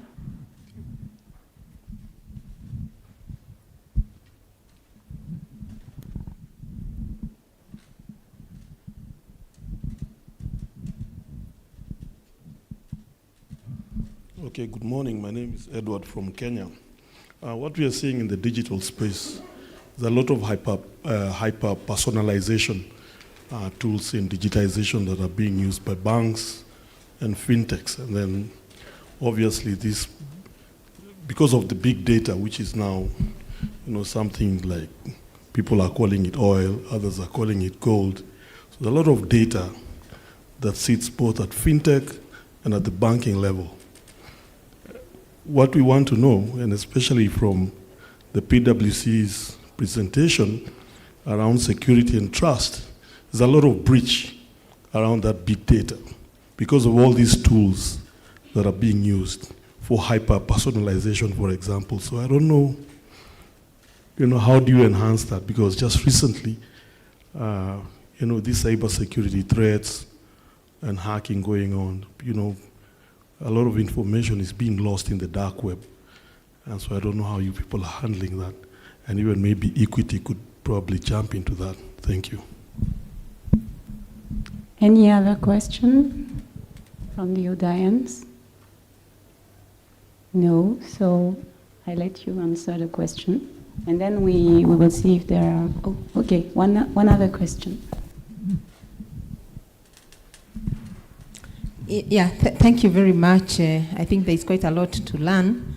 But one of the things that seemingly was, I think it didn't come out very clearly is how the sector is looking at these aspects of open banking, especially in terms of building trust among the consumers. And I know what they are saying, that, you have M-Pesa, you have a platform. Initially, maybe the only thing I could do was to do pay maybe my workers and the like. But right now, if I want to pay for the expressway, all I need is just to give some information. If I want to pay for my electricity bills, does that give the consumer, can we say that the consumer is actually consenting in terms of the data sharing in the aspect of open banking? Thank you. Okay. Last question. The last question. Here.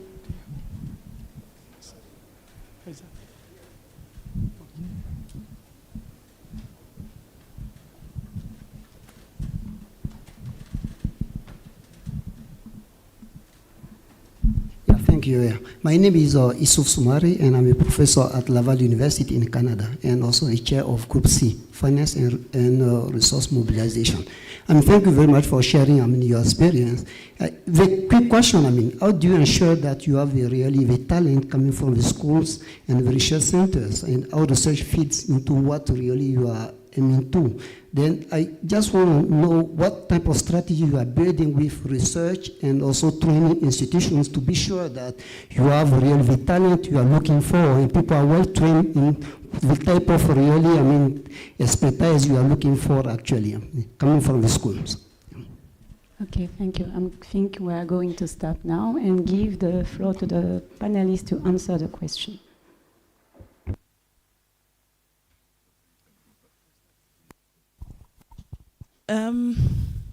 What are we doing about it as a Ghana Association of Banks?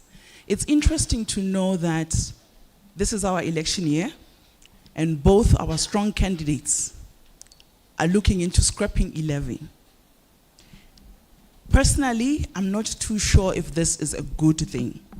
Reason being that when you look at how we even came about e-levy was to fund certain authorities, like the Cybersecurity Authority.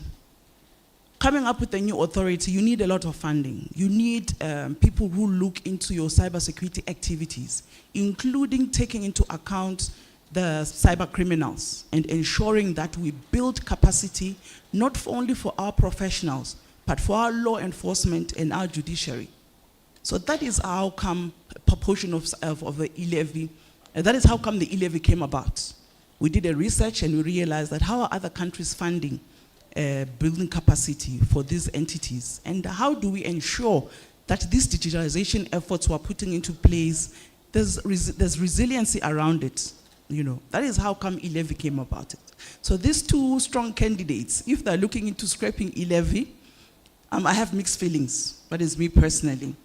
And in terms of reducing the costs, we are engaging. with our policymakers. Fortunately for us, we have bulldozed our way to policymakers. We are having conversation. If you can notice, from when e-levy was introduced, there's been a reduction on the percentage that has been charged on e-levy. I think we're sitting at 1% currently. Was it 1% or 10%, somewhere there? So there are discussions that are ongoing. And also, we're also looking at, for the banks, remember that when you look at traditional crime, I would basically say that we almost had things figured out.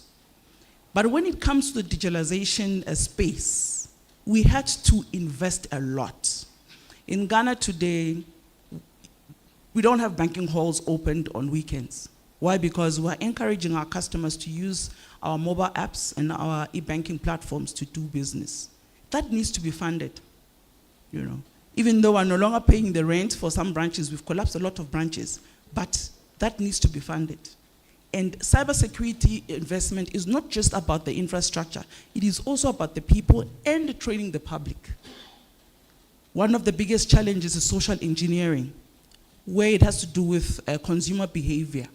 You can't say you've trained them enough. It has to be continuous and also be on the lookout of what is happening, monitoring how the cyber criminals are working, and also sharing, making sure that that intelligence is being shared amongst the banks, and in turn, advisories are sent out to the public. How are we going to fund that if we scrape out e-levy completely? I don't know, but maybe we can have more conversations around it and we figure out, because one thing I've learned for politicians is that if they scrape this tax, then another one mushrooms somewhere. It is very important for us to also look at it from a 360 point of view so that we can holistically solve the problems. Because honestly, banks have invested so much and continue to invest in cybersecurity. To also address one of the questions asked on this fraud and that big data being sitting with the banks and the telcos and the fintech companies. Just last week, it was reported that the Central Bank of Uganda was defrauded a lot of money. And when you look into it, you realize that from the reports, it is mentioned that there's an insider threat. There are people who are actually working for these entities that are involved. We can do all the capacity building, we can put all the infrastructure in place. But if our people are our weakest link, continue to be our weakest link, we're always going to go backwards. Remember that these people, when we look at the insider, it's not like people from outside coming in to hack into our systems. Somebody inside compromises the processes, the procedures, and the infrastructure for somebody sitting in Japan to be able to access your systems. So there's so much that we need to do in terms of capacity building and also empowering our people not to be self-centered. Because honestly, if somebody is willing to pay me today $10,000 to compromise a system, and you hear that it's millions that they have stolen, it's painful. I think we need to build a lot of capacity. I like what Equity Bank is doing, separating their bank from their fintech operations, because you see that they are even concentrating on the youth. I would like to encourage my colleague here to even not only look at just the youth as the youth, but more women. Bring more women into that space. Naturally, we have instincts where we are able to detect certain things, you know, as your wives and as your sisters. Build that capacity, concentrate on the women, and let us bridge that gap. It comes naturally for us. When something is wrong, we sense it. So Bill, please, build your capacity, encourage more women to join that space.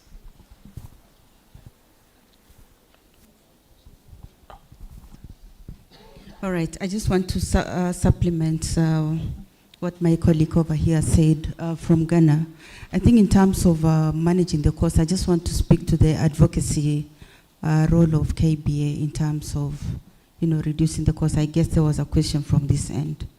And what KBA is doing is, of course, you must have seen them go to Parliament and challenge this whole issue of taxation, including having sessions with the stakeholders and the presidency. And of course, they didn't do it alone, but with the other parties. Resulting from that, the entire finance bill was not taken up Of course, it's been reintroduced through other means, but the whole weight of it was not taken up.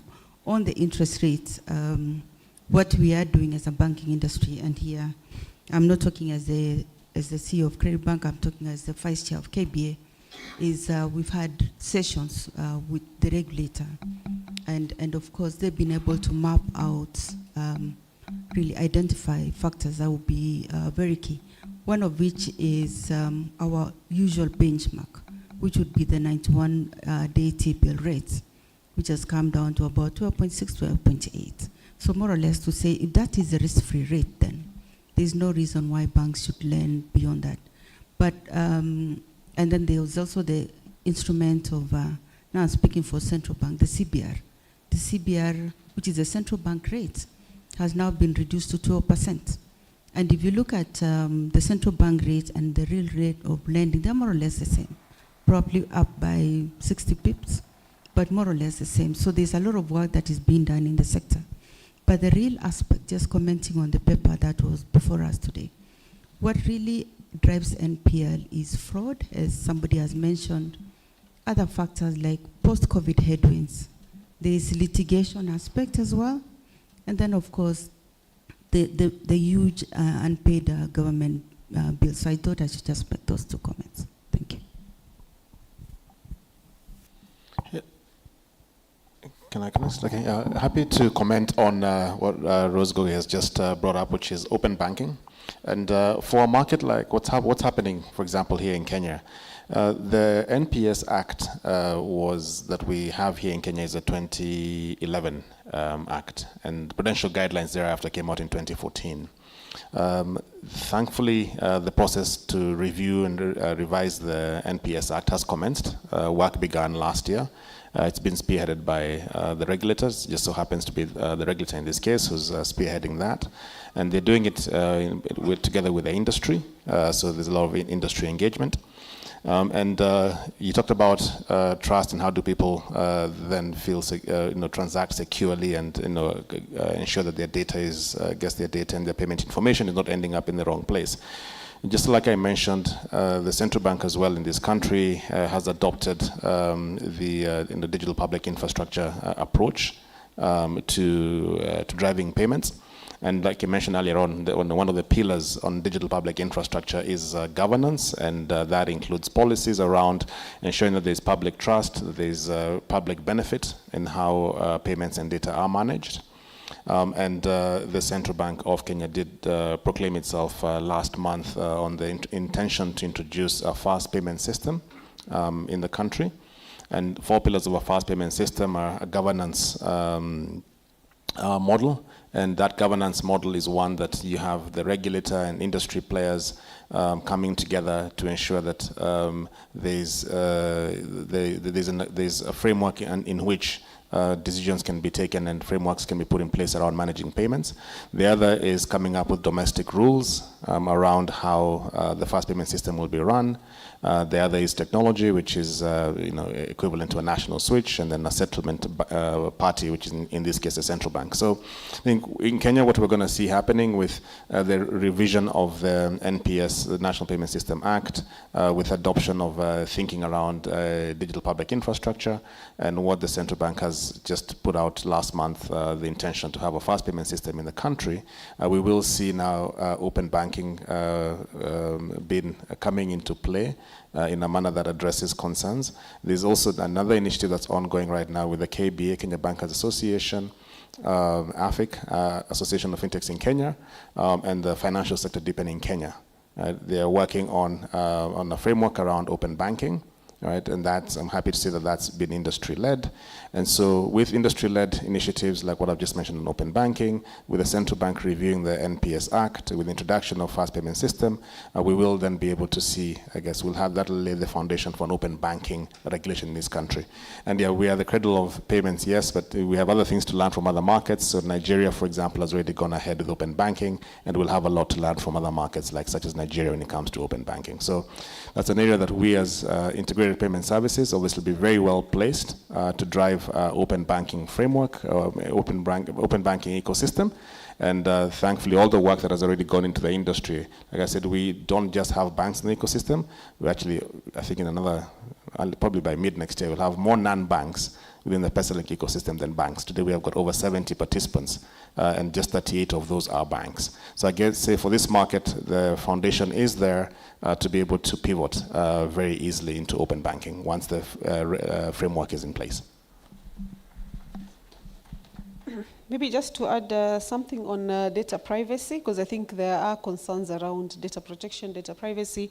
In addition to all the regulations that my colleague here has mentioned, there is also the Data Privacy Act of Kenya, which just leverages on GDPR. And I think for people who come from Europe, you know about GDPR.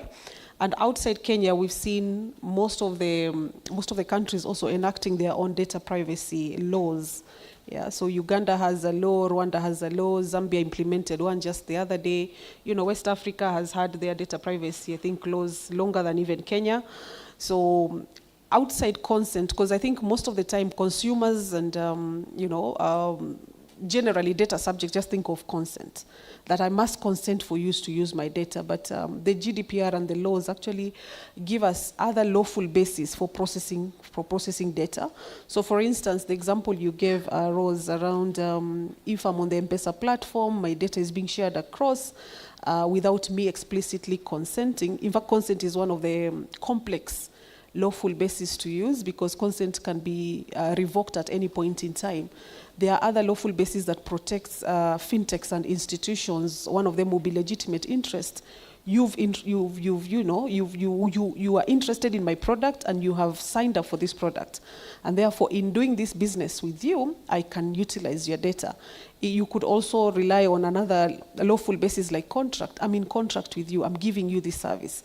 So therefore, that other service provider providing this information to me is allowable even within the law. So I think data privacy is one of the things that people are tackling with, and sometimes people don't understand it, and therefore it becomes really, really, really problematic. But I think there was another question around the big data and how it's being utilized. Of course, there's a lot of abuse about the big data that is being collected, and that's why these laws came in place to protect the consumer and, generally just says, I have a right to be left alone.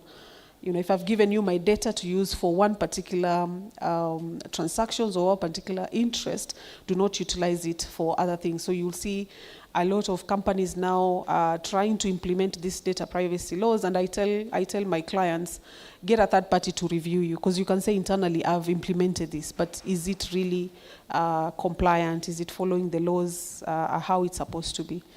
Yeah, but I think data privacy could be a discussion that can take a whole day by itself. Yeah, thank you. Just to complete on that, I think... Excuse me, I'm going to ask you to be very brief because we are running out of time and it's time for lunch. Thank you. No, Prof, I don't want to stand between people and lunch. Edward, hyper-personalization will be here to stay. It's how then we navigate the channels of law and regulation. It's the only way you'll probably appeal to the younger generation. If you don't personalize and generalize, you won't be able to win the market. Thank you. Yes. The last just one comment to my fellow techies. The Gen Z said about Ndulu. My two colleagues about what happened is that just what Ms. Jamil have said. You may come with a very good product, because I relate with you directly, very frequently. You have come with a very good product, but you have just thought about the product. As a bank institution, we want to know about the quality assurance. After 1 year, will you be around? What the contract are you willing to settle? Do you have cyber security insurance that in case the bank gets a fraud through your product, how are you going to respond to it? So what I may advise is that as you think about the very good product, it's also good to engage other firms like the PwC and see whether they can come and do the quality assurance for your product. And also about the continuity, because today the product may be very stable and it may be secure. What about 1 year to come? What will happen to it? So you have come with a very good product. I have reviewed it, or other banks have reviewed it, but gets rejected because you are not sure of how it's going to operate 1 or 2 years ago. So we need that continuity. So that's something that if you implement it, maybe yourself, you are very good at developer, but you're not good at the quality assurance. It's good to combine in the fintech industry and come up now with a whole product. Because as banks, we don't have the time to do all that. You bring a present, and then what you'll find happening, maybe you never copyrighted that. You'll never know what the big techs will do with that product. Okay, thank you. So ladies and gentlemen, this is the end for this roundtable. I invite you to applause for our panelists. I hope that I think that we learn all a lot about this practitioner in fintech and the banking system. Thank you.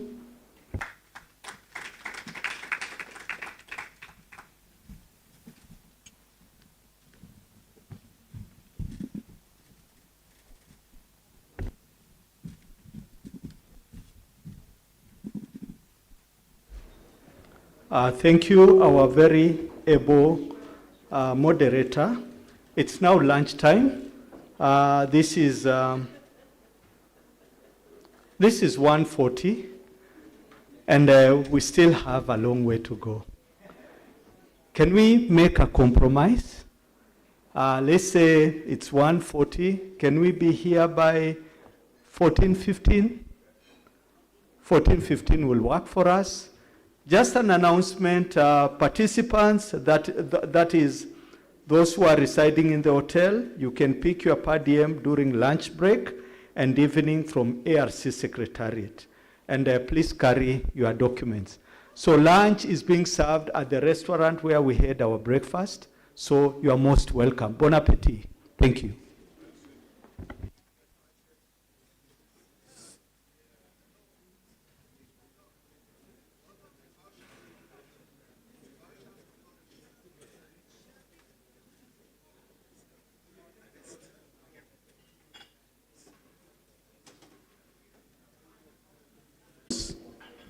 And this session will be chaired by Professor Peter Muriu, who is an Associate Professor of Economics, Department of Economics and Development Studies, University of Nairobi. Just a brief biodata on Professor Peter Muriu. He holds a PhD in Financial Economics from the University of Birmingham. He is an associate professor at the Department of Economics and Development Studies, University of Nairobi. Besides being an alumnus of the African Economic Research Consortium and the Master's Program in Economics Scholarship Award for African Scholars, he is also an active member of the ARC network. So let me take this opportunity to welcome him to chair this session. And I will request the members of this session, in this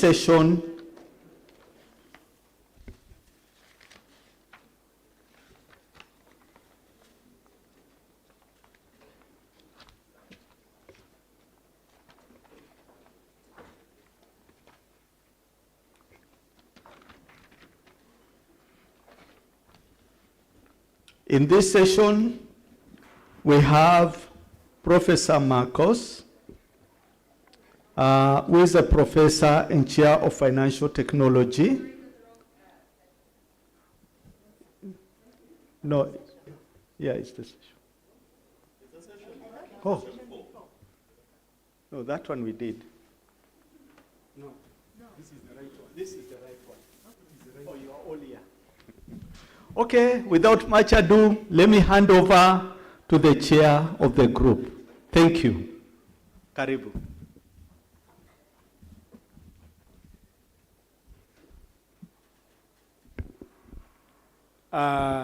Thank you very much, Tom, for the overgenerous compliment. Let me begin by saying that we are really running short of time. We are late by more than 1.5 hours. And we have agreed with my team here that where 1 minute can do, they will not do 10 minutes. So I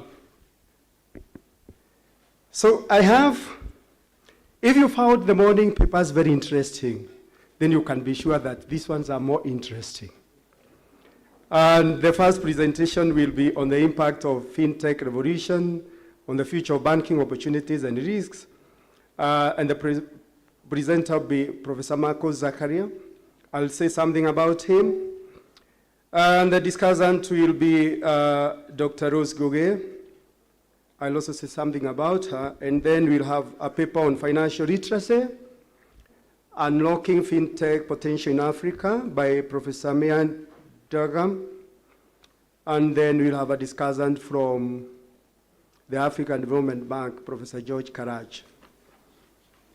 So, like I said, in the interest of time, I can do the presentation myself, it's fine. you can do it. Yeah. So, since we all have the bios,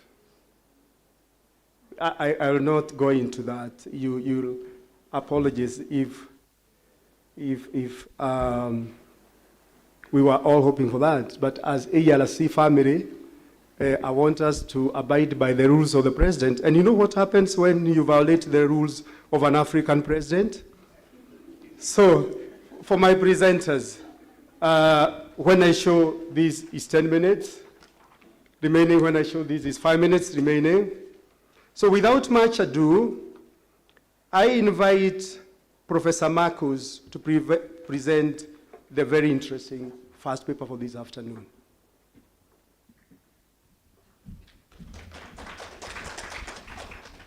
That's great. Thanks a lot. I'm going to skip the introduction.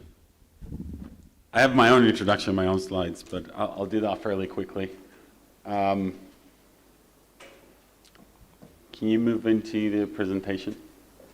Oh, great. So, as Peter said, I'm a faculty member at the University of Manchester. I'm also directing the Center for Financial Technology Studies, which is a center that we founded about 3 years ago, with the mission basically to do cutting-edge research, rigorous academic research in the use of technology in financial services and any kind of regulation that touches upon technology and data and infrastructure in finance and tries to assess the impact and risks and opportunities in the industry overall. I have a lot of kind of engagements with industry. I'm not going to bore you. I think my CV is on the brochure of the agenda as well. And of course, I'd be more than happy to connect online by any means if you want to connect with me and exchange ideas and notes about research and kind of policy making, regulation in this space. I'd love to do that. I'm also a fellow at the University of Cambridge, and I'm saying that because I'm working with Professor Michael Barrett, who's the director of Cambridge Digital Innovation, which is a center at the Judge Business School, trying again to understand the impact of technology across many industries, one of which is financial services sector. And Michael and Professor Van der Rutkowski from MIT, MIT Sloan, have written one of the most impactful cases on M-Pesa. And I kind of, as part of my PhD, I was, and later on when I did my postdoc at the University of Cambridge and then got my first job at Warwick Business School, I've been reading, these kind of very impactful research. They've also published that as part of the organization Science. And, it really kind of inspired me to look at also how technology can apply into developing countries and kind of promote financial inclusion, which is one of the things, one of the priorities we have now at the Research Center at the University of Manchester, which is how technology can help to provide a kind of more inclusive financial services industry. I'm just skipping a few of the slides because I think we're kind of squeezed for time. So I'm going to jump into something a bit more interesting, trying to give a little bit of overview in terms of the academic research on fintech that we did at the University of Manchester and have been building throughout the years of Ventures, kind of the initial stage of my career. I used to be in banking, by the way, briefly. I worked at UBS Investment Bank and then for a technology company. So the idea of merging both worlds in terms of the impact of technology and financial services has been very much at the core of my career ever since my PhD. But what we call fintech today pre-existed fintech as a definition, right?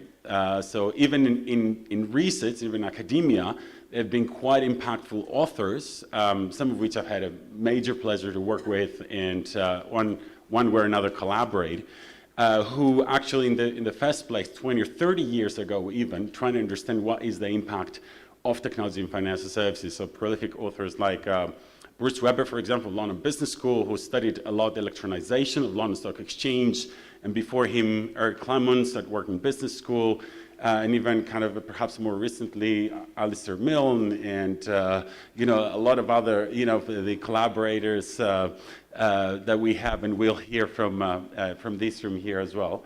And we, you know, we're really, as academic researchers, this day and age, kind of building on that kind of literature that, you know, we have seen kind of unfold the past kind of 10, 15, 20, 30 years even, right? So when I started my PhD, I built on these publications to try and kind of track my own kind of, let's say, academic trajectory. And some of the research questions I've started kind of looking at, of course, you know, the impact of technology on performance of financial service organizations like the banks, for example, has been a fundamental research question for a while. Actually, the first paper out of my PhD was on that topic. I co-authored and published a paper, Research Policy, which is one of the FT50 kind of academic journals we have at business schools. It's mainly around the economics of innovation, kind of research agenda, if you want.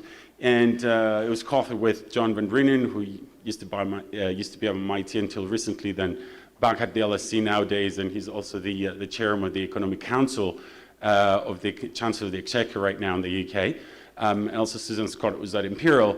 But you know, that's one of the basic research questions: how technology can create efficiencies, how technology can help to create infrastructures, you know, through payments, and how technology and standards of technological standards and data standards and other things like security and architecture will eventually kind of impact you know, the entire kind of industry as a whole, but also how we build infrastructures in that industry, right? So building on all of that, we arrived kind of today to try and understand not just how technology can add efficiencies and transform some of the banking institutions, but how technology fundamentally can challenge the identity, the very DNA of financial institutions, help them transition to new business models, new ways of making money, and also how technology overall will impact industry architecture, which is something I'm going to talk a little bit more about, and I think it will be discussed by Rose as well. Right? So the first paper we published on that topic has been kind of building upon the idea of open banking, which we've already heard, right, is this idea of data portability between kind of institutions and third parties that would want to access customer data, and how this regulation, but also technology in the face of application programming interfaces, or APIs as we know them, can lead to platform business models in financial services, which will then affect the delivery of financial services in the first place, right? So this rebundling of financial services into the industry, how people kind of understand and interact through you know, technological devices with their money and savings and access to digital kind of financial services products is kind of like a key question. So we set up to wrote a paper on that. 2017 was published as part of a SWIFT Institute working paper series that was funded by SWIFT, the financial telecommunication infrastructure. And then, you know, following that, we set out to understand in more detail not just how, you know, obviously data portability will affect business models, but how it will affect market architecture as well.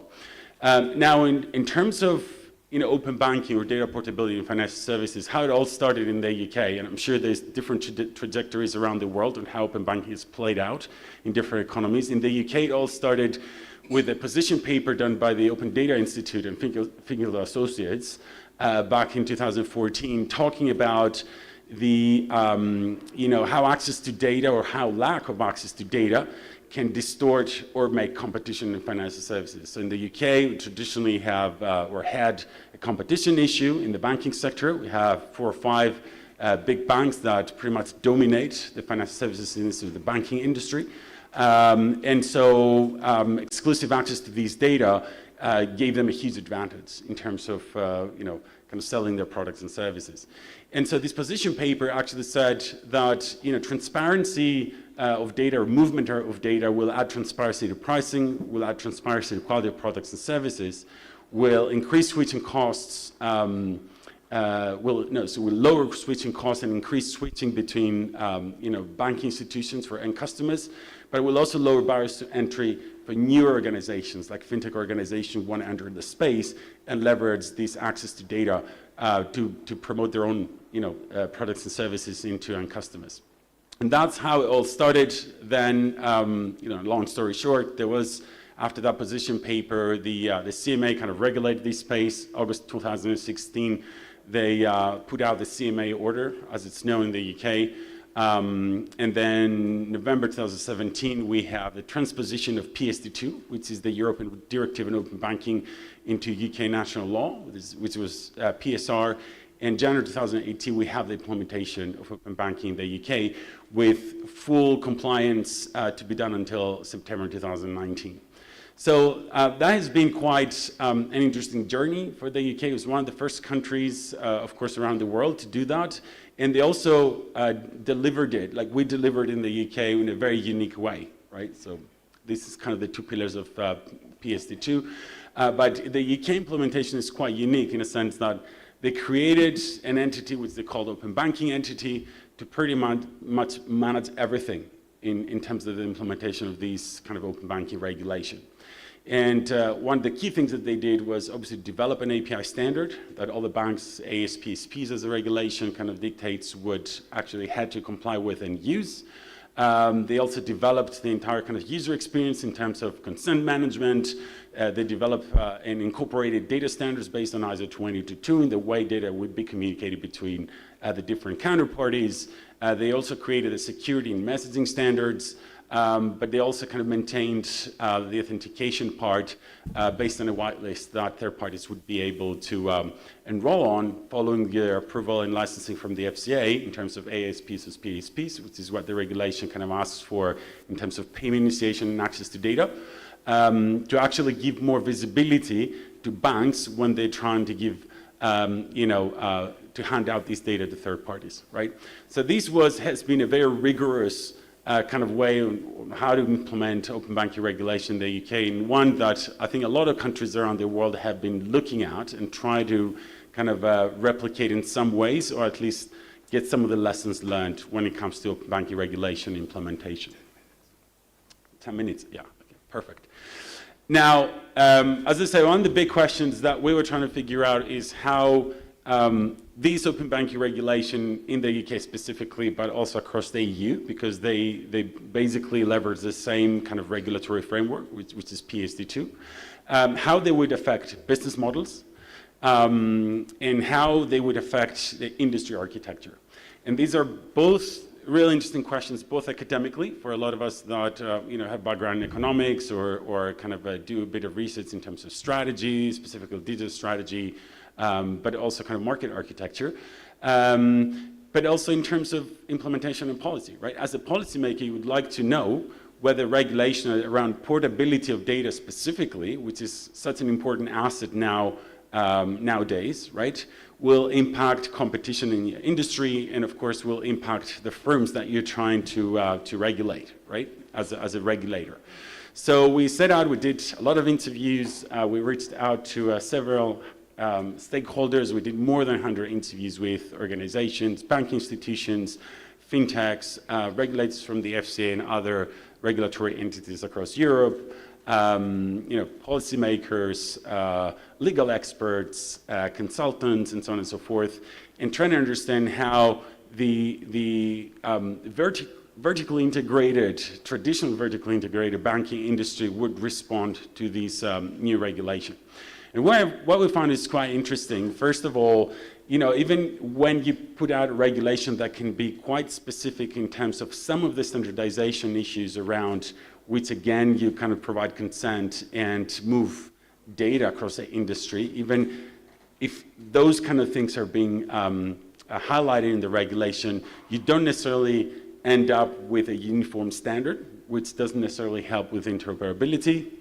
Also, we kind of highlight in the paper, and we found that standardization process, especially around the data sharing part, is a continuous multi-stakeholder process. So that's also kind of like a very interesting finding. That means that it's very hard to have one particular body kind of dictate everything. You need to have a conversation with the different stakeholders and trying to understand how you leverage, existing kind of infrastructure and existing standards that can root back to identification of different fields that the banks use in their own kind of data architecture, and try and incorporate these as you go and as you develop and leverage these data fields and standards into particular features and products and services. You have to fine-tune again and again these standards in order to correspond particularly to the market needs.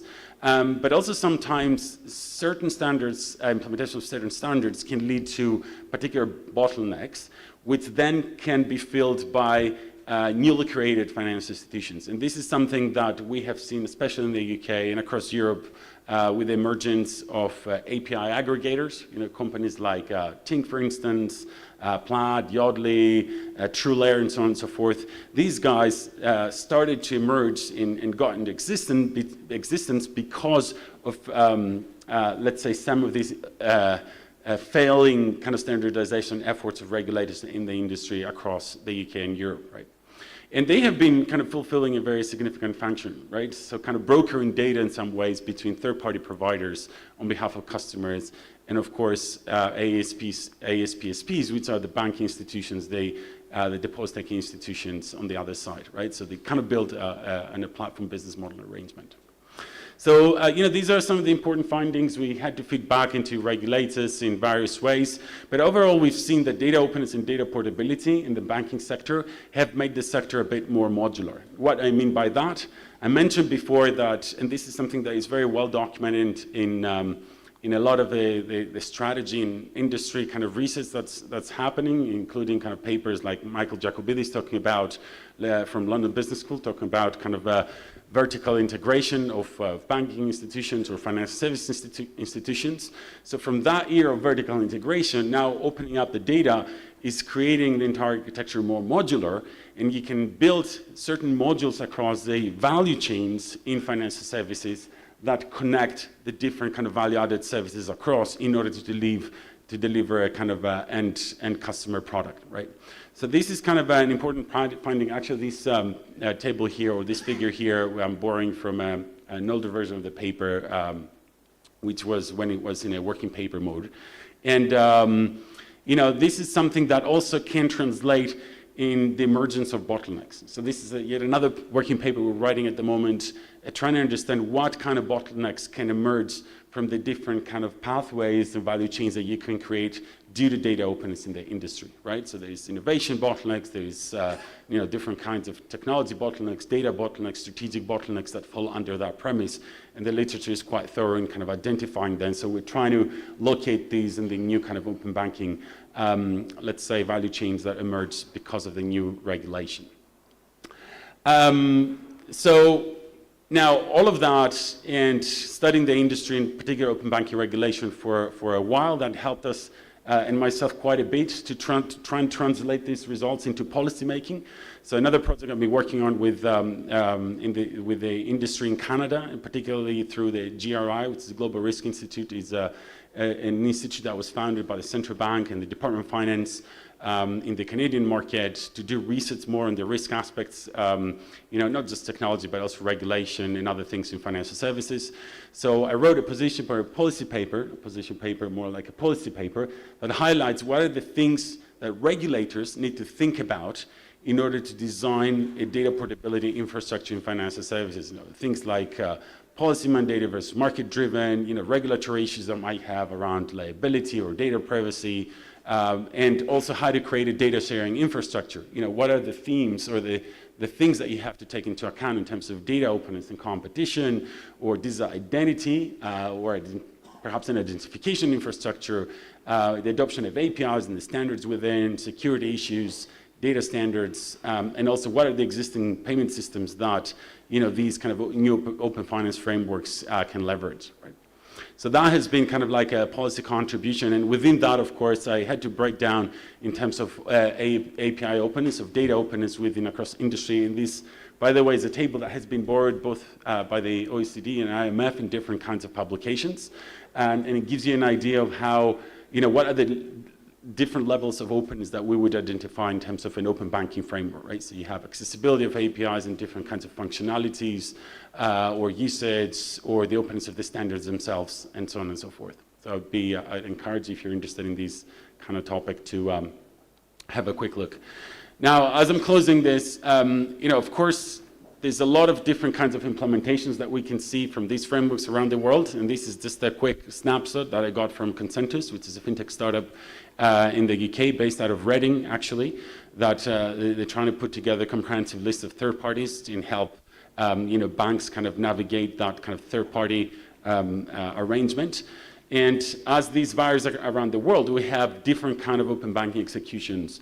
And for example, here in Kenya, I don't have a lot of information, but when the framework is being launched, perhaps in 2025, as it sounds, it may happen, it can be quite significantly or less significantly different from other implementations across different countries, right? So the Canadian model is very different to the UK model, the Australian model is different to the Australian, to the Canadian or the UK model, and so on and so forth.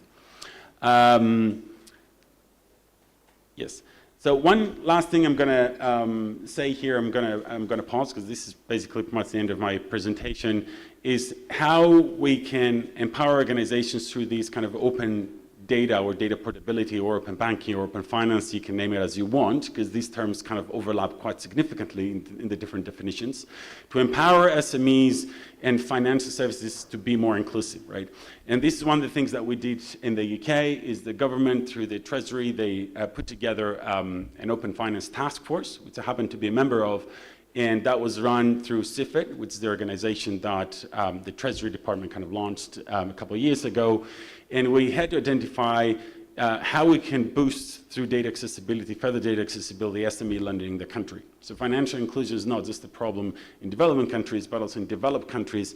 We had some significant findings. For example, we found that more than half of the SMEs that apply for a loan, if they get rejected, they never apply again. Right? So this is kind of them effectively being excluded, from the financial services system on the lack of data that can be provided to the banks so they can come up with better offerings to SMEs. So there's a lot of work to be done as the next step for open banking to open up further data, aggregate more data to provide the banks the possibility to finance, SMEs better, which we know SMEs are more than 50% of the GDP of the UK, and that's the case across many different countries. So this is a very interesting topic to follow, and I'm very happy to see that also, 10 seconds, yes, I'm done. Also, there's startups here in Kenya as well that are trying to tackle, the same issue effectively.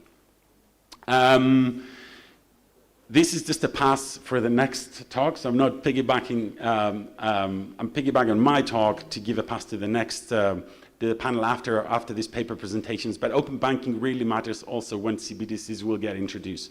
So I'm just going to point you here to Project Rosalind from the Bank for International Settlements, which is a collaboration across a few different banks. It was piloted by the Innovation Hub in London, BIS Innovation Hub, and the Bank of England, whereby they implemented a sandbox to provide APIs for third parties of banks to access ledger the central banks, right? So this idea, again, of data portability, how you can access data that reside at a different ledger, in this case, the central bank ledger, and how these can be used productively to advance further, the services and offerings that banks and third parties can offer.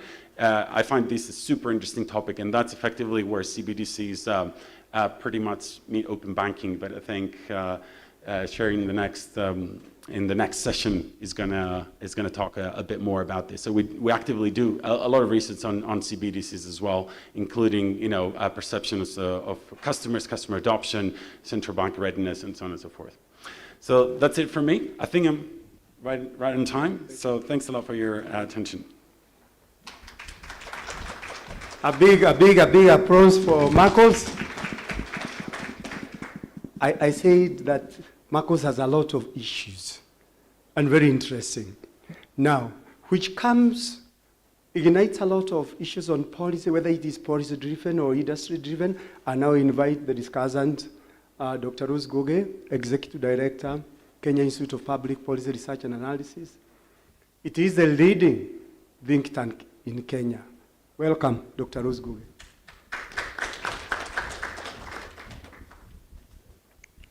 Yeah, thanks very much, Marcos. I hinted to Marcos that I just saw the paper this morning. So my presentation, therefore, will also rely on what he has presented to us.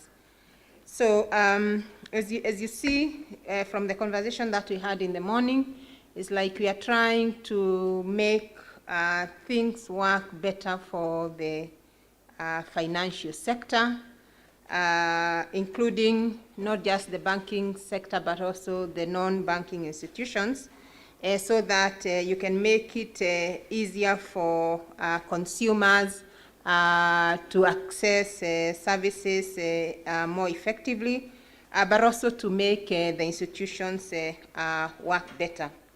And one of the things that he's trying to bring in is the aspect of sharing information.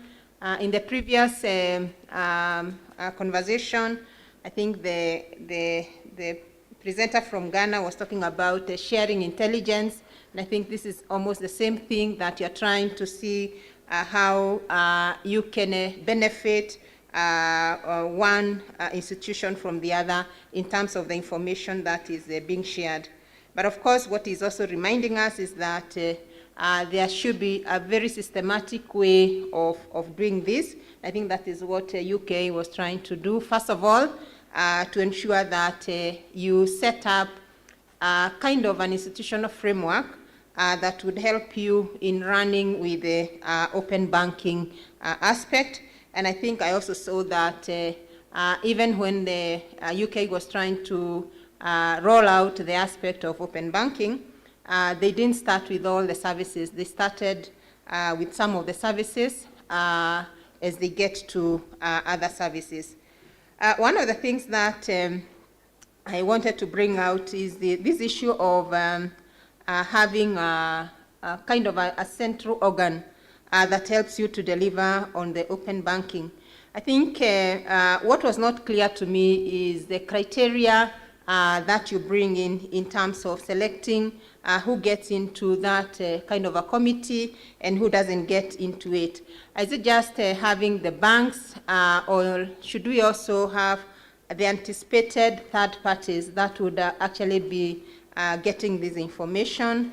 And beyond the banks, should we also not have other kind of non-banking financial institutions, given that banks are not just doing banking also? You find that banks have tended to have this universal banking formula of doing things, or business model, whereby they are offering insurance. There are those who have investment arms, as well as even managing some pension schemes, which then brings in the question, what should be the scope as far as the information that needs to be coordinated in open banking? What should be the scope for it? And I'll give an example of what the Kenya government is trying to do at the moment. And it's trying to promote crop insurance and also animal insurance, which of course is coming because of the climate change issues. And the argument is that when you have the crop insurance as a farmer, or you have your animal insurance, then when you go to a bank, then it's very possible for you to get a loan at a lower premium, because already the insurance that you've taken is helping you to reduce the risk exposure for the banking sector. So in the context of myself as a consumer, what is this information that the scope to which this information should get into, so that it helps me to navigate the services in the financial sector. The second thing that I would also want to bring in is the aspect of UK. I'm assuming that access to internet is very, very, very, very, very high. I would also want to assume that matters to do maybe with financial literacy is also very high. So in the open banking model, how do we sequence these events in terms of ensuring everybody has, for example, access to internet or can actually be in the system infrastructure, and also has literacy, even to consent. I know in the morning we were told that you don't necessarily find yourself in some situations consenting to being in the open banking, but the fact that you have consented to be part of my client, then I can move on with you and building the trust elements. In Kenya, we've seen a situation where it created some kind of tension whereby people started saying that, Safaricom is or the data from Safaricom is being utilized to support in the taxation system. And the issue that was coming out is that, if my transactions that I'm doing through Safaricom will be the target for the KRA or Tax Revenue Authority to get to me, then you may find that, that fintech element may go down if all of us don't understand the kind of information that is being shared between maybe Safaricom and KRA. And then the other element that has also been an issue is on taxation. So as fintech is growing, the aspect of taxation comes in for the transactions. And in some situations, people may be fearing that you are trying actually to bring in open banking, try to consolidate an information on Rosengugi, just because your target is very different in terms of putting together the tax base that you can use to do the taxation. So I don't know how these issues are taken care of in the context of promoting open banking. And then the other thing is a political angle. So when you have all the information about myself, and we live in a world where political issues come in. You have all my information, and you start, going after me. How would you ensure that the political aspect does not come or used inappropriately to target individuals? One of the things that I find very interesting and which could help the micro and small enterprises, as you have brought in, is maybe in terms of flexibility, if it's possible, flexibility in terms of the collateral element that you could be using, moving away from the physical maybe to non-physical collateral.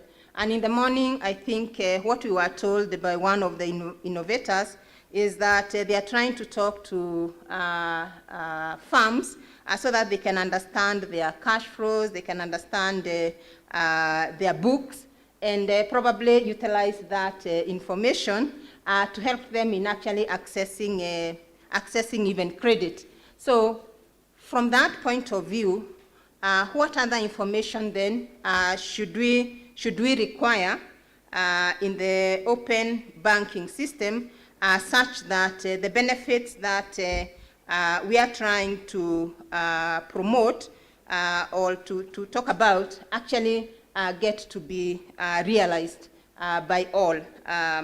Because the information about my books are just with me, they are not with the banking sector, but we would want to work with other innovators so that they can help us utilize the same to network with the banking system. Of course, finally, I would say that in Kenya, for example, we have introduced what we call the e-citizen. And e-citizen platform is whereby government and also the parastatals or government agencies, they are meant actually to utilize one platform in ensuring that the payments are being done. So, and I would say that this is a very good initiative that would help actually to push forward the aspect of open banking, where the government, the digitalization of government services take a lead in facilitating. And then finally, I just wanted to find out from you how you describe the open banking for UK. In the morning, the lady from Ghana indicated to us that the open banking that is going on in Ghana is consumer-driven. If you read in some situations, you'll find like in Kenya, where we started with the regulations, can we say that is regulatory driven?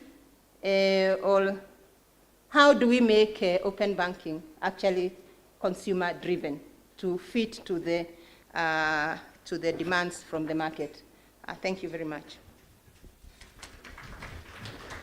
A big applause to Dr. Rose Goge, and thank you very much to stick into the 10 minutes. You can see my presenters and the discussants are seriously keeping time.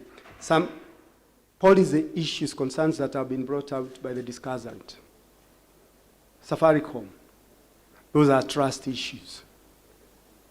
Then we have the taxation. The week that has just ended, this week I went to shop in some hardware shops in the CBD. And in any of the shops, we have been having the pay bill or till number where you pay through. And then the shops, they don't want that. They say, send the money directly to my phone. And it's not small money. It's money going to over 300,000 different shops. Nobody wants the money to go through the pay bill or the till number. What is that? So we are talking of accelerating fintech, financial innovations, but then that is being hampered and brought down by the issues of taxation. Now, on financial literacy, what is Africa's potential? My mother, I bought for her a good smartphone in the village, but she cannot operate it. Why? Financial literacy. When I send her money, she gets the farm worker to withdraw it, but then she realized at some point in time, that the farm worker gets her phone and transfers the credit that is in her phone to his own phone. You see? So let's hear about the financial literacy potential in Africa. Professor Mayan, 20 minutes. You're welcome.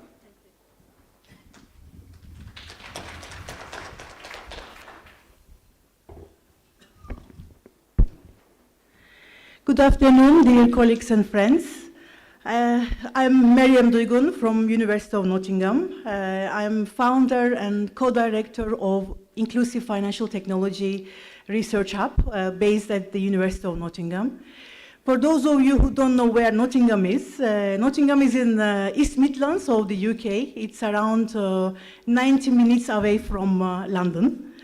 It's a beautiful city, so it's very convenient from London. So if you visit London, you must also visit Nottingham. I would like to start by thanking Professor Morinde and Professor Abikedir for inviting me to be here today at this very prestigious meeting. It's my very first time in Nairobi. I've been to Africa before, Nairobi first, and it is really amazing to be here enjoying this lunch with this amazing sunshine, whilst my city back home is extremely cold, around 4 degrees centigrade, so big difference. Let me start by promoting my research hub, which I am extremely proud. Infinity, Inclusive Financial Technology Hub, was established 1 year ago in Nottingham. We had 3 strands of research themes: inclusive analytics. This is aiming to translate the latest innovations in data science to applications in financial technology, leading to improved product design and decisions and consumer outcomes. The second area of research stream that we have is on inclusive financial services. Here we are very much interested in understanding how society can increase financial inclusion and the use of power of financial technology for good. This is aiming to create new products for underserved segments of the society. And here we are aiming to understand the key challenges in consumer protection. And this is all aiming to promote equality, diversity, and inclusion within the financial services by harnessing the power of data. And finally, our research strand in Infinity is inclusive risk. And here we are utilizing the predictive machine learning methodologies that presents investigators and regulators with a novel capability to come up with new models of complex risk measurement and management for measuring the risk that can come from pandemic risk, climate risk, or political risk. Infinity has been successful to receive the very large grant last year, around 1.4 million from Research England, to work on the commercialization ventures of encouraging new ideas, new research ideas to be commercialized ventures. And this is in collaboration with University of Birmingham and University of Warwick. Today, my talk will be about financial literacy, and I have a case to share with you that we have been successful to work with different stakeholders, academia and non-academic colleagues and stakeholders, and do this research in Uganda. But before that, I would like to have a quick snapshot. This is highlights. We have been hearing about the great achievements that have been happening here. And we have seen and we have listened to the M-Pesa's huge achievements here in Kenya. This is here, I just brought it some key highlights to give you an idea about what is going on in terms of tech startups, investment search, as well as financial inclusion. Here, comparing these 2 figures from 2021 versus 2011, as per World Bank figures, we see that mobile money platforms have driven account ownership in sub-Saharan Africa from 34% to 55%. And there is, of course, all these expectations on economic impact, with the projected revenue being 30 billion by 2025. And governments are advancing regulatory frameworks to balance innovation and consumer protection.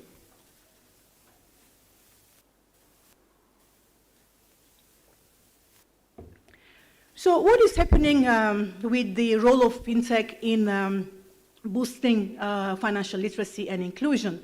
Here I brought you 3 studies, 3 great studies from Jack and Suri 2011. It's an MBR paper, GSMA paper, and a paper by Kedir and Cuomo, which was published in Journal of Cultural Economy. So according to these studies, fintech has played a transformative role in enhancing financial knowledge and digital literacy. And we have seen from the literature that fintech has improved access to financial services for underserved communities. According again to the same study by Jack and Suri, there has been building trust in digital platforms, and we have seen the example coming from M-Pesa, and promoting responsible financial behavior. So it was a combination of technology and education in terms of building this trust and promoting responsible financial behavior. And according to Kedir and his co-authors paper, there has been a significant increase in the likelihood of entrepreneurship among both women and men. with a major impact on women. So as you can see from this recent literature, we have the evidence of fintech playing a transformative role. So we had an interest in underserved communities. We would like to know more about what sort of challenges for underserved communities we could have. Here I identified some challenges for underserved communities. The first and very first one is the limited access to traditional banking. Women face disproportionate financial exclusion. There is also informal financial institutions serving as critical lifelines for them, according to Kadir's paper, which is very critical, very important here. And there has been low financial literacy levels. This is a study by Bank of Ghana and Central Bank of Nigeria. And there are other studies showing the importance of data protection, trust and security concerns, and limited access to electricity and internet, and finally taxation of financial services disproportionately affecting low-income population. And of course, these are all elaborated today in the morning. I will not talk too much about this. I know that you are tired, but please bear with me because I have a very interesting case. So here, there have been some fintech solutions, and these solutions came from mobile money platforms, peer-to-peer lending, as well as digital financial literacy programs tailored to local languages. I am emphasizing here local languages. So it's not just that you come and try to teach financial literacy in English or in any other language, but trying to connect with the people, with those underserved communities, utilizing their own local languages and emphasizing their cultures. So, again, here we are talking about how integrating financial literacy with technology. Digital tools were widely used to empowering users, providing personalized, interactive learning experiences, as well as bridging knowledge gaps with localized content. I'm emphasizing this localized content because later on, you will see in our case study how we have emphasized this utilizing localized content in order to have a better relationship building with the people we are trying to reach. And again, encouraging sustainable financial habits through gamification and incentives. And here the outcome is that increased adoption of fintech solutions and financial inclusion.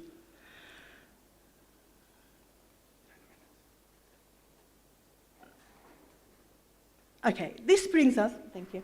This brings us to our Africa project, which focuses on enhancing financial literacy among smallholder farmers using digital tools.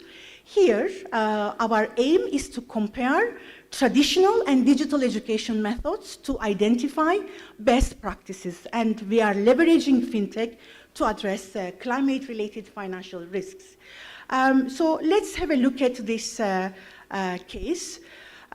This project was funded by Royal Academy of Engineering in the UK. Our partners are Nottingham University, Infinity, Rural Inclusion as a social enterprise, Agri-Evolve as a social enterprise, and UNCDF, United Nations Capital Development Fund, were the main partners in this project. As I said, our aim here is to measure different types of methodologies and try to give financial education for rural communities in Uganda, particularly in Rwenzori region.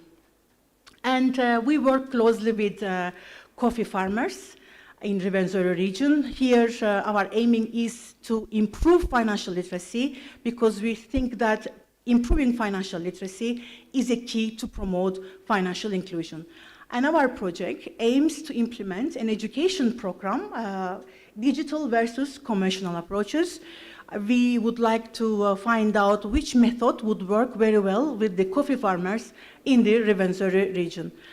I will be quick because I was told I have only 10 minutes. I can tell you that our work aligned with the United Nations SDGs, Sustainable Development Goals, with SDG 8, 4, and 13.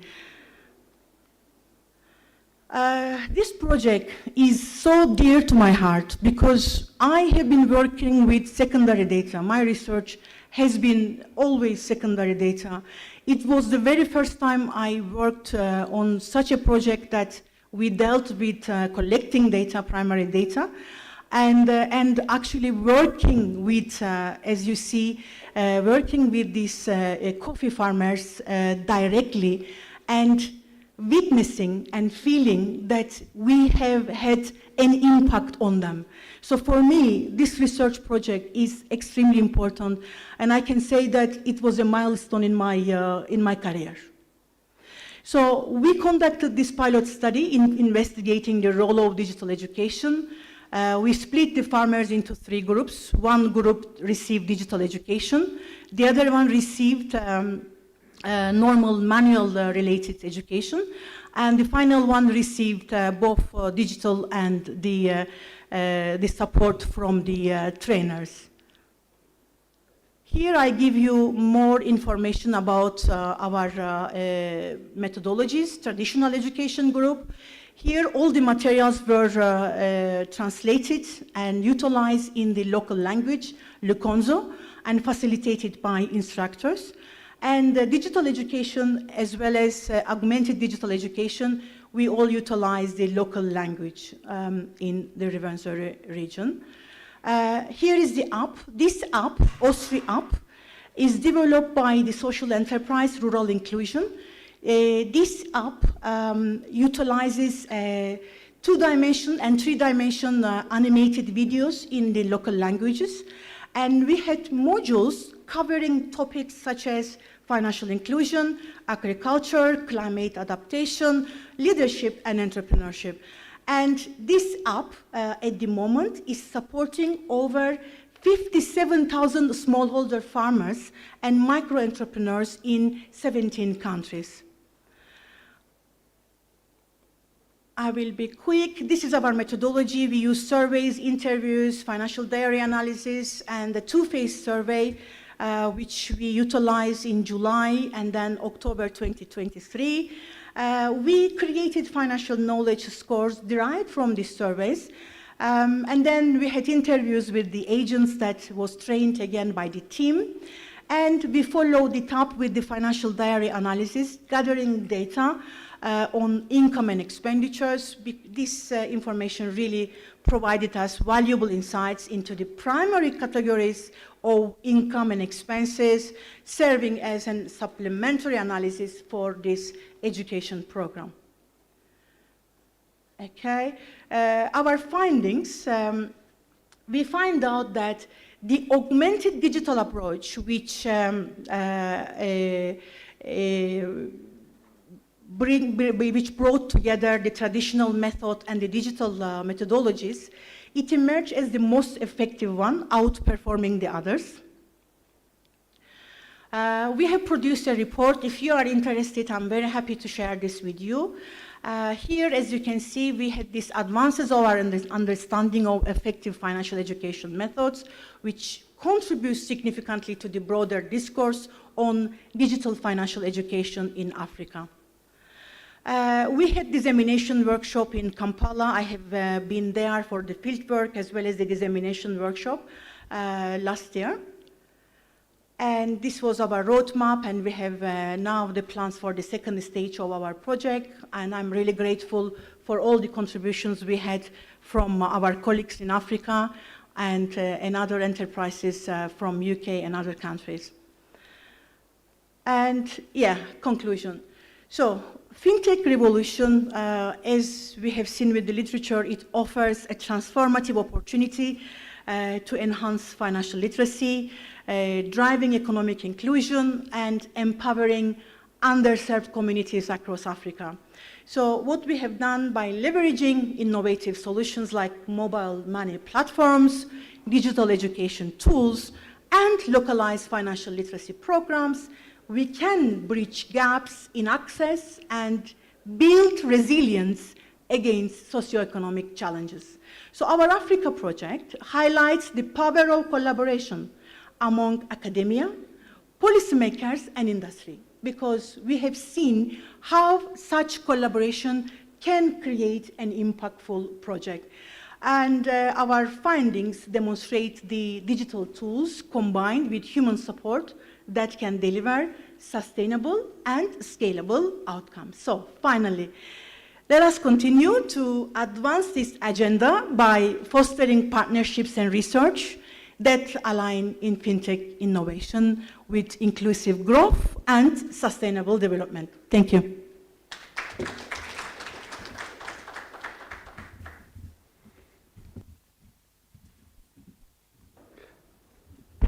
Another big applaud for Mercy. And thank you for saving 5 minutes, which now enables me to say something. If you're planning to go to the second phase of this work, please incorporate Robert Rensick. I can see him over there, and I'm sure he'll not charge anything. He has even raised up his hand. He'll be happy to join.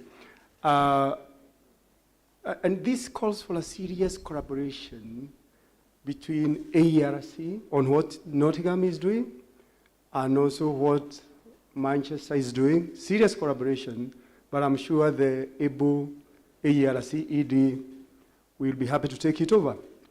Now, Professor George Karach, the lead economist for ADB. Yeah. Thank you, Marianne.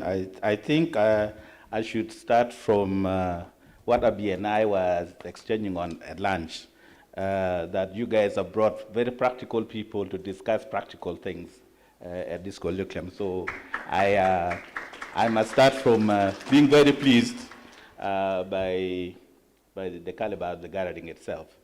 I think this kind of paper is very relevant because it's actually applied research. So we're not trying to do the things that Elon Musk and others are trying to do to take us to Mars when we have problems here on Earth. So very, very quickly, let me just comment on and so I won't take your 10 minutes. Let me comment on the things that I found very, very helpful. Clearly, the findings for me was not very surprising, because if you have an hybrid of methods, you are likely to have a superior outcome. And so I hope that in stage 2, and hoping that you will call more others onto the program, you will explore that in more detail. I'm also happy to hear the links between the SDGs, and I'm not surprised that maybe UNDP insisted, but I'm surprised that you didn't stop by the ADB to see the guys who are working on making finance work for Africa. Maybe they would have also collaborated with you on this effort. Now, I'm not too sure though, and this is something that we discussed earlier on in the morning, that given the level of literacy in our communities, the level of education in our societies, whether this effort indicates the possibility of replacing traditional banking as people adopt fintech. And I think there was a comment from one of the guys from one of the banks here this morning, that they are also innovating quite quickly, right? And if they're doing so, then the training modules themselves may need to evolve constantly, because the technology will be moving fast, as it were. So, and that means that this is not an effort that is going to be a one-off. It will be a continuous, and you maybe have to constantly do, what do they call them, refresher trainings for people to keep up with what new innovations in the space.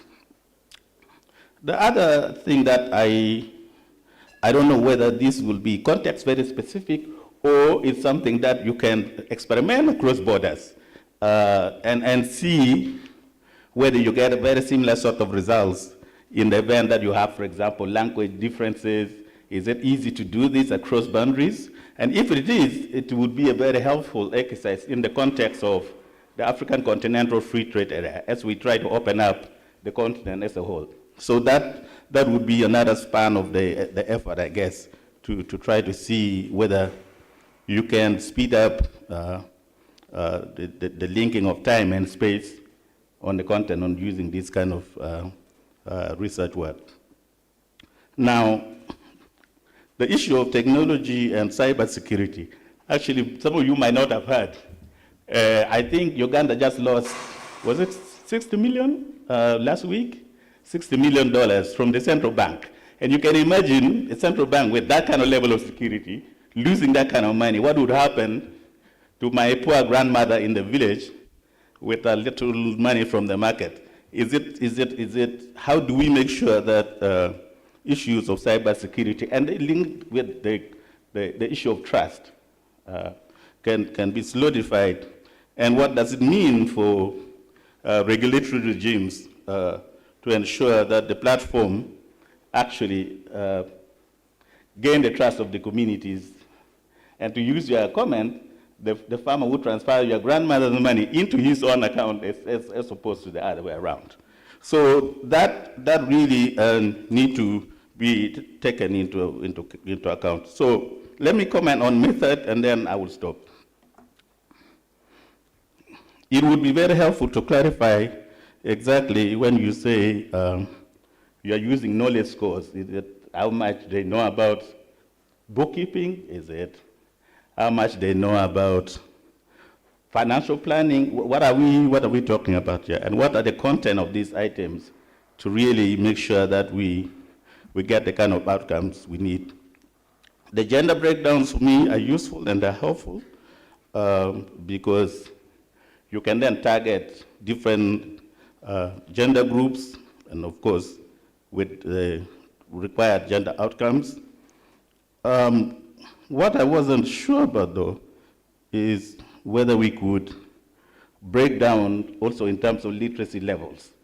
Are people who not certain category of education, would they cope better with this kind of exercise better than others or not? And my suspicion that you are likely to get different results depending on the level of education of the participants.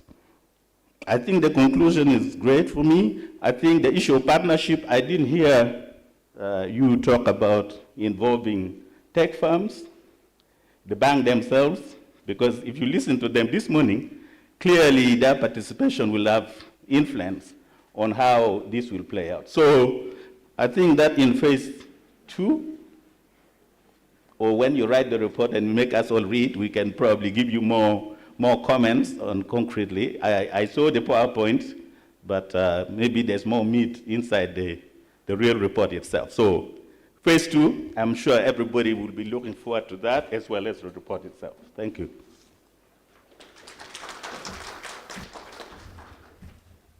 So thank you very much, George, for saving 5 minutes.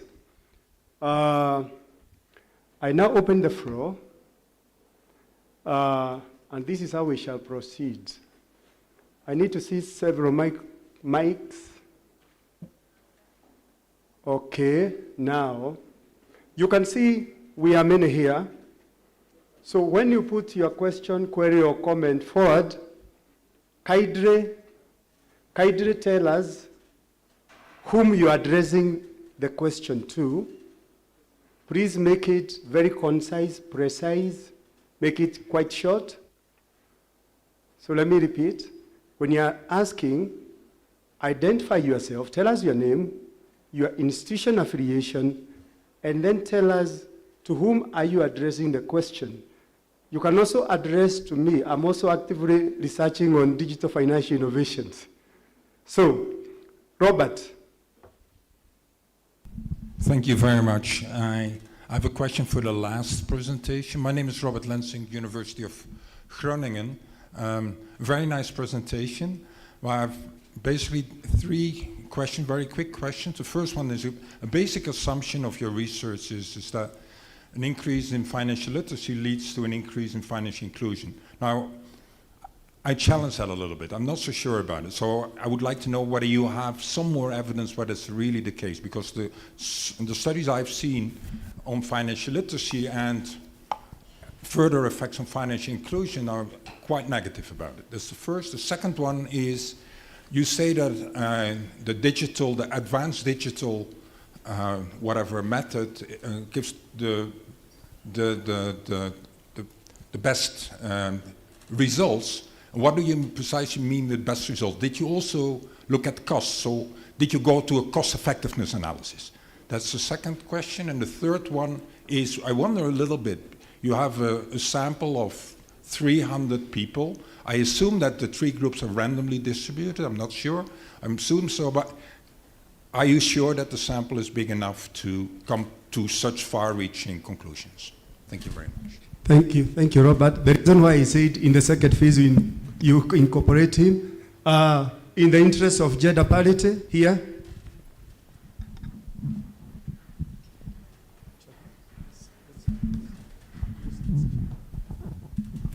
Good afternoon. My name is Radha Upadhyay from the Institute for Development Studies, University of Nairobi. My question is also directed to Professor Durgan. Again, I really enjoyed the presentation, and I think I appreciate the emphasis on local language, and I can see how that can be made more effective. My questions are linked to the previous.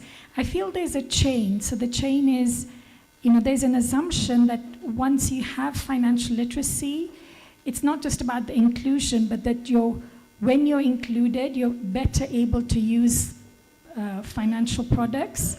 Whereas there's other research done, particularly on digital credit, which I can share with you on email, which shows that actually in Kenya, and some of my students have done it, particularly with young people. These young people are very financially savvy. So if you ask your typical financial knowledge questions, they do know the answers. They do know how to calculate interest rate. But that does not stop them from then getting over-indebted because of life issues. So I feel in this study, have you gone to the next stage? Like, have you seen whether it's like small, like a qualitative sample, that the people who do get more financial knowledge from this thing, when they're faced with a very risky environment, do they end up over-borrowing, or like, does that financial literacy actually help in the financial health? Because there's a lot of research that shows it doesn't, and we can't assume that higher literacy leads to better health. Thank you, Radia.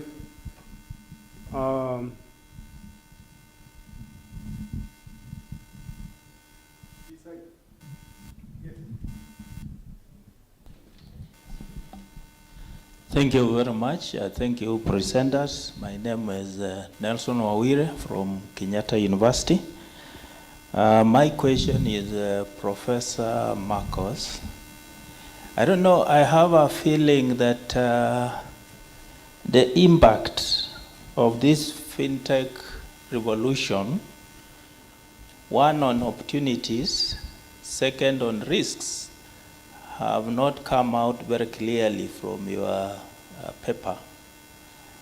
And also in terms of the paper, did it go a little bit further to see how the opportunities can be harvested, let me use that word, and also in terms of the risks, what are some of the mitigating measures that can be put in place should you have discovered that in the future there are risks? Thank you. Thank you, Nelson.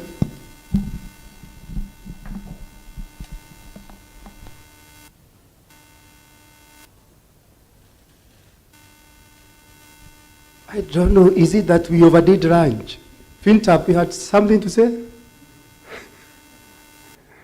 Okay, let me hear the rest. Yes? I can ask, I think on literacy, financial literacy, unlocking fintech potential in Africa. the potential did not come out very clearly. Because when I read this, I expected the potential to come out, that when we do this, there is this fintech, then this is what is going to be the potential.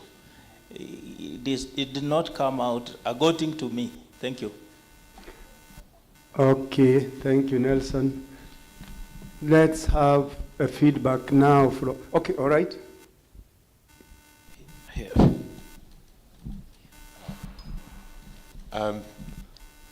Oliver Morrissey, coincidentally also University of Nottingham, and a resource person. I'd like to repackage the first two questions, but direct it for panel inclusion to Rose. There was a lot of literature and a belief that financial inclusion will be a great thing. It'll help everybody. But if, in reality, what's happening is that access to finance is really becoming access to debt, is that really going to be beneficial? Good question. Okay, let's hear now from our presenters here. Let's start from Marcos.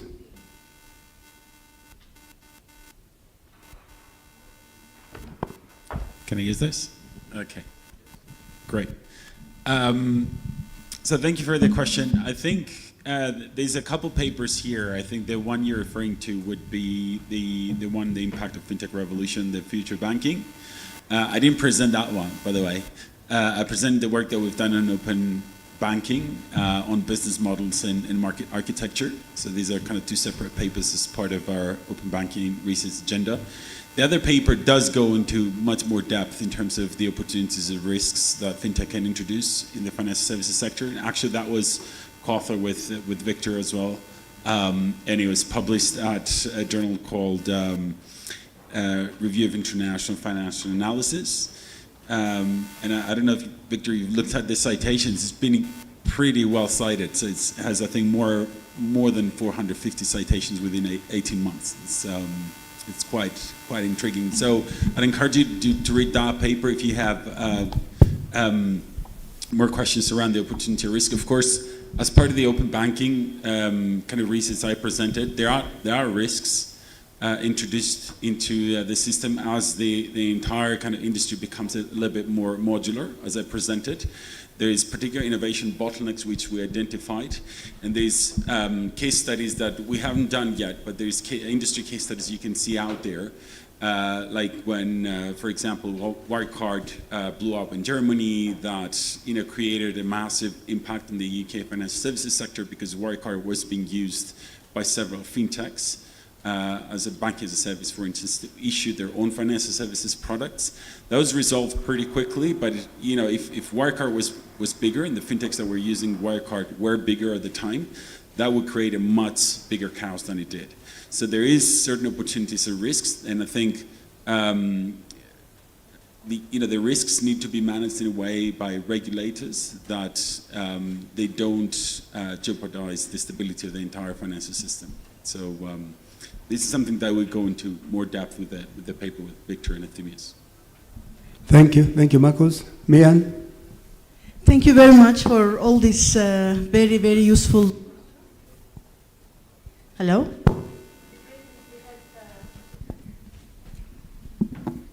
Thank you. It will definitely help to improve our research design further. This was a pilot study. So it was not aimed, we were thinking that we have this pilot study with these 320 coffee farmers, and then for the subsequent stages of the project, we can increase because we had limited time, limited amount of funds, and the project should finish on time. So we utilize this sampling that made ourselves to be as representative as in that context. So your question is relevant in that sense. For our future work, the sample size and other aspects will definitely be questioned further. We didn't check cost effectiveness yet. Perhaps this could be the area that we could elaborate with yourself. I'm happy to share the report we have done and submitted to the relevant stakeholders. So if I'm happy to see that you have an interest, so we should talk more during this evening. It will be great to have you on board for the subsequent stages of the project. Your other question, the very first one, we looked at it from this aspect that via financial literacy, this brings them more financial well-being, and it brings them to have a better judgment of financial services. So that was the starting point. So via all these steps, of course, if someone is able to have access, able to have the knowledge and the capabilities to have access to certain financial services, then this would make the financial inclusion successful. So that's the sequence of logic we followed. Coming to your question, financial inclusion can help. Yes, from what we have seen from these 320 coffee farmers, we had the opportunity to follow up their knowledge, financial literacy related knowledge over time via the financial diaries that we asked them to fill. We didn't teach them technology. We were teaching them financial literacy. So it's not our main focus was not teaching them, so technology would be redundant later, new technology would come. That wasn't our emphasis actually. We really wanted to give them this personal financial planning, risk management, making them to assess their risk in terms of the farm, their family, and other aspects. And then we have gone through the surveys to assess how this training had helped them or not. And we have seen that this training had made a great impact on majority of the farmers. Most of them don't have any formal education.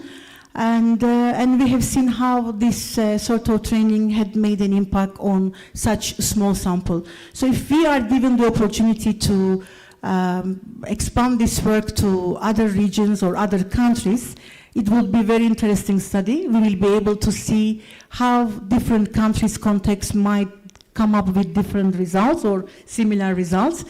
And I am really happy to explore if we could further work with you and other colleagues in the audience. Thank you very much. Thank you very much. You agree with me that there is a lot of input that has gone into the papers that have been presented in this session. And we can always engage the researchers here as when we are on tea or coffee break, or even during dinner. I want to most sincerely thank you the researchers and the discussants here. And let me say it has been a great honor for ARC to accord me this opportunity to chair this session. I invite Tom to tell us about the next session. Thank you very much.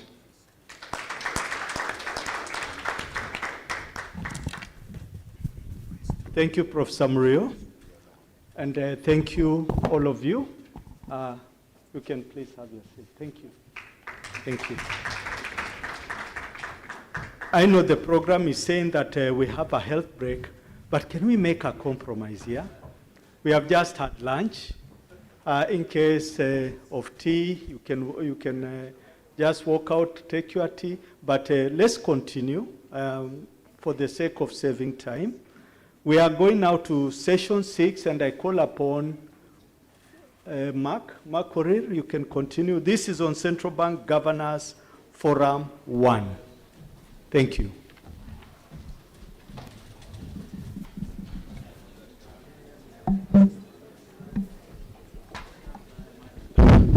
So, welcome to this session. This is session 6.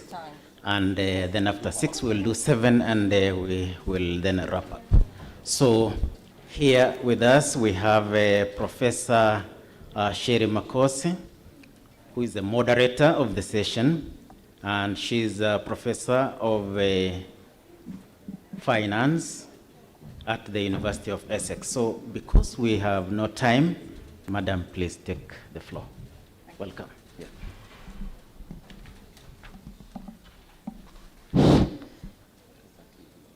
Yes. So good afternoon, everybody. It's a great pleasure to be in this most wonderful part of the world. My first visit here. Thank you to Victor. So we have here with us a very illustrious panel to discuss central bank digital currency. We've had a lot of brickbats thrown at fintech from the sessions we've had so far, what with 60 million missing from the Central Bank of Uganda. I mean, that's to add to 1.1 trillion. This is what Christine Lagarde said is the losses from fintech fraud, or fraud from digital economy. So on that note, let me just set the scene as to, if we can have my slides. I'll introduce the panel in the batting order soon after I've given the overview on what it is that we should focus on with regard to central bank digital currency, where we are at, especially in Africa.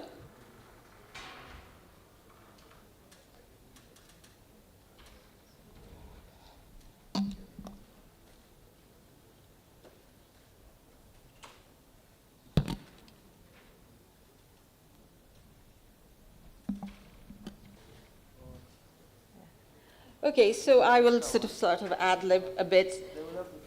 Central bank digital currency, as you know, we haven't had a huge track record. I mean, there are 3 or 4 nations and central banks that have rolled it out. One of it is the Bahamas Sand Dollar. One, of course, your neighboring country of Nigeria. And then, of course, China has had some experience, but generally not very good. The mark sheet at the moment reads, we are in the red with regard to these rollouts. But nevertheless, I'll make a passionate case of why we need to be focusing on developing a central bank digital currency. And that is because currently it's not because it's self-serving. I am an advisor to the Bank of England's advisory group on the central bank digital currency. And you can imagine the reputational damage there would be if you roll it out and it fails. So we have to make the best possible set of strategies to make it work. And I am contributing to the research that would enable us to make a good job out of it. Do I just? Yeah. Okay, so what's the roadmap? Digital fiat money, we want to replace the physical cash notes and coins in our pockets with a digital form of it. And it's absolutely vital that central banks do that if they want to maintain what's called monetary sovereignty, right? And to maintain money as a non-excludable public good, right? Alternatively, we'd be faced with the prospect of private money, in the form of big tech money, Diem, Libra, name it, whatever you want, operating behind walled gardens. It will be a case of monetary fragmentation. The singleness of money would be destroyed. The definition of a central bank digital currency, using the BIS definition of it, says that it is a central bank liability as opposed to any private sector bank liability. As you know, what we understand to be money for most part is actually bank deposit money. And bank deposit money is a liability of a private sector entity. So it is really not what we call fiat money or the government money. So to have that in a digital form in a way that it's a public good and non-excludable to the population as a whole is absolutely vital. The rollout of the Cbdc, and I will focus on the retail Cbdc, that is fulfilling transactions purposes, payments, the payments demands that we need to incur in any economy. I'm not talking about wholesale Cbdc, though I'm sure it'll come up in the course of conversation. And therefore, however, the first hurdle is who will adopt it and is it likely to be a success? This is a non-trivial problem. The reason for this is because money is a networked good, That is the critical concept behind network good is, they say about the rich, the fact that you're rich, you'll become even richer. It's the same thing with network goods. The more you have people using it, more will carry on using it. Hence, there is an S-shaped curve in the adoption, and there's a very good chance when you're up against what I called very efficient incumbent systems like you have here, you have in a lot of Africa, you have the mobile money usually hugely dominant, and in the UK and OECD countries, you have bank deposit card-based systems. So we are competing against a very efficient incumbent payment system. So the chances of adoption can be very low. So this is the first hurdle to overcome. And of course, Cbdc has to be fully interoperable with the existing payment systems by which card or mobile money and so on are being adopted. If it is not interoperable, which was the case we saw in Bahamas, again, there are chances that it'll simply not be adopted. The third point, of course, so what I'm going to say is the devil is in the details. The existing payment infrastructure is going to dictate exactly how you should roll it out. And the e-Naira example was going to be critical about what we should not do. It was a litany of mistakes and the lack of detail that went into designing it. It'd be quite obvious, I hope, throughout our discussion that'll come through. There are other aspects of the Cbdc. So once we've gotten over the hurdle and the threshold of trying to get people to adopt it, then we talk about other consequences. In highly bank deposit-based money like in the UK, there could be a run on commercial banks, and that is the last thing you want to do. And there we have the precept which says, do no harm to the existing system. If in the introduction of it you're going to destroy commercial banking, hello, you would not want that.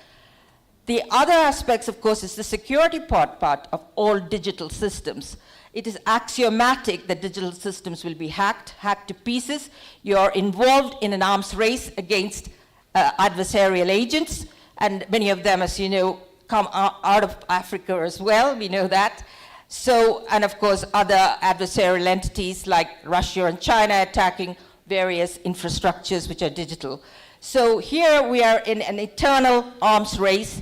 If we are not, we may as well not have. It's not worth the digital system being part of the monetary system. It's not secure. Last and final, there is some good elements to Cbdc. It's to do with deposit insurance. I was involved in a deposit insurance international conference, and Cbdc actually could be used as a self-insuring product. In other words, you could reduce the cost of deposit insurance, and therefore you could improve the resilience of commercial banks. But this is at the very end of a litany of problems that could go wrong. So let me quickly move to, So this is where we are, because the situation about Cbdc in Africa, this beautiful map will tell you that only Nigeria has rolled it out, but the blue ones are South Africa's down there as being interested, almost running a pilot, but this morning you said, maybe you're not. And then of course the pink entities are the ones that are now considering, and you may be able to add on to that because many of you are associated with the central banks in Africa. So what do we have here? I just want to show about the importance of infrastructure. So I'm actually involved in developing what I call a population scale agent-based model, which is data-driven. It has to be very specific to the economy that is being studied, and we have a model for how network effects would work. We use it's a game theoretic concept that adoption of innovative technology is not going to happen willy-nilly. You will adopt it because existing numbers of people are adopting, and we use a binomial distribution. That's the only equation I have in this whole presentation. Being an academic from University of Essex, we are into this sort of mathematical rigor. So I'm not saying I'm doing this to please my colleagues, but what that equation actually says is the burden of why adoption would not take place. The probability of success would be small if initial numbers of people are very low in having adopted in the first instance. So you see, it's a chicken and egg problem. If nobody has adopted it, then it's not likely to be adopted at all. But in the early stages, it follows an S-shaped curve. And of course, what it is it's a pairwise comparison. You have to switch from the incumbent to the one that you need to move towards the innovative product. And there you have to overcome the high network effects of the incumbent. So, I'll show you the statistic that with 97% of adoption of M-Pesa or mobile money, hell, you have to degrade the competition from the network effects of the existing incumbent to jump onto the new product. And that's very hard. And so it's no good just saying, the adopt Cbdc is low cost or whatever. That alone is not going to win the argument there. Right, so this is a case where the Bahamas sand dollar, as you know, less than even about after 6 years, less than 0.1% of the cash in circulation as a percent of GDP is Cbdc or Bahamas sand dollar. And the Naira, as you know, it is still only, sort of lingering in limbo at about 0.5% of cash in circulation. In other words, there's hardly any take-up. Right, so now this is an interesting chart which shows you exactly how the cookie crumbles, why infrastructure in your own country is very important, dictating what is going to happen. All the pink areas are the one where mobile money has flourished. As you can see, Africa is dominant. But the blue segments are where bank deposit-based card systems operate. So what you see in an example that we did in Africa itself, one of my PhD students is a middle-ranking official from Central Bank of Botswana. And Botswana is not a poster child for mobile money. It is a bank deposit-based money. So you see the pink little tabs in the middle show whether or not mobile money is going on or being adopted. Hardly any of it's happening. So it depends where you start from. And therefore, what is the nature of the, I was told there's this, So this is the infrastructure, in my opinion. So what you have in the middle there is your mobile network operators network, your agents, which are mobile money operators in that segment there. What that does is it tells you exactly why mobile money helps in financial inclusion, because the subscribers, the only requirement of subscribers, of course, is that they have a SIM card registration. A very low level of adoption is necessary. And then the huge network that you have from your mobile money operators would be the system that you would have to piggyback on to get Cbdc to move. You should not attempt in the early stages to set up your own independent network of agents. That's not going to happen. So you have to use the existing setup. And then how you interact with the central bank is important. What you have there is a central bank ledger. Of course, because it's centralized, you have all the issues to do with privacy that was discussed this morning. There'll be issues about trust, that people at the central bank can then weaponize the knowledge. Even how much you ensure them that it's entirely encrypted, they still have issues of trust. And then how it interacts, the point was made that the mobile money network operator, in the end of the day, banks the cash in the commercial banks.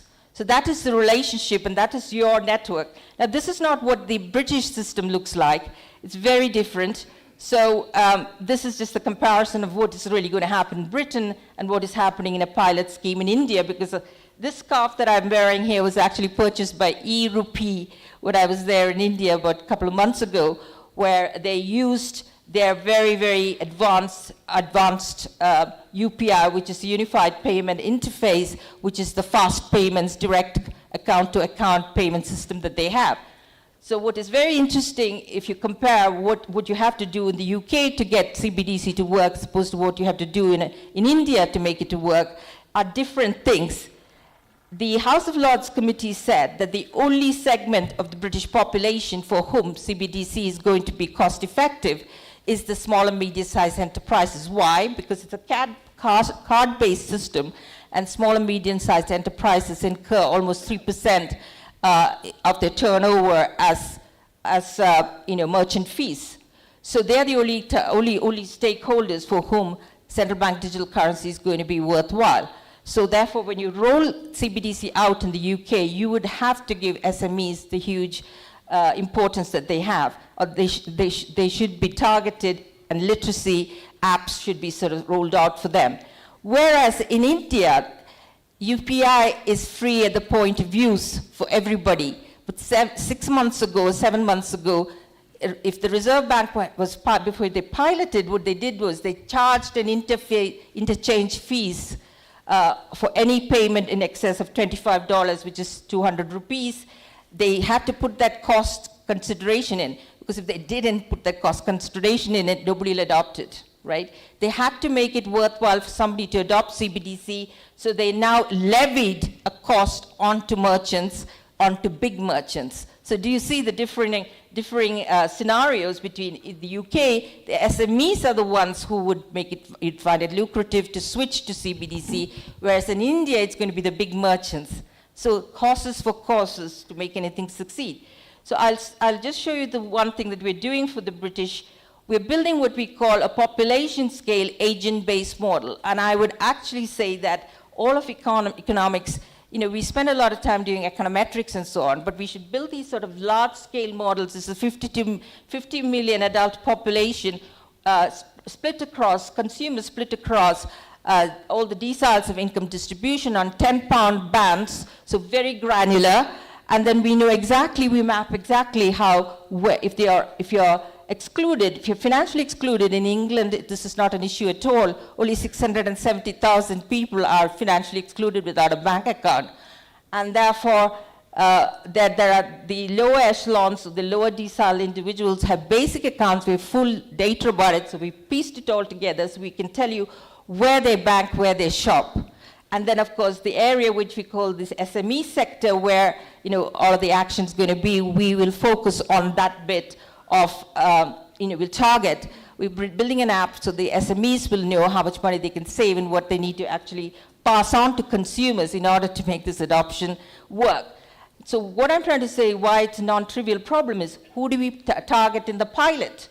Which banks, which grocery firms, which SMEs? These things have to be worked out to fine detail in order to then see who's likely to adopt it, and adopt it in a sort of period of time where we can claim that there is some take-up and it's sustainable. Okay, I'll stop at that, because we will now get, I have a whole series of questions.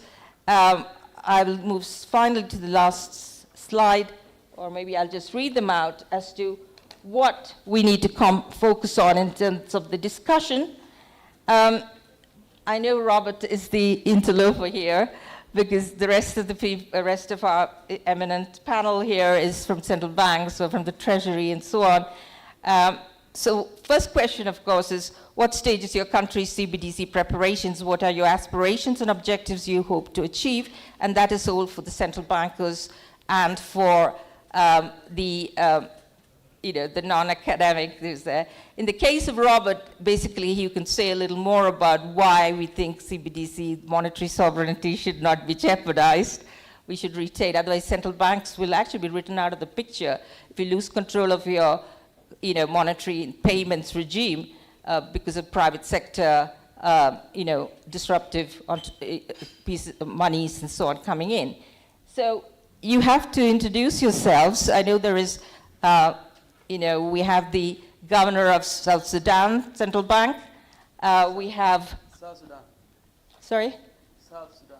South Sudan. Yeah, that's right. I thought I said that. We have, because the panel was changed, quite many times today. We have Professor Robert Lenswick. We have Kombe Kapanda. We have Professor Rashid Kassim, who's the Deputy Governor from the South African Reserve Bank. And we have Dunstan Ulvadi, he's the General Manager of the Kenyan National Entrepreneurs Savings Trust. So gentlemen, if we can, that's the same batting order as you're seated, starting from there. If you could sort of answer the questions in maybe 3 minutes each, and then we have a series of questions that'll follow one after the other. Thank you very much, Professor Sherry, for that elaborate presentations. And good afternoon, fellow participants. Let me just say, with regard to central bank digital currency, South Sudan is the least enthusiast in the region. There has never been a noticeable public interest in the Cbdc, and there has not been a great action also from the side of the policymakers themselves. There are a number of reasons. One being the infrastructure that you have just emphasized, and the other is that we have other pressing priorities. Given the legacy and the historical development that South Sudan has gone through over the last few years, this is a least priority in the context of South Sudan. But we have also known that since the launch of INARA and the Bahamas and the rest, that while in South Sudan we are taking a wait and see approach, while we are cautious, we can never avoid thinking about Cbdc. And so early this year, I think around March, I put together a research body at the Bank of South Sudan to look into the issues. Because I know early on, even in Kenya, Uganda, Rwanda, many of them are in, let me just say, countries are at different stages. There are those who have not started it, there are those who are exploring it, there are those who are doing pilot, and there are those who are really doing it, like Nigeria, for example. So South Sudan is at the last end of this process. So what we did, we put together a team, mostly made up of researchers from the Department of ICT and Research Department, and they have looked at the issues, and we thought if this is the case, let us then commission a study, bring on board a foreign firm from Germany to look at the issues, GN plus D. So we have commissioned a study with GN plus D, and at the moment I can say we are at that stage and nothing more. Thank you very much. So we have our next. Thank you very much for that question. And I think for us from the Zambian perspective, the approach is a little bit different. We started our research, I think, some 2 years ago, and I think we're mindful that our jurisdiction is different. So all the research we've done is based on the infrastructure we have in country, the payment systems infrastructure we already have, and I think from the research we're mindful that this has to be specific to our jurisdiction. And we've done comprehensive research, and in that research, our focus and our main objectives were to look at what we have existing already. The Zambian jurisdiction is pretty advanced in mobile financial services. Mobile money is very vibrant, and we've seen it assist us with increasing financial inclusion. So whatever research we're doing with the central bank digital currency, we are clear that whatever it brings to the table has to complement what's already existing. We're fortunate enough to have a national financial switch, so we're able to move payments from a mobile to a bank and vice versa. And for us, a central bank digital currency will probably have to come and supplement what the fast payment system is already doing.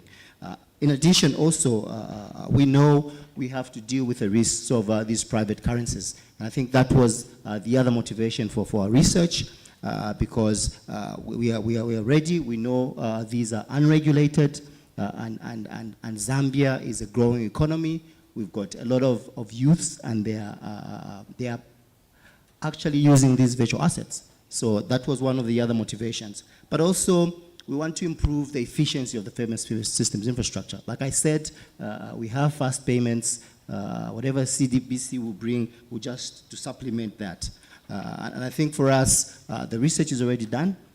If a central bank digital currency was to be piloted, we know which gaps we'll be meeting. And I think we know what we're lacking in the already payment systems in terms of mobile financial infrastructure. It's agent-based, and we know some gaps there. How do these agents constantly have float? And I think sometimes that's the gap where we envision maybe a central bank digital currency will come and fill, but ultimately it has to be complementary and supplement all the other efforts that are already in the jurisdiction. Thank you. That is amazing level of preparation there. So thank you very much. Yeah, so thank you very much. My name again is Dunstan Ulodi from the National Treasury, but seconded to Kenya National Entrepreneur Savings Trust. So I'll give a perspective not from the central bank perspective, but from my understanding of Cbdc. So first, I want to say that Kenya is very conscious about the risks involved around the rollout of Cbdc. Very conscious. And I think today morning, you heard from the central bank governor about the steps that the Kenya has taken. So in Kenya, before you roll out such a major innovation, what happens is that the law allows you to go through what you call public participation. It is a must. And therefore, when that idea came up, that concept was subjected to public participation. Basically what the governor was saying, stakeholder participation. And stakeholders gave their comments. And the comments informed a report. And so I can say Kenya at the moment is at the exploratory stage. We are exploring issues around Cbdc. And therefore, we do understand that we already have incumbent services which are actually performing very well. And I think everyone knows here that M-Pesa is really one of the anchor product or service for that matter, as far as, or a benchmark for that matter, as far as issues around the rollout of CBDC is concerned. And therefore, what we are then saying is, yes, we have learned from other similar products before, and we have also learned from experiences from other jurisdictions. We know very well that Nigeria has issued this product. We know, and we are in touch with what is going on there. And therefore, what we are saying is, before finally we roll out CBDC, we will really have to ensure that we take care of all the risks around it if we can. Probably we may not do all of them, but we are on course to do that. Thank you. So it appears that Kenya is at the same stage as the UK, because they've also issued the white paper on CBDC, and they have had a public responses all calibrated, and it's in the public venue at the moment, you know. So that is interesting. Shall I continue? Yeah, my name is Robert Lensing, University of Groningen. I'm not a banker, so I cannot say anything about experiences there. I'm a researcher. I think the first thing to say here is that there's, I think, surprisingly little academic research on CBDCs. There's little research, probably a reason is that we don't have data, so we tend to do a lot of econometrics, but that is difficult if there is no data. So I embrace the plea here for using agency-based modeling. I think that's a step forward, not easy, but important, because you have to take all type of externalities into account. That can be done with agency-based modeling. Just a few very quick reflections. For me, GDBCs is a little bit of a dilemma. On the one hand, I think that central bankers cannot avoid starting to develop CBDCs because they have to counterfeit the rise of unregulated cryptocurrencies. But on the other hand, you see that the results so far for the few countries which have rolled out, tried it, are not good. And so Nigeria is a big example. We all know that the uptake of digital wallets is very low, and those who've uptaken it, the use is also very low. I think that less than 10% of people who have the digital wallets actually use it. And then moreover, if you see what type of people are using it, it's not the really low. Doesn't work? Yeah, okay, now it's better, sorry. So what you see is that from those people who use it is typically not the lower income population. So there is really a challenge what to do. And a couple of issues, of course, are mentioned in the presentation. So in countries where the competition from other systems like mobile money is very high, it's very difficult to implement the system.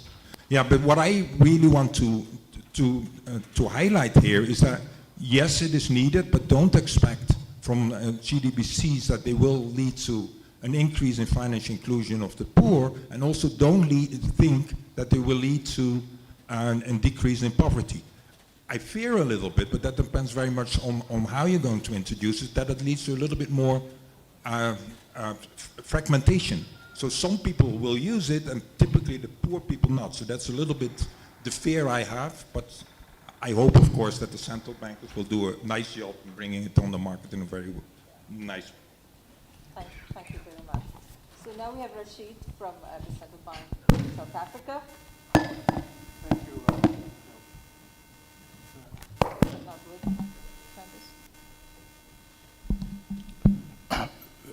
Thank you very much. Well, as many of you know that, and for those of you who've been to these conferences, when central banks were asked, what's your view towards CBDC, we all started off with the cliche, is it a solution in search of a problem? And that became the cliche in CBDC. I have overseen, in my tenure at the SAB, several experiments on CBDC, on the retail side and the wholesale side. But I guess I've almost tempered, it'd be interesting I've almost tempered my enthusiasm for CBDCs. I believe that in the long term, it is critical. But the reason I've tempered my enthusiasm is that you really could ask the question, what's your starting point as a central bank? And I think that in a country like South Africa, you have a bank-centric system. 90% of the population are banked.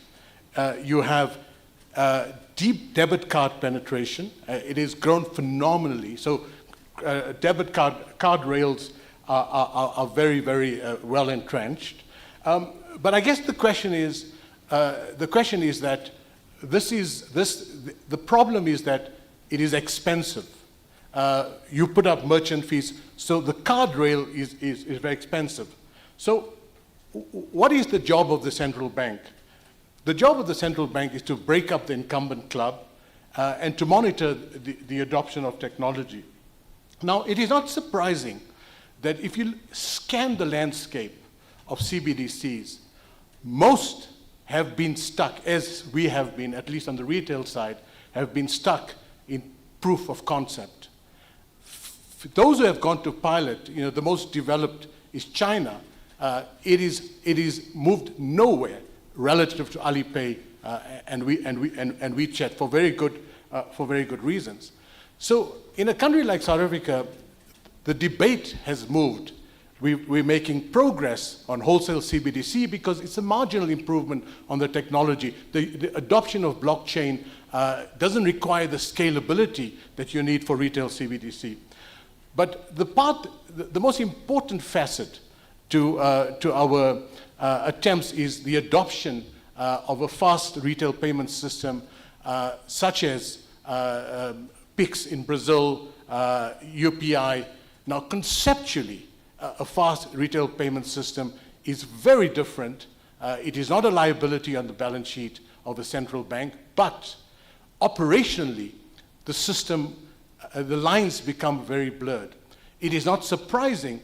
We will be chairing the G20 this year from December. It is not surprising that the big payments agenda is the interoperability of linking fast payment systems. It's almost kind of CBDC is on the back burner. There are some consequences to that, but we can get into a discussion on that. Thank you.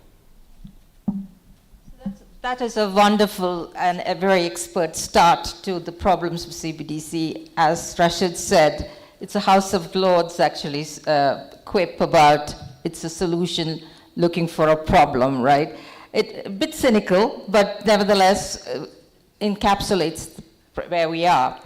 So the next question, so what we have here is a major economy, hugely digitally savvy, Nigeria, and so on, having, their rollout end up not being very successful. So we've covered some aspects of what lessons we have learned from there. The one lesson we are hearing very loud and clear is kick it into the long grass. Don't be the first to do it and fail, right? That's the wait and see issue. Even in the UK, you know that we have to have primary legislation. And in the US, as you know, the Libertarian parties have outlawed it, Ron DeSantis and so on. They will not have, it's almost as sacrosanct as the Second Amendment, or whichever you consider libertarians to go for. So what is it that we have to do with regard to our payments infrastructure for the readiness? Part of it is things that you would be doing in any case, fast payments and so on. And in India, the huge interoperability was what I was struck by. This purchase of this scarf using the e-rupee was phenomenal. The merchant had virtually nothing to do because the Cbdc wallet was fully interoperable with the existing merchant acceptance modalities. We need to say it was QR compatible, it was fully UPI compatible. So the money just went directly from the bank where the wallet money was being held by the Reserve Bank of India, it was State Bank of India, and went straight into the merchant's account.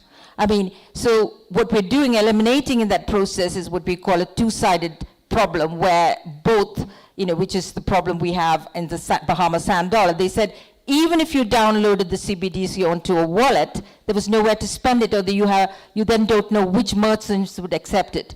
So would you want to comment on the interoperability issues, but maybe part and parcel, not necessarily in readiness for Cbdc, the sort of things you're doing in South Africa and so on, about what you would be doing to improve the efficiencies of your payment systems as it stands, and how possibly it could then pave the way for Cbdc?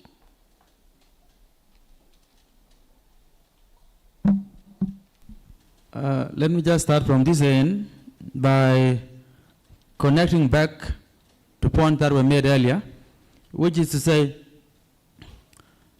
Cbdc is not, in the current context, should not be seen as a standalone payment system. It should be complementary to existing payment system. Where the current payment systems are weak, there's a need, especially for those of us who are behind, to ensure that the infrastructure is strengthened.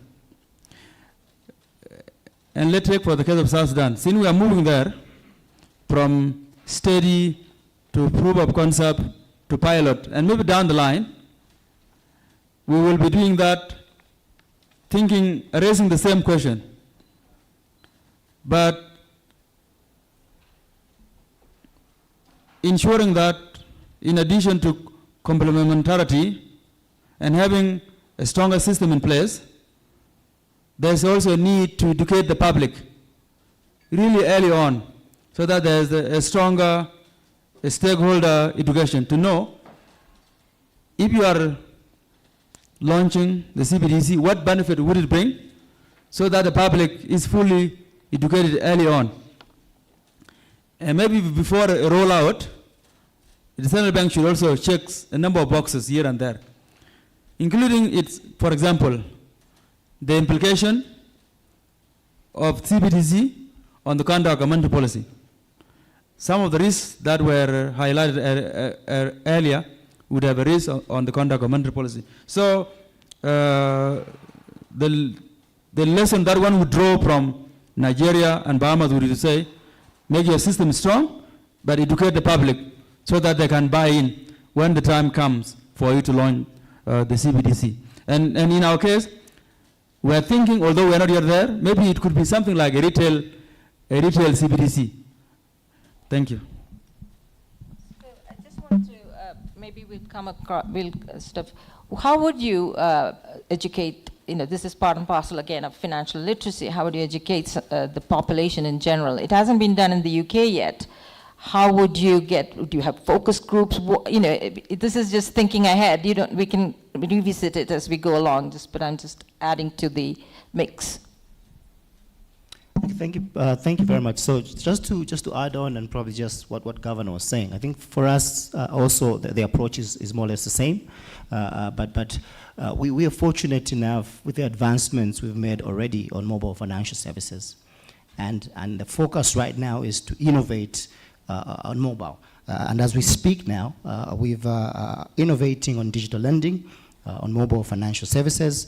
We are innovating on savings products, on mobile money. So the innovation continues, but we are mindful that because of the levels of financial inclusion we've reached, even these innovations now, like QR code payments, insurance, and micro loans, will still need to go back and perform that digital literacy, because it's one thing to grow and have numbers, but the general populace have to understand the basics on digital literacy and how to appreciate these services. So for us, there's a lot of awareness, there's a lot of campaigns to make sure we onboard as much as we can. But also thinking ahead, if we were to pilot a central bank digital currency, we've seen jurisdictions that have launched already, and the top-down approach doesn't seem to work. So for us, it's a bottom-up approach, but we have to be mindful that we have to carry along all the stakeholders in the ecosystem. And we've identified the main stakeholders. We know government is key. We know technology regulators, because that's the infrastructure we're going to ride on, are key. Consumer protection agencies are key, but the most important is the consumer, the citizen. So we pretty much have to, do it bottoms up, reach out through a consultation paper like most jurisdictions have done, and get feedback from the consumers, because it's one thing to do all this research and trying to implement, and then there's no adoption. So we really have to be sure about that before we can move in that space. But ultimately, like I was saying, we're comfortable with the fast payment infrastructure that we have. The National Financial Switch has been a game changer. Now we're able to move value seamlessly, efficiently, from bank to mobile and mobile to bank. Issues we're dealing with now are issues of fraud, issues of social engineering, and I think we have to make sure we do those things right, even before we go to a Cbdc. And I think for us, that's where most of the initiative is going. Thank you. Yeah, so thank you very much. Again, I would wish to give a perspective of Kenya. One thing which we need to maybe focus on as we talk about Cbdc is because, is the issue of, there are two aspects of interoperability. One is interoperability within service providers. The other one is cross-border interoperability. So the issue here is, do we have the right infrastructure for this? That is the first question I think we need to look at. But the other issue is, do we have a regulatory framework that takes into account these issues? And then one other thing which, in my view, would even be one of the main risks around issuance or rollout of Cbdc is the issue of trust deficit.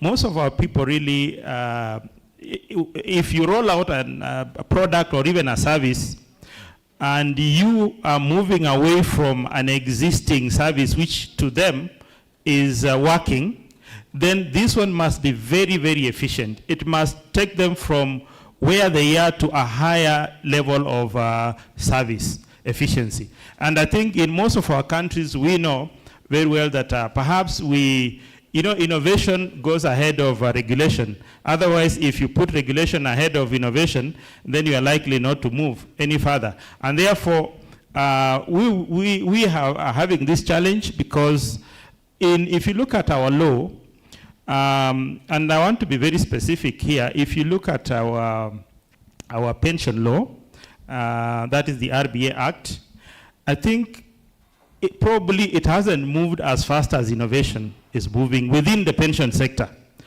We are now seeing a new architecture of pension schemes where you do not need a fund manager, you do not need, actually you do not need service providers, because we have that already taken care of by technology.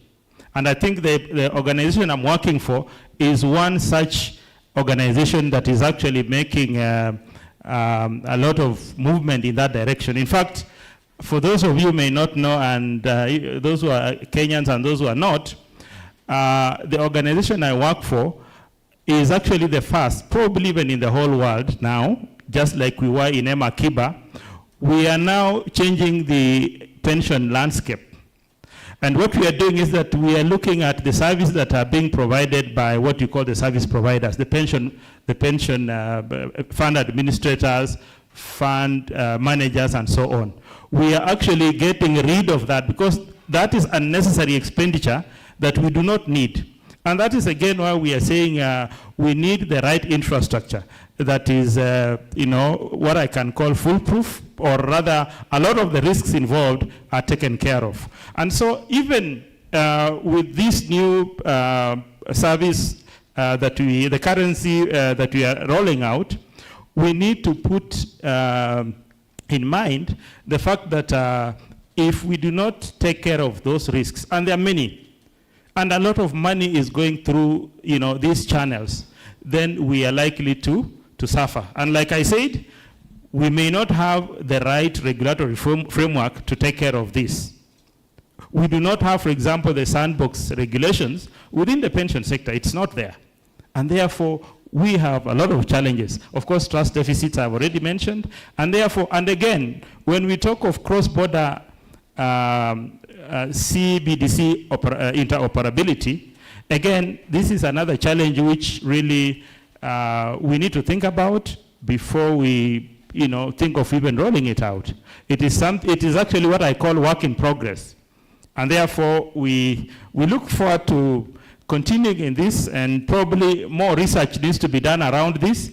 And I'm urging maybe a lot of people in Kenya here, we need to do a lot of research in this area because we need to make progress. Kenya is known to do many things. It has been a first in issuing a mobile-based bond. Most of you know it's called Akiba bond. This is another first that we are looking at. So let's keep moving. Thank you. And thank you very much. I think it's not so easy to draw lessons from the Nigeria case. I think it depends on a couple of issues. It's clear, I think, that some preconditions need to be met before you can roll out such a system. It's clear that, for instance, most of GDBCs are still handled via internet. So if you don't have internet access, so it's very difficult to have higher adoption of a big part of your population. Maybe financial literacy is also needed to increase adoption. I think it's also important to realize that you need to have tailored approaches per country. So the way how you roll out and how you develop it depends very much on the existing payment system. So we see examples where the payment system is well developed, and it becomes maybe very difficult to roll it out. Maybe it's easier when the payment systems are weak, but then at the same time you could argue that if payment systems are weak, what possibilities are there to develop a strong GDBC system? Now, what my neighbor also mentioned, I think that the trust issue is also very important. So privacy rules need to be set and need to be guaranteed, and here also maybe the issue of central bank independence comes in. So to what extent is it important that the CBDC is managed by an institution which is not affected by political pressure or political influences? Sorry, just comment on that. Yeah, that is entirely a question in many countries where you can weaponize, knowledge of your payment transactions and so on be held against you. So central bank, independence may be high up on the agenda, but how many of you, including South African, but you are an independent central bank, yeah.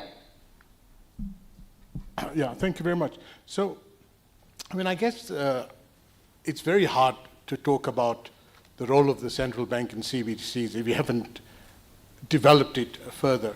I think it is this play-off between what is the issue? Is the issue that you want to get the payment system efficient, and if you get the payment system efficient, are you better off working on the payment system, or do you want to leapfrog to a different technology or the CBDC?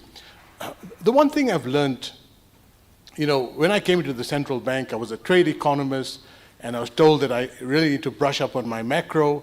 And then they said, well, actually, seeing that one of your responsibilities of payments, you really need to know more about network economics.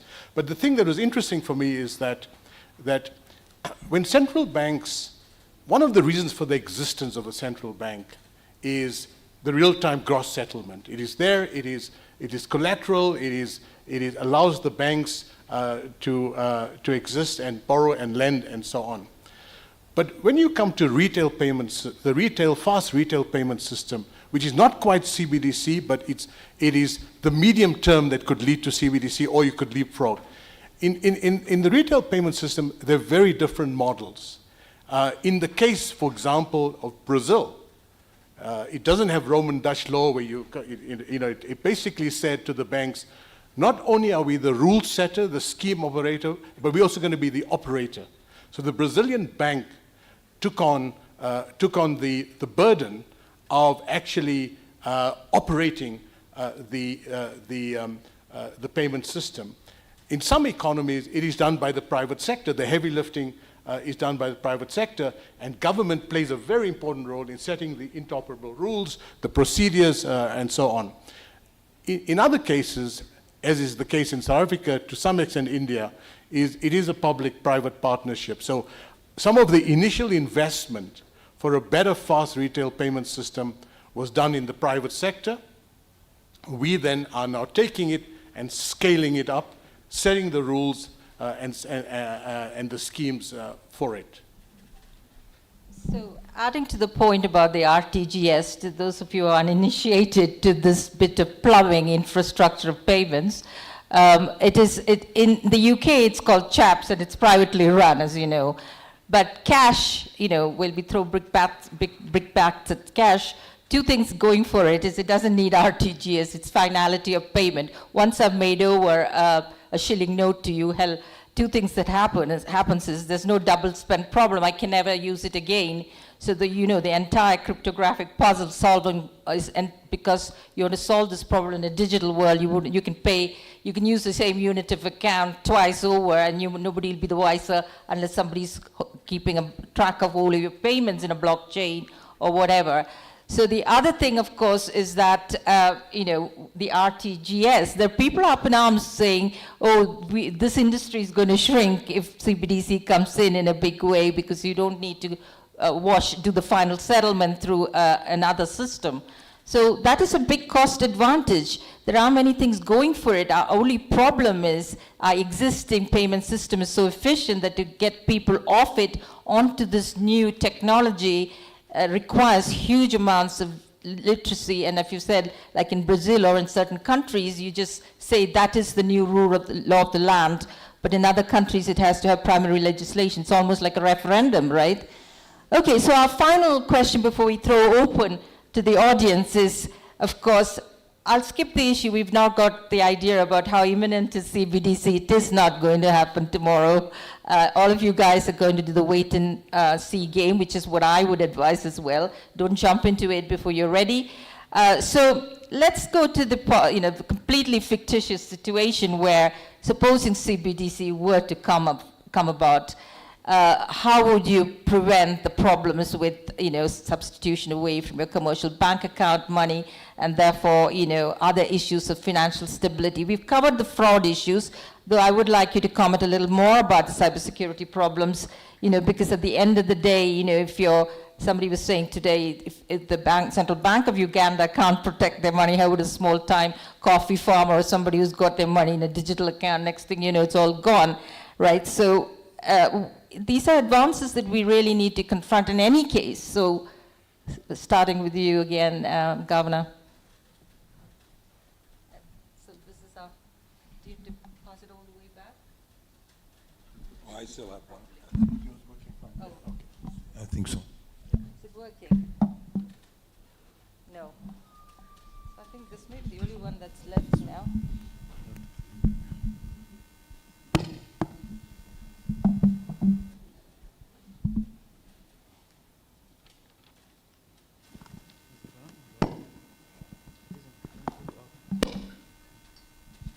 I got it. No, I got the other one, yeah.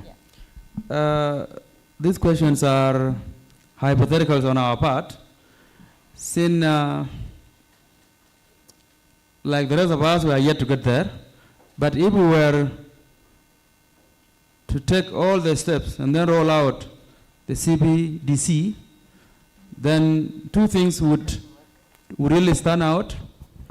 One would be to put in place a framework that ensures the protection, especially from the threats such as the fraud, the consumer protection, and then seeing it to it that this Cbdc system that we have put in place, whether it will be really final and whether we are having other possibilities of developing other systems that might take over the Cbdc tomorrow.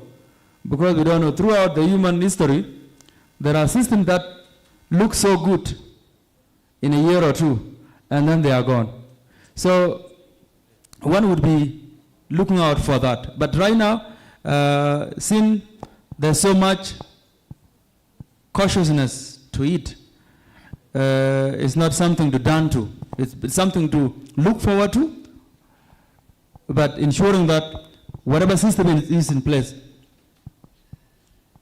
must work hand in hand with the Cbdc until when we cross that bridge. And when we cross that bridge, the two things that I've just said, consumer protection and protection against frauds are put into consideration. Thank you.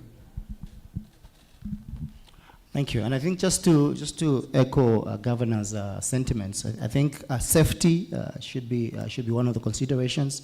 I think for us, it's trust. If we go back in history, even when we were using shells to pay or coins to pay, it was an issue of trust. You'd bite that coin, scratch that coin to make sure it's a real thing. Trust should be one of those initiatives. But for us, I think we'd keep it simple and just look at the objectives of what a payment system should do. And we'll go back to basic principles and just make sure, we don't do no harm. Whatever existing infrastructure that's there, we pick it up from there. Secondly, we'll make sure we coexist with all the other existing payment systems infrastructure. And for us, that will be key because we've spent effort and we've developed this infrastructure and we want to carry on it. The third thing we'd look at is to promote, just broader innovation and carry everybody along. And we know this is digital infrastructure, so with cyber being the highest ranking risk globally now, I think for us we'd prioritize that. We know quantum computing is coming, so we have to build systems that are quantum resilient to mitigate all those risks. And I think for us, if we keep it to those basics, do not disrupt, and see how best it can interoperate, and probably, most sub-Saharan Africa is struggling with cross-border payments. If we can streamline that and make sure value settles instantly across the globe, for us would take that as a good initiative. Thank you. Okay, so thank you very much. For the case of Kenya, again, I would say that we have fairly good infrastructure to support the rollout of Cbdc. And one of the things that we have is we have a very good agency network in Kenya, which is fully established. And the other thing that we have is the issue of mobile money integration, which we have, and I think we were informed here today morning that a lot of banks in Kenya now are leveraging the same technology. And another thing I can say, which we are increasingly improving, is the issue of internet and digital infrastructure in Kenya. I think I'm very sure if you go to any part of this country, you can have access to internet. And internet is one of the things that is required. But then, should we roll out Cbdc, then there are certain risks that we also need to be very aware about. And of course, one of them is the run on a bank. Because the issue would be that you have both money in your account, but you also have the Cbdc. So what that one means is that if there is mistrust in any of the two, probably in the money that is existing in the bank, then quickly people would move money into the digital money. They would actually transfer money to the digital money. What does that mean? It is actually now bringing about, it is actually removing banks from intermediating in the financial sector. So meaning that the role of the bank will increasingly be diminished, and that is not a good thing. Then the other issue, which is also very important, is there are other risks. Of course, we have already mentioned the issue of hackers. They would want to penetrate that system and get the money. But I would also provide some solutions should that happen. One of the solutions we can have is to provide limitations in terms of how much you can hold in digital currency. If we allow you to hold as much as possible, then that balance can actually lead to that bank run should there be any mistrust. Then the other issue would also be that we provide the money that you have in your account, if it attracts probably a higher interest rate than the digital money, then there will be no need for you to transfer money from your account to the digital form. And I think these are part of the thing. And then, of course, you can also have maybe another safeguard where you access to your money is tiered. Let me say, you can access your money at different levels. You can't access all your money at the same time. So probably we can say you can access a certain threshold of your money at this point, and then later on, so that now even if you were to transfer money from one account to from one form to a different form, you can only transfer up to a certain threshold, and therefore there could be no run on your the run on your bank is mitigated. So I think those are some of the things that I think we can do. But like we have already said, we are very cautious, and we do not want to roll out this currency when we have not taken all those safeguards. Thank you. Thank you very much. Difficult to become hypothetical here for me. Most of the things have been said, I think, already. Important to be very cautious. And one of the things you were hinting at was how to avoid bank runs. There was the specific questions here. I think the only thing we can do then is first go back to the bank run literature, so that I think implies that you can only avoid it if you have proper regulation. Maybe you need to go to this deposit insurance type of thing backed with Cbdc's. The other thing what you mentioned there is maybe a cap on the amount of Cbdc's you can use. But anyway, it's very difficult to roll out the precise things you need to do, but the proper regulation, that would be key here. Yeah, thank you. I think that the impact of CBDCs on bank runs, I think the literature tends to exaggerate the impact of CBDCs on bank runs if we had one. Obviously it depends. Do you have a token CBDC where basically instead of having cash, you have a tokenized wallet on your phone, and that has a whole series of consequences about how you manage cyber risk and so on. But if you're going to go the route where retailers for the first time have an account with the central bank, then there's some disintermediation that you need to take care of. You can put a cap on it. It may be the way to go.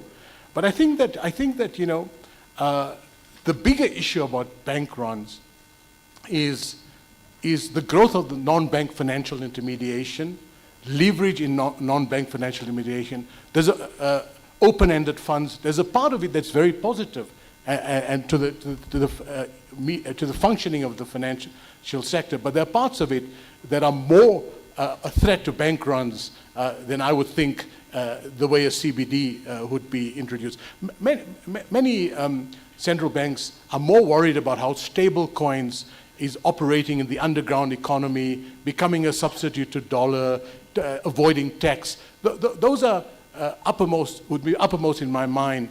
I think if you have a well-entrenched, you've got deposit insurance and a variety of things, I think that one can easily, I see many papers started with CBDC and the danger of bank runs. I'm not very convinced by many of those papers. The thought process is not rigorous enough to take you there. So I totally agree with you, Rashid, but the bank run problem of CBDC is overdone, overcooked, as the British would say. I mean, put a cap on it, and that sort of thing. But having said that, the bank run with the Silicon Valley Bank in the digital world was what 32 billion ran out of the Silicon Valley Bank into other banks, mind you. So it didn't get physically out of the banking system, but nevertheless, that happened in 8 hours, thanks to Peter Thiel and his friends. Anyway, I think this is a very good point. We had a fantastic discussion. To throw it open to the audience for questions. We'll take several questions, as has been the norm.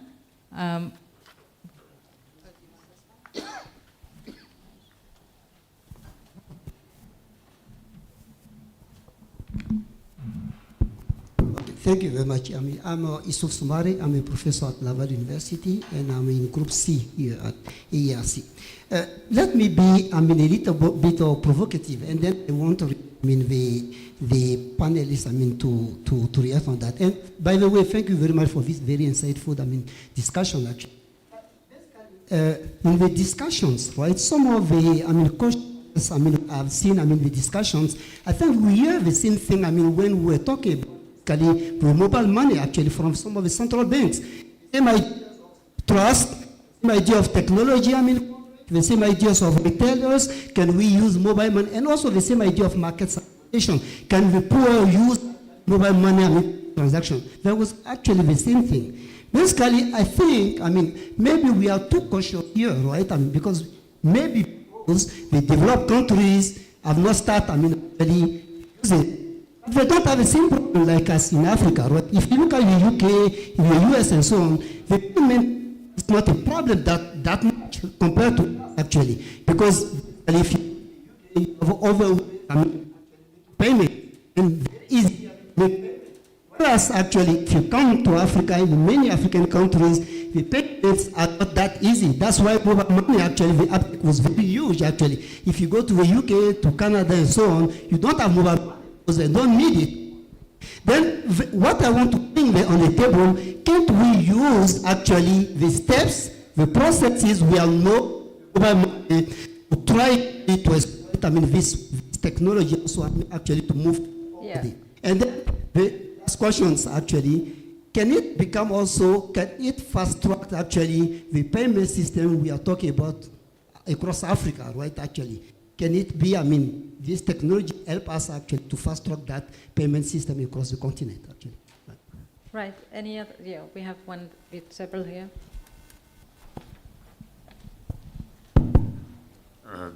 Thank you very much. Interesting discussion. My name is Witness Mbanegay from the South African Reserve Bank. Two small questions. So I think as DG Rashad sort of pointed out, at least from our point of view, I think the rationalization for Cbdc is not very clear.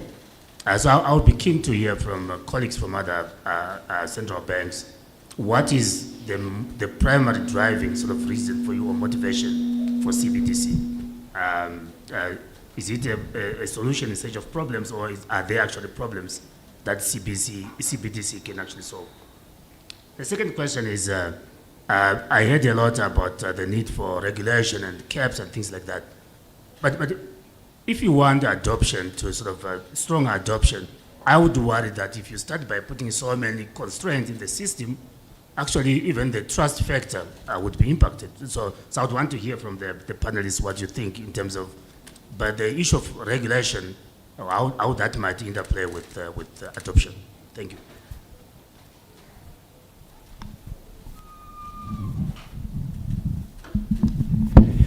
Thank you very much. Lual Deng, Ebony Center, South Sudan. Very interesting discussion. My initial reaction to say the Cbdc would contribute maybe in making the primary objective of a central bank, which is monetary and domestic price stability.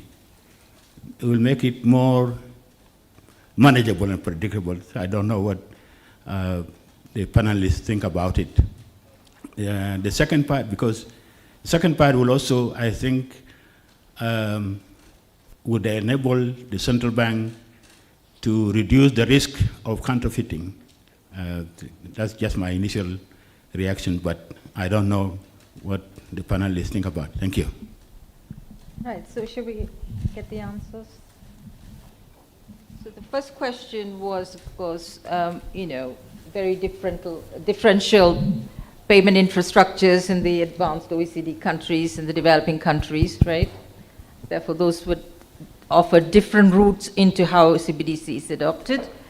The second question was, they haven't heard a strong enough rationale for why there should be CBDC, right? That has to be made more clearly and well. Maybe I didn't do my good job.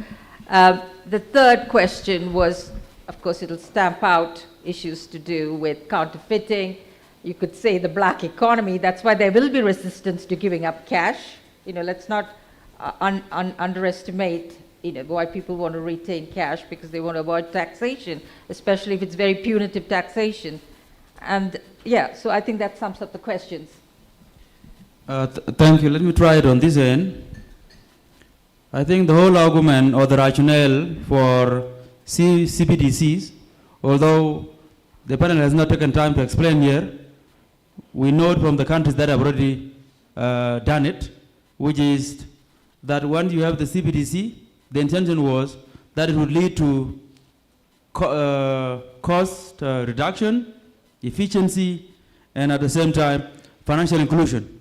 Those are the proposed or the expected outcomes of what the CBDC would result into. Of course, for the countries that have already gone ahead and they have rolled out, do we see those benefits? And the answer may be mixed. So this is what I can say to that. On whether the CBDC would truly support central bank in their mandate, again, that's an empirical question, in the sense that, let's just use the example of the countries that have already done it already. And the difficulty why many central banks are finding it to lash onto the CBDC. So we see that even the advanced economies, such as the US, the Federal Reserve System, the board members are saying, no, this one, we must take time. So, and it's because of the risks that are likely to be involved. It is because of the cost of even running the system. So, it could lead into benefit in the future, but in the meantime, there are some difficulties that are hard to overcome. And that's why there's this hesitance from central banks. And thank you. Thank you, Governor. And I think for us, from the Zambian perspective, we understand that context matters.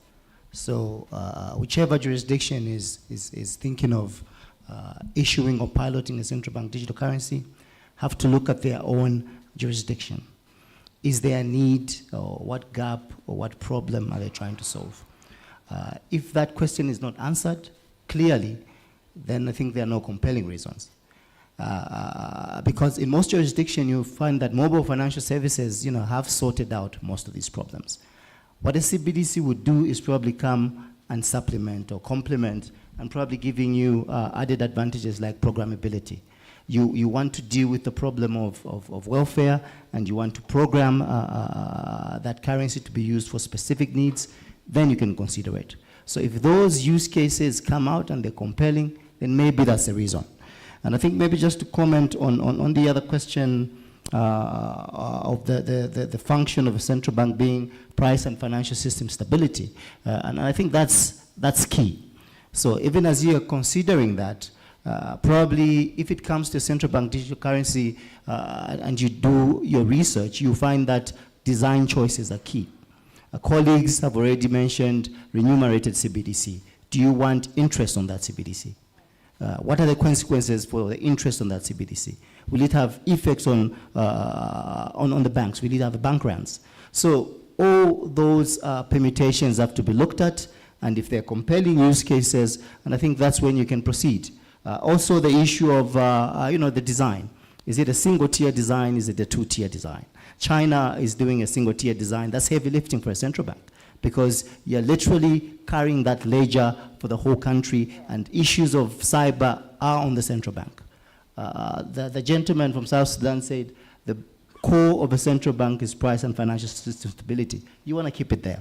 You don't want to do heavy lifting and start maintaining the ledger for a whole population. But also issues of, is it going to be account-based, is it token-based? So all those questions have to be answered clearly, and then it's only after that, then you can come up with a compelling use case. If infrastructure you have already existing solves the problem, then probably have to wait and then see, and probably it's not the best time to issue that CBDC. Thank you. Okay, so I'll just address the question of regulation versus adoption. And we have already stated that if you put regulation ahead of innovation, then adoptions are going to be low. And therefore, that's why I was advocating for, in most of the laws that we have, where innovation is supposed to take place, then you have to provide for some sandbox environment where you allow innovation to freely flow.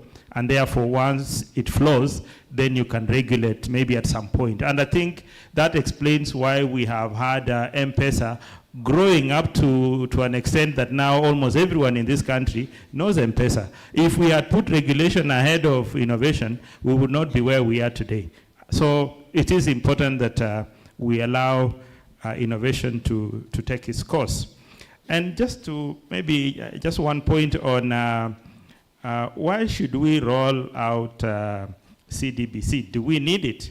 I think for me, I would say that, again, it is always good to take on new technology. But then again, the question would be that we have other areas which are lagging behind as far as technology is concerned.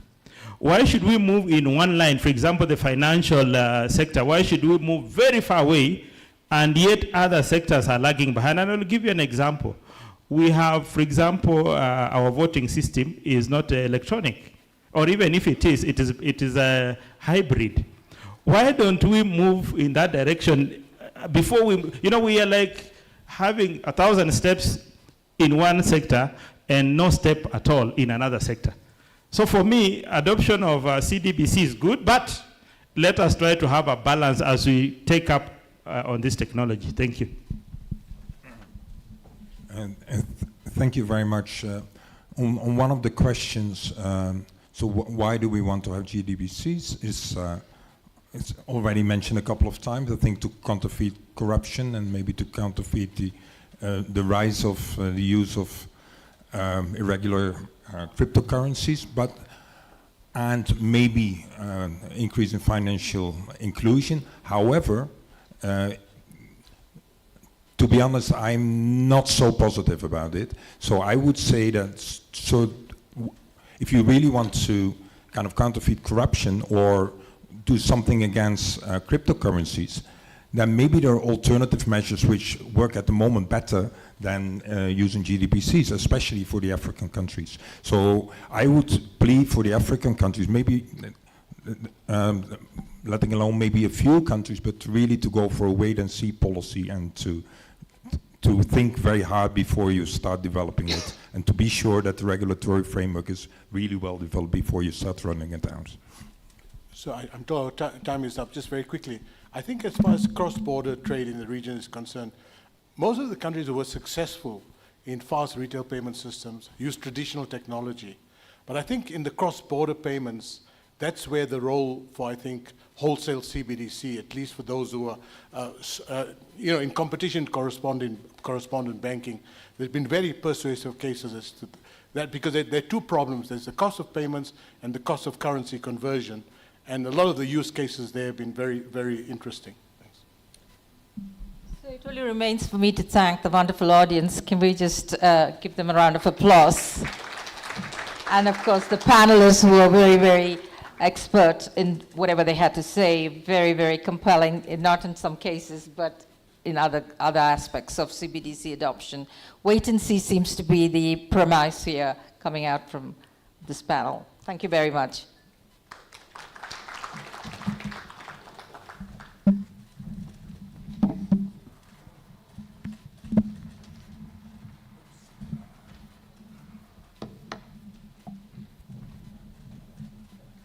That was very, very exciting. It was very difficult to control time, but then we are done. So let us invite the last panel of the day, and this will be moderated by Diana Muchai, who is our manager for research. So I will not introduce the panelists. Just come over, please, quickly, so that we save the little time that is still with us. So Diana, just call your panel and proceed. Welcome.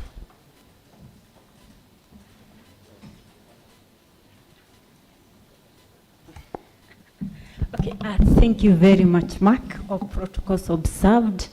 Allow me not to do a major introduction of the panelists. We have the bios in the interest of time. And I would want to call upon our first presenter. Just we have a paper presentation before I call the panelists on stage. And we also have some panelists online. And so I would want to invite Professor Bebe Shimeles to come and do his presentation so that we can proceed from there. Kindly, IT, you may want to project the presentation. Thank you.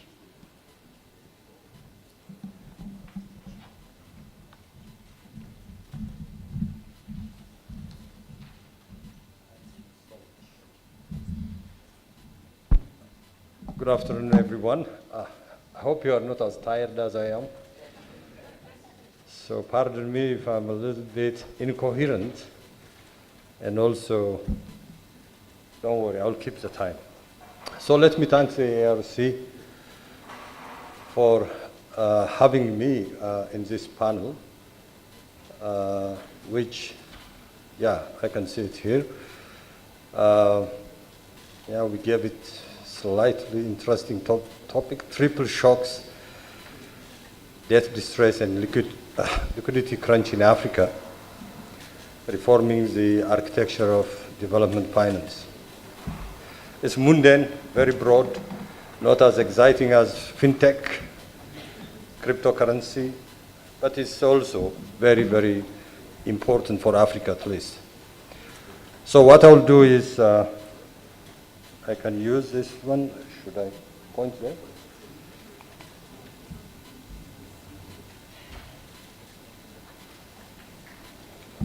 This presentation is based on a paper commissioned to us by the African Economic Research Consortium with my co-author, Professor Kevin Gallagher of Boston University. So we prepared a policy discussion paper on Africa's chronic liquidity challenge and the case for SCDR reallocation, which is the topic of the day. Some of you who followed events unfolding during the annual meetings of the World Bank and the IMF could see side events loaded a lot with reforming the global financial architecture. So this is an issue of today's currency. And also, I tried also to use a little bit of a just released report. It was released and launched yesterday in Abuja, Nigeria, by UNECA on the IMF and the future of the global financial architecture, to which also I contributed in the preparation of this report. So what I'll do is just take us through very, very quickly the external shock debt nexus in Africa, where we are, and makes the case for reforming the development finance architecture broadly, and with a focus on how SCDR could be used to enhance liquidity of sovereigns, particularly in low-income countries, and most importantly in Africa. But also I'll say a little bit what should we ask our governments to do better. I was also privileged to work for the government of Ethiopia as we speak, and I've been also closely involved in all the reform issues that have been going on in the country, so I know what I'm talking about. When it comes to the external triple global shocks and the discussion around it, especially when it concerns Africa, it does look like sometimes we are finding an scapegoat for our own problems that we have made ourselves. That's not really true. If you look at the data carefully, look at, for instance, the pandemic. Of course, it originated outside of the continent. We all know it. A lot has been written about the impact of this pandemic on economic activities in Africa. But what I would like to show here is the correlation between the debt servicing and the depletion of foreign reserves in African countries. You can easily and clearly see here debt service as a ratio of exports and services. The more it has increased in our countries, the natural, of course, consequence is declining foreign reserves. I don't need to say much about the implications of this. If you look at as well what followed the pandemic was the war in Ukraine, a lot of people think it's then another excuse Africa makes. But then we developed an index which captures the exposure to Russia and Ukraine. It's another project with Aerc. And then if you correlate it with the deficit in public finance, primary balance, you see a very strong correlation between the two. Most of the graphs I'm showing here are controlled for some compounding factors, so we can have a discussion later on. And then when it comes to climate change, again, there is a strong correlation between extreme natural disaster frequency in Africa and data accumulation. So the question is, the moment of truth for many African countries is that the liquidity position of the sovereigns is extremely, extremely tight. Some of you may have seen reports by the IMF, for instance, countries at high risk of debt distress or countries already who are in debt distress in Africa, as of September this year, climbed to 18 from what it used to be a few numbers like 5 and 6 before the pandemic. The borrowing space, we'll see that one also. The cost of capital has reached a new height for many, many African countries. And most of African countries could not mobilize climate finance without significant debt relief. So basically, the argument we are making, or I'm making in this presentation, is that somehow Africa needs a significant access to financial resources, mainly external, at scale, to continue its developmental aspirations. This is again additional information that helps us how, for instance, the debt service is putting a huge pressure on African countries. You could see the share of external debt service as a share of government revenue reached perilous levels in many countries. If something is not done, it might also lead to a debt crisis across the continent.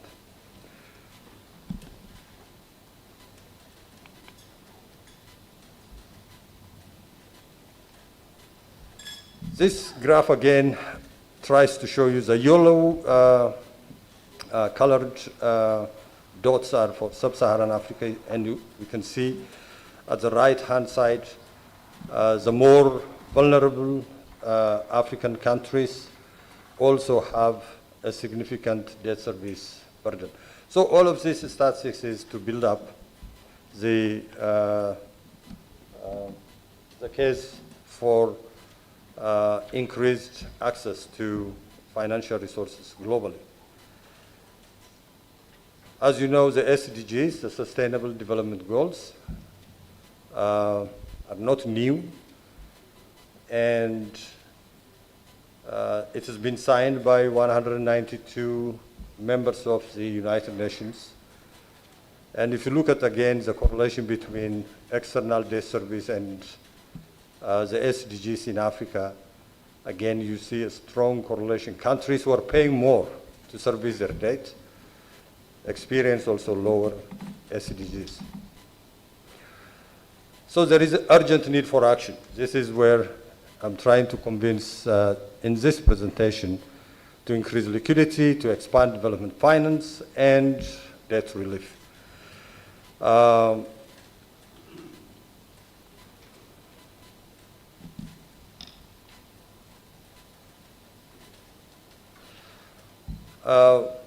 If you consider what the United Nations is trying to do, particularly last year, the UN issued a policy brief, a series of policy briefs advocating for what we call reforming the global financial architecture. I recommend some of us to read it. Really very, very nicely argued. It really makes a very strong case for the global system to do something about what's going on in low-income countries. One area is, for instance, the common framework. Most of you in this room are aware what it means. It is designed by the G20 to address external debt problems of low-income countries. And if you look at the architecture of the common framework, it just builds on what it used to exist in the past, maybe slightly and relatively coherent in terms of its structure, but generally long drawn, inadequate, disorderly, and doesn't help many of the countries to get out of their debt problem. So there is a need to reform that. So I got, thank you. I don't know why this guy is not helping me, because I just want to finish this so we go into the discussion. Can someone remove the, over there, my colleagues? So one of the issues being debated now is about the special drawing rights, which is issued by the International Monetary Fund to ease liquidity across the globe in times of economic hardships. So it is there in the founding constitution of the International Monetary Fund. As most of us know, the special drawing right doesn't have legal, let us say, it's not a legal tender that citizens or individuals can use, but governments can use it among themselves to settle payment issues. So following the pandemic, the IMF released 450 billion worth of special drawing rights to support liquidity at the global level. Unfortunately, the way this is allocated is based on countries' quota within the International Monetary Fund. As you can see, for African countries, we received quite a small part of the 450 billion and then used it up, most of it, while, of course, the relatively richer countries received a huge proportion of it, and still it is sitting idle without being used. So it's common sense to ask, why not then find a way to reallocate some of these idle resources toward supporting countries in significant debt and external balance stress. And in this, I think, advocacy, Africa is not alone. There are also countries within the richer developed nations who also support this. The only problem is finding the mechanism, because the current mechanism doesn't allow it. So how do you recalibrate the existing approach within the IMF to do the reallocation. One of the discussions in the common framework is the debt resolution, as I have mentioned earlier. This is just an example, to give you an example, where Africa is when it comes to its breakdown of its debt, what it owes to the private lenders, what it owes to bilateral countries such as China, other bilateral, multilaterals, Paris Club, and IDA. IDA is the World Bank's development assistance group. So close to $291 billion is owed to these countries as of 2021. This shows, for instance, if there is a haircut, what we call it is a relief by these different institutions, how much of debt can be relieved and how much of it can be then released for development, which requires recalibrating global cooperation and collaboration. So I will not take much time to elaborate all of this, but the most important, I think, is for African countries to get as much relief as they can at the moment, but also increase access to concessional lending at scale so that they can finance their developmental projects, their human development, whatever, social protection, etc. Maybe something I can say here is a little bit about credit risk ratings.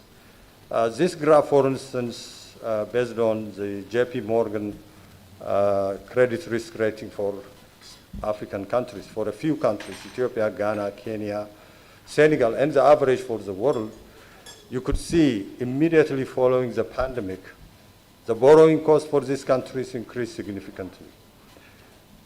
For Ethiopia, for instance, it reached 40%. It's completely unsustainable to borrow external money and have this risk rating, which requires a compensation about 40% from the US, let's say, treasury bills. The same thing for Ghana. I mean, it reached over 30%, etc. Kenya also.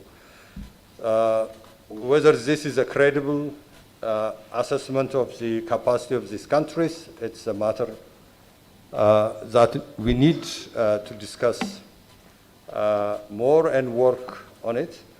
One thing, for instance, I can say is what should African governments do in order to access this global finance and convince it is a bankable project, convince investors that the continent has a potential to do what's needed. One is, for instance, a good macroeconomic management. If you want to correlate the credit risk ratings with economic fundamentals, you get a very, very strong correlation between exchange rate misalignment and GDP growth in Africa. It's robust to all types of specifications. So it's important for African countries to continue to do credible and meaningful institutional governance and structural reforms. It's not sufficient to say we had a global shock and we need the globe to help us. It's quite reasonable also on our side to do the needed reforms to absorb those financial resources and make progress. So one area is improved macroeconomic management. So the last one is the rule of law. I mean, this came out of my own data mining when I tried to look at country risk ratings by credit rating agencies and correlated with economic fundamentals, etc. The most that came out, always stronger, was the rule of law. It's not about GDP growth, it's not about inflation, it's not about other economic fundamentals we think, but this stands out to be most important. So I hope we continue to work on these issues. So finally, this is my own, after so many years in the business and getting also almost old now, very elderly, have, I think, to say a few things about what frustrates me in development economics. I remember as a young person, I did a lot of work on Millennium Development Goals. I read a lot of stuff. And I think, in a way, I was participating in that endeavor with many, many great minds. And we are now in the SDGs. If you remember, for instance, we used to compute how much growth it takes for Africa to achieve MDGs. A lot of analytical tools. Actually, SDGs completely have been forgotten when you compare it with MDGs. World Bank developed MAMS, IMF developed something. I don't even remember the number of tools we had for African governments. And a lot of energy was spent in understanding poverty. The financing gap we computed at the time was also huge. We said we need to double ODA to Africa. Today, for instance, if you read some reports, Africa needs 1.3 trillion a year to achieve SDGs. If you read the African Development Bank report, it has reached now 4 trillion. So it looks like, are we doing service to the continent by churning out these untenable numbers? Then what happened in the MDGs time? ODA flows have fallen significantly, and Africa received a lot of FDI, remittances, portfolio investment, so the table was overturned. Many African countries recorded a very fast economic growth between this period during the MDGs, but poverty did not decline by half. So those issues need to continue for us to re-examine, revisit all of these ideas that's thrown back to us. If you look at SDGs, and if I'm in the Ministry of Finance, there is no way I understand it, let alone even measure it. It's 17 goals, 120 targets, 276 indicators. Is somebody of tracking African countries from the very business of development, or what is it happening? Thank you very much.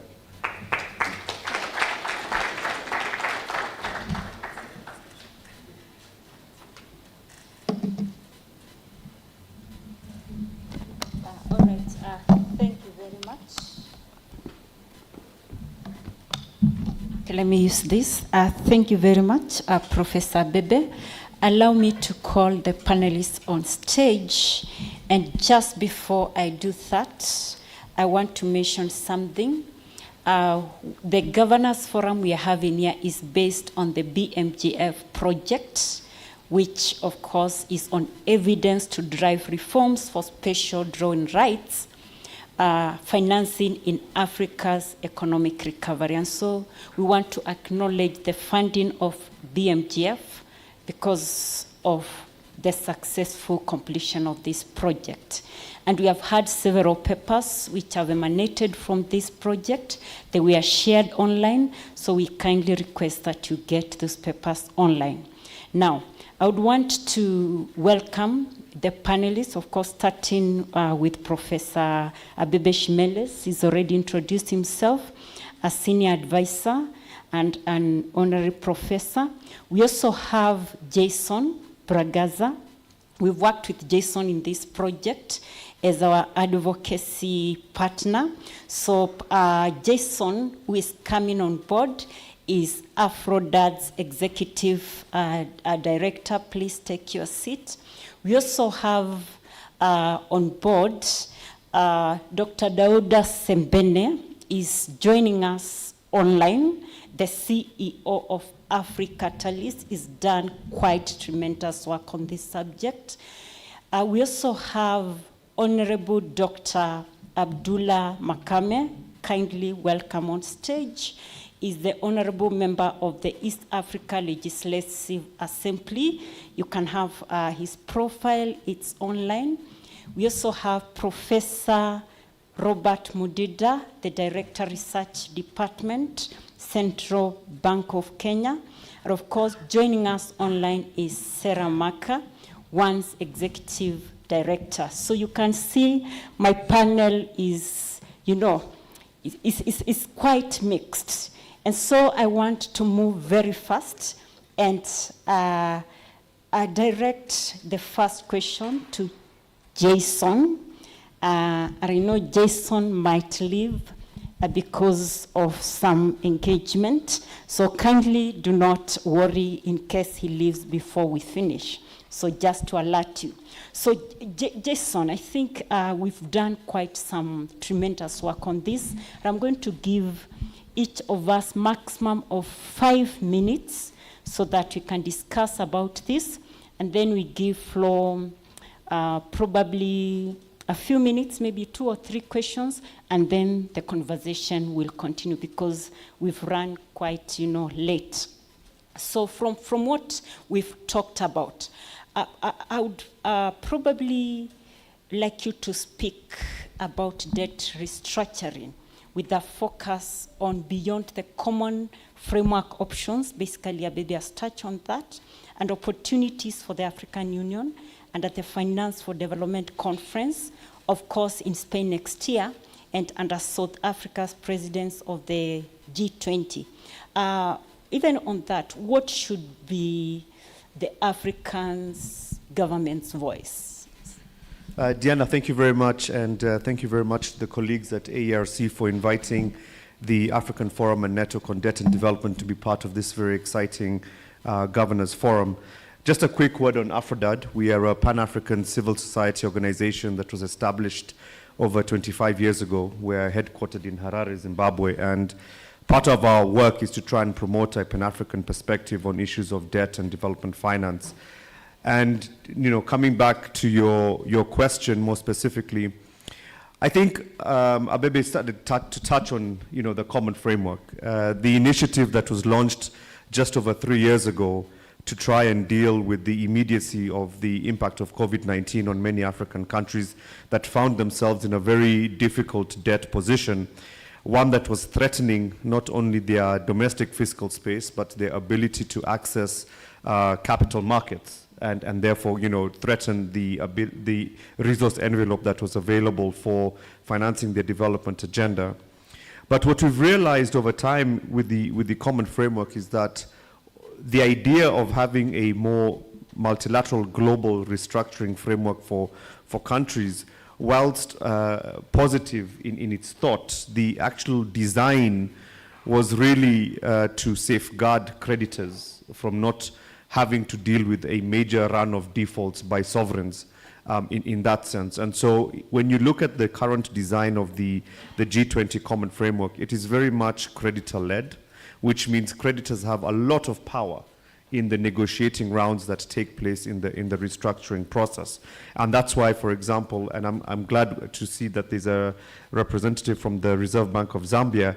I'm sure he'll be also very much interested in sharing the experience that they have gone through, and also those who are going to go through it in Ethiopia and Ghana, respectively, that the role of creditors in the common framework is extremely powerful. And because you have such a diverse set of creditors in the room, particularly bilateral, you have a geopolitical tension that also emerges, and that is particularly between the US and sort of Western bilateral creditors, and then China on the other side.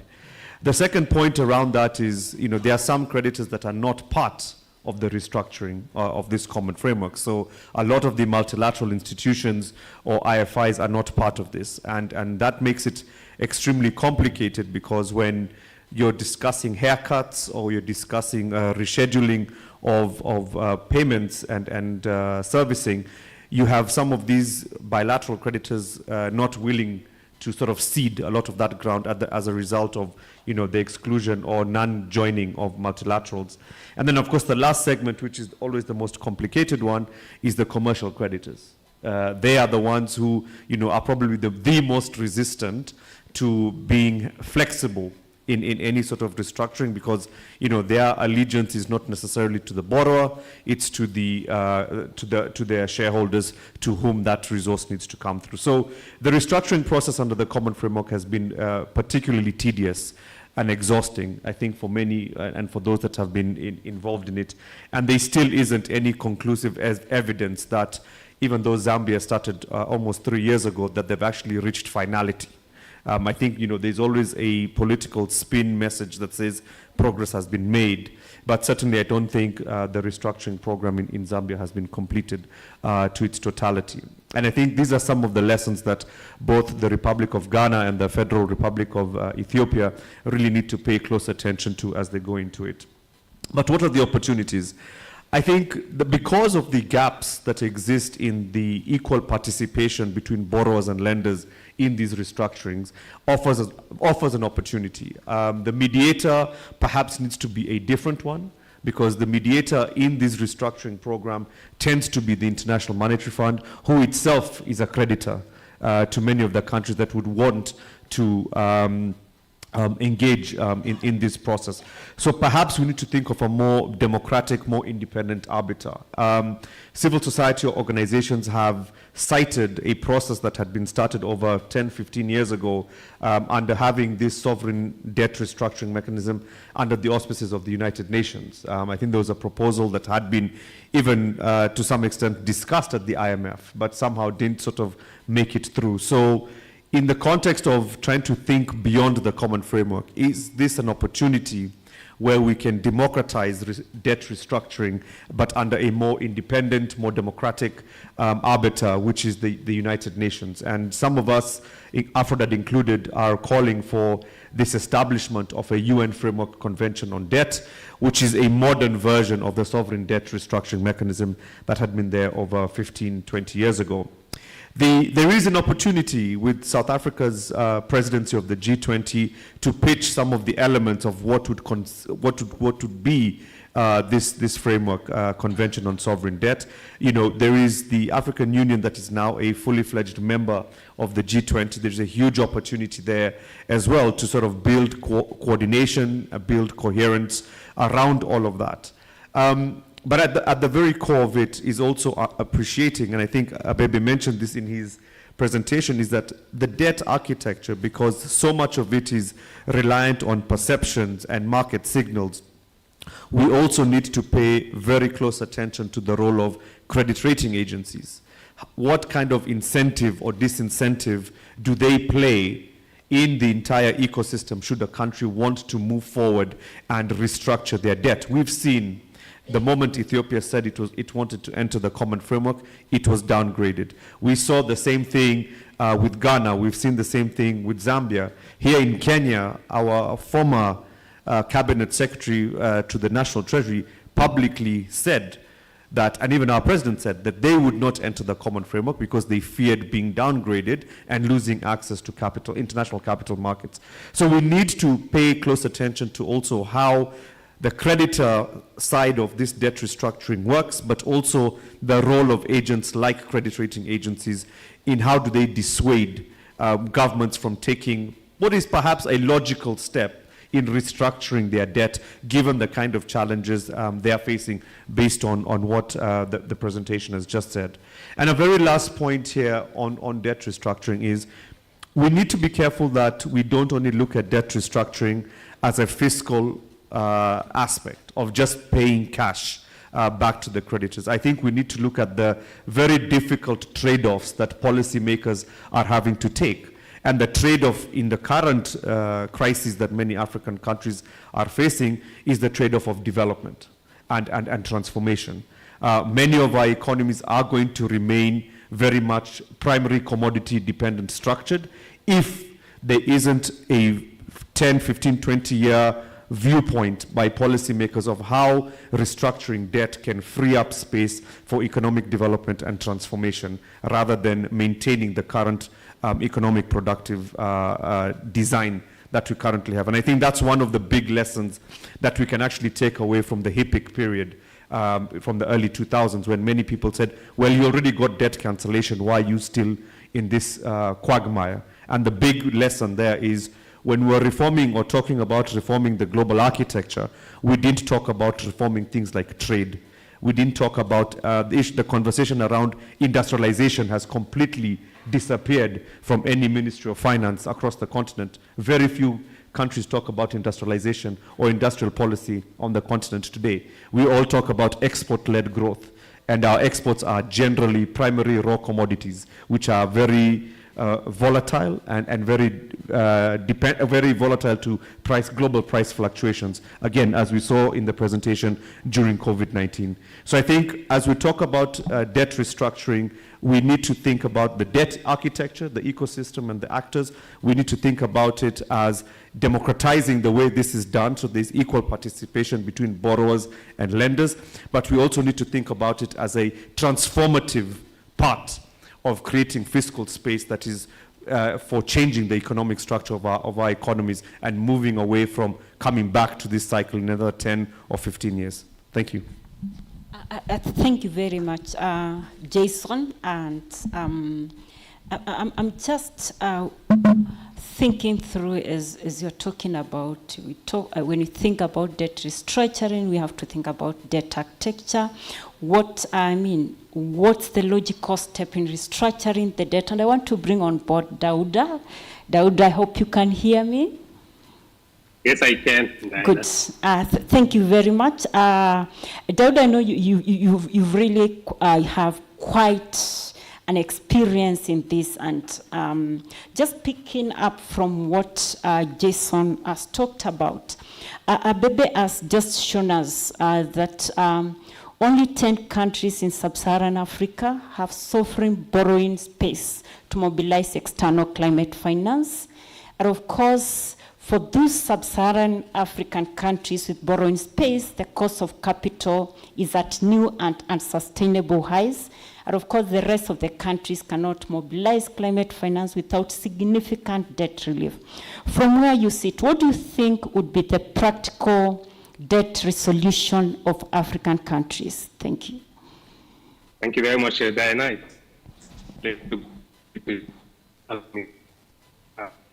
Our organization, which is Africatalyst, is a global development advisory based in Dakar, Senegal, which has been working with many partners in the room and among sovereigns. So we are happy to be here.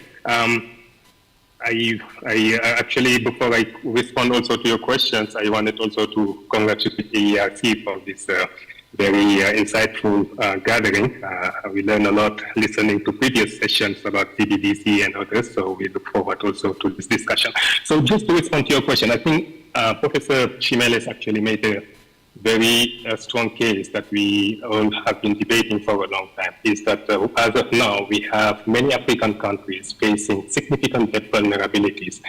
The last DSAs by the IMF and the World Bank as of September 24, 2024, estimated that there are 9 countries in Africa that are debt distress, and 11 countries that are facing high risk of debt distress, which is about 20 countries out of the 39-something countries that are sub-Saharan African countries that are eligible for concessional borrowing from the IMF and the World Bank. So you're talking about more than 50% of those countries being in that situation, either being debt distress or being at high risk of distress. I think there is to the fact African countries has been increasing by more than 130% over the last decade, which is actually quite twice the increase in other developing countries. So I'm looking forward to hearing from my colleague and friends, Sarah Mecca, who is representing one campaign here, but their organization has estimated that African countries this year will be servicing debt in the amount of almost $90 billion for just this year, which is a lot of resources that could be used for other purposes, including development purposes, as my friend Jason said earlier. So I think, Professor Chimeles is correct that many countries are facing limited borrowing space. I think I have to say that the statement that only 10 countries in sub-Saharan Africa have sovereign borrowing space to mobilize external climate finance. I think my sense is this is something that rely on the assumption that that external finance would come in the forms of market loans. But as you know, climate finance could be coming in the forms of market loan, of course, but it also should be coming also in the form of grant and highly concessional finance. And if that's the case, then we can say that all African countries actually have enough borrowing space to absorb grant and highly concessional finance. And I think that should be where we should be focusing on when we talked about climate finance.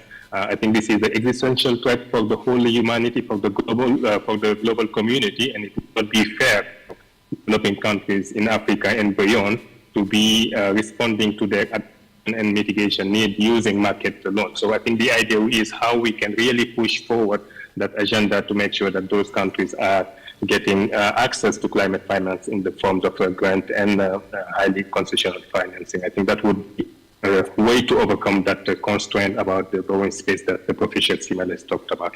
I think that's one thing. One other thing that I wanted to say is actually just to respond to your question about the practical debt resolution mechanism that African countries could be benefiting from. If you look at, and I very much welcome the presentation that the Professor Simales made, that there is a role there to help address liquidity challenges that African countries are facing. I think this is critical. As he pointed out, when the IMF issued in August 2021, $600 billion of SDRs, Africa only received 33 billion out of it, which was quite small. So hopefully, because of the fact that those allocations are made in proportion of quota shares. But hopefully, with a proper SDR system, those countries actually could get more access to liquidity in a timely manner and in an adequate manner. And that's one.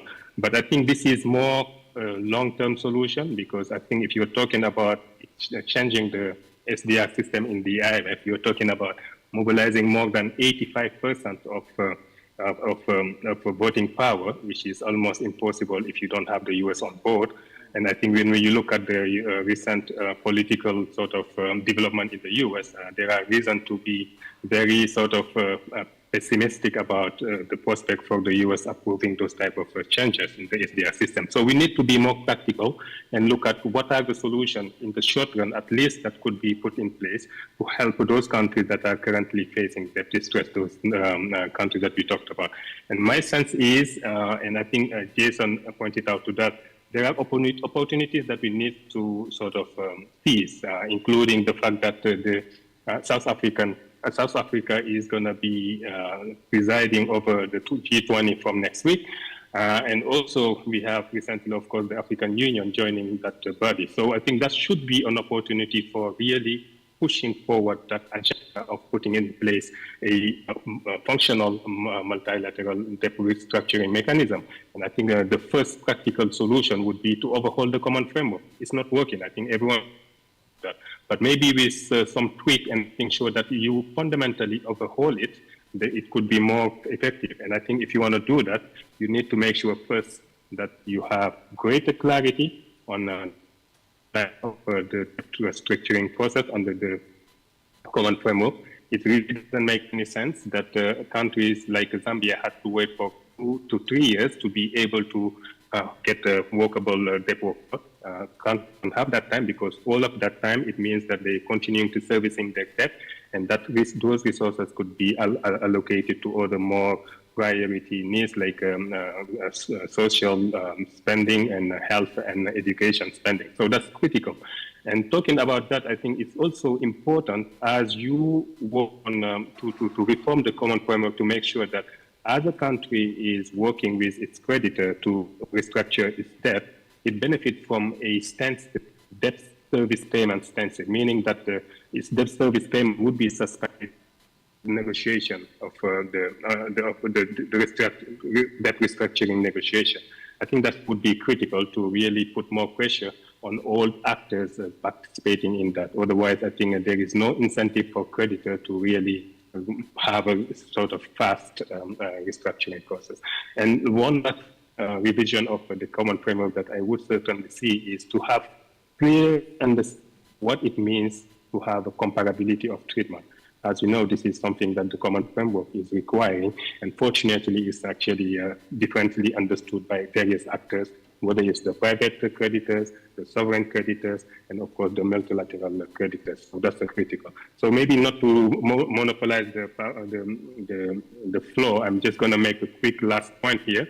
Is I fully agree with what Jason and Professor Shimele said about the importance of addressing issues related to the credit rating agencies, because it comes into that broader notion that we need to reduce the cost of borrowing for African countries if we want to avoid this situation where countries actually get into debt distress, as it has been increasingly the case in many situations. So how do you do that? You need to make sure that you promote transparency in the way credit rating agencies use their methodologies and apply their rating assessment to African countries. You need to investigate further that idea that there could be a bias, although you need to make sure that if that is the case, you find a way to address it. And I think you need to make sure at the African countries level that we do have sound and strong regulatory framework to address that. And I think that would be critical.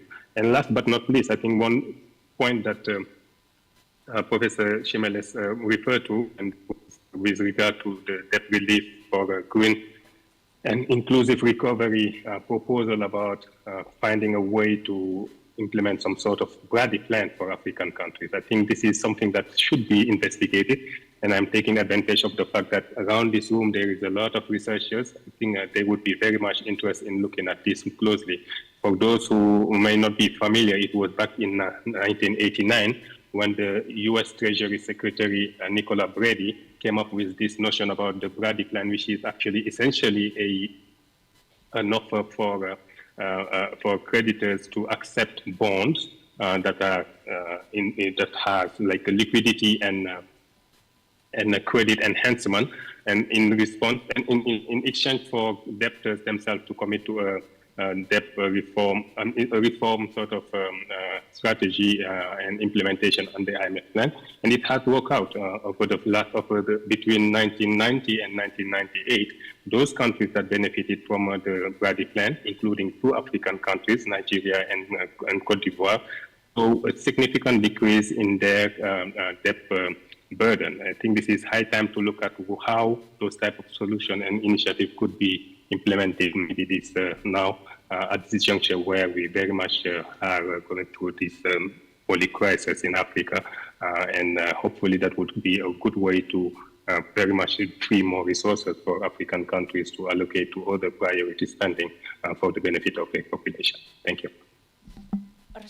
Thank you very much, Daud. I want to get Professor Mudida. Dauda has mentioned about special drawing rights. In the year 2021, there was an approved general allocation of SDR, equivalent of 650 billion US dollars. I just want us to just look at this. From the presentation, we've just heard that the African countries have allocated significant share of their holdings for managing balance of the payments challenges in the face of the painful debt service burdens. In fact, there's a report that says over 50% of African nations have utilized their SDRs to supplement national budgets. Probably, what can you say about, firstly, the utilization of SDR currently? Is it optimally used? And how can they be used to enhance development? Thank you, Professor Mudida. Okay, thank you very much for that question. And firstly, beginning by thanking the ERC very much for kindly inviting me to this particular session. It's a great pleasure to be here to discuss these critical issues. So, just building immediately on what you're talking about is to say, yes, in 2021 you had this allocation of general allocation of SDRs. And just to note first that, and building on the sort of introductory lecture, that only African countries only received, because of their quotas in the IMF, they only received 5% of this. About, of the $650 million approximately, they only received about 33 billion of the 650 billion. But there's beyond that, which is problematic, there's the even more problematic facts that sort of underlie that. One is that even within Africa itself, the allocation was very skewed. So about 1/3 of that allocation of $33 billion in the additional general allocation of SDRs went to 3 countries primarily. That's Nigeria, South Africa, and Egypt. Yeah. So 23 of the poorest countries in Africa only received an allocation of about $5 billion. Okay? So even within the continent, you already see, because of that quota system, which is kind of quite problematic, you already see there were quite important disparities, in addition to the broader disparity, which I'll also talk a little bit more about. Yeah. So you're right. Out of that, just to give some more specific data, out of that $33 billion, about $20 billion was actually used for budgetary support. That's to say, finance expenditure, reduced debt, non-IMF debt, IMF debt, all right? So very little actually went to building reserves and maybe exchanging part of it for other foreign currencies that are much needed. So you can see the pressure actually coming from the budgetary side, which was discussed earlier. Yeah. So of the different uses to which SDRs could actually be put, because of the limited fiscal space, there was a lot of kind of orientation towards utilization for budgetary support. Yeah. So many other critical uses then were not undertaken. So just to, I'll just add one more perspective on the debt debate, which I think is interesting because a lot has already been said, and this is again from something that was mentioned in the introductory lecture, which is the need for reassessment of external debt sustainability indicators. There's an urgent need because the way they're currently constituted, sometimes they give a very unfair assessment of sustainability of debt. I'll just give an example from maybe from our context here. When you look at the critical liquidity and solvency ratios in the DSA, the ones where many countries struggle on, many sub-Saharan African countries, is the moment you have exports in the denominator, then you have debt service, etc. in the numerator, it's very, very hard to adequately meet the thresholds. Yet why do we need to rely only on exports in the denominator? Many countries, Kenya included, Nigeria, and many African countries actually have very resilient and robust remittances. In Kenya, for example, remittances are 4% of GDP, approximately. And this has been stable even through COVID. Needless to say, the last few years, African countries have experienced multiple shocks that have probably worsened the debt dynamics in some ways. And it's not unique to Africa. You find this also in Latin America, in many advanced economies as well. Okay? So our remittances are about half of say, the value of exports. And they are very resilient to different types of shocks. Yet we don't include them in the debt sustainability assessment, hence making our debt indicators worse. External debt indicators look worse than they really are. So for example, if you have a tourist coming from Tanzania to Kenya who spends $100, okay, that's considered as an export, and that's included in the DSA.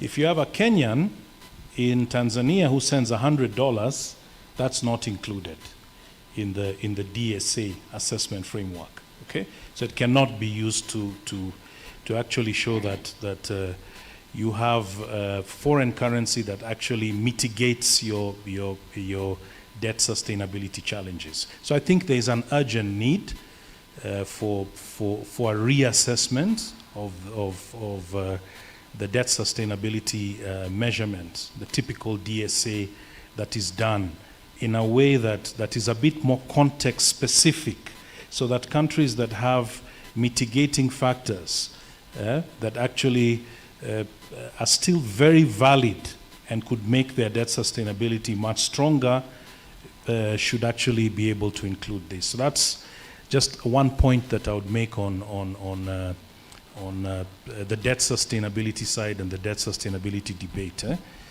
Yeah.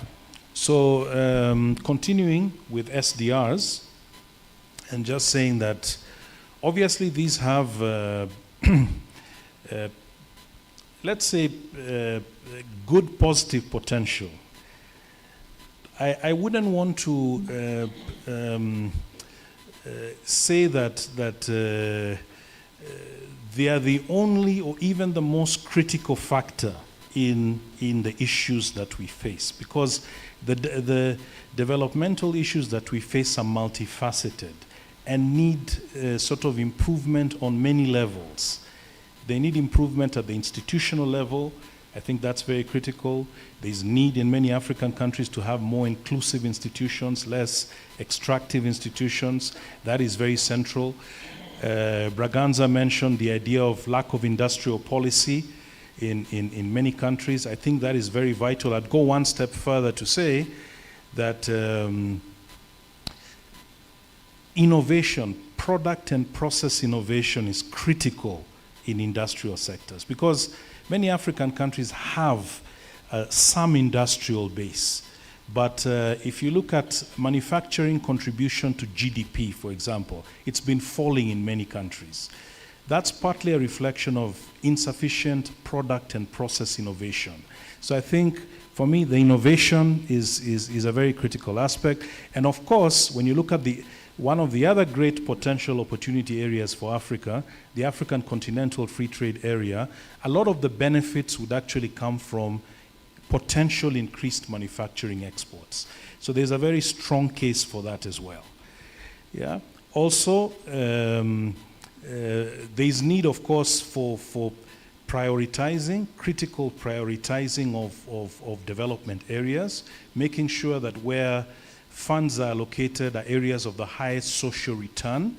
So priorities need to be carefully set, making sure that many of these projects also can generate sufficient social return. So I start right away by just saying that I don't think SDRs are the only solution to the development challenges we face, or that increasing them necessarily will have the greatest impact, but it can have some potential impact. And I agree with the speaker who said, even talking about the process of increasing them, changing the governance arrangements such that you have a significant enough increase in SDR allocation for Africa to make an impact is itself very complex and will not be easy to achieve. So even as we are proposing that as a potential solution, let's look at the practical difficulties that will actually be experienced. But having said that, of course, the basic point always remains, the basic governance point, that the countries that have the highest quota allocations are the ones that least need funding. And the ones that have the lowest, actually, you find precisely are the ones that need the most funding. So that would be a starting point for reforming the SDR issues there, to have a more just allocation, whereby that's not only based on quota allocation, it's based on need. How can it be more need-based? Yeah? And of course, there was an attempt, even after the 2021 allocation, to try and introduce some particular facilities like the Resilience and Sustainability Facility trust, but still more flexibility is needed, longer maturity periods, as was said in the introductory session, more concessionality is needed and flexibility to be able to make these more worthwhile. I think the point that was made on channeling SDRs through multilateral development banks, I think could have a critical impact. To me, that seems if you could much easier to achieve than changing the let's say, the overall governance arrangements. That's likely to be more complicated. But if they can be channeled through multilateral development banks, more like the African Development Bank is looking at the possibility of this, I think this could have quite some impact. And then dealing with issues on ambiguity in let's say, events that trigger additional allocation of SDRs. We're talking of global events or unexpected events. I think the IMF needs to be more precise on particular issues that can actually trigger this. Yeah, so I think many areas for potential reform of SDRs. It's an area that could be beneficial, but I think the broader development issues are much, let's say, much more complex than could simply be addressed. Even the debt issue itself is not simply an issue of getting additional liquidity. Many other reforms have to be undertaken related to fiscal consolidation, for example, and other areas. So increased liquidity is useful and should be pursued, but the overall problems are much more complex. And so the approach always has to be multifaceted. Thank you. Wow, thank you very much, Professor. These are very good points. Before I bring on board Professor Bebe, Honorable Dr. Makame, you've heard about some of the suggestions that have come across, but we are not ignorant of the fact that the African governments are going to take charge in some of these things. And some of the recommendations to the African governments have been to undertake credible, serious institutional governance and structural reforms, improving macroeconomic management, fighting corruption, and genuinely investing in human development. Given the recommendations you've had and what we are supposed to do, what should you say about the capacity of African governments to ensure that this one is handled? Briefly in the next 5 minutes, please. Thank you very much. I'd first of all indulge you to allow me to say a word of thanks for invitation to the African Economic Research Consortium, especially my Professor, Executive Director, Victor Murinde, and the management, and also to appreciate the support by sponsors of this event. But more importantly, to note with appreciation, as the previous speakers have done, that this is a wider participation with various groupings and people coming from the practical field and also the youth. And we are seeing also the sign language by the side there. So it also means that we are also considering those ones who just understand the sign language, which is very positive. And going to, you see, as I wanted to go there, there was some issues which were mentioned here. They itched me a bit by my colleagues here on the floor on the issue that we don't have industrial policy and industrial strategy in African countries. Well, I beg to differ with that.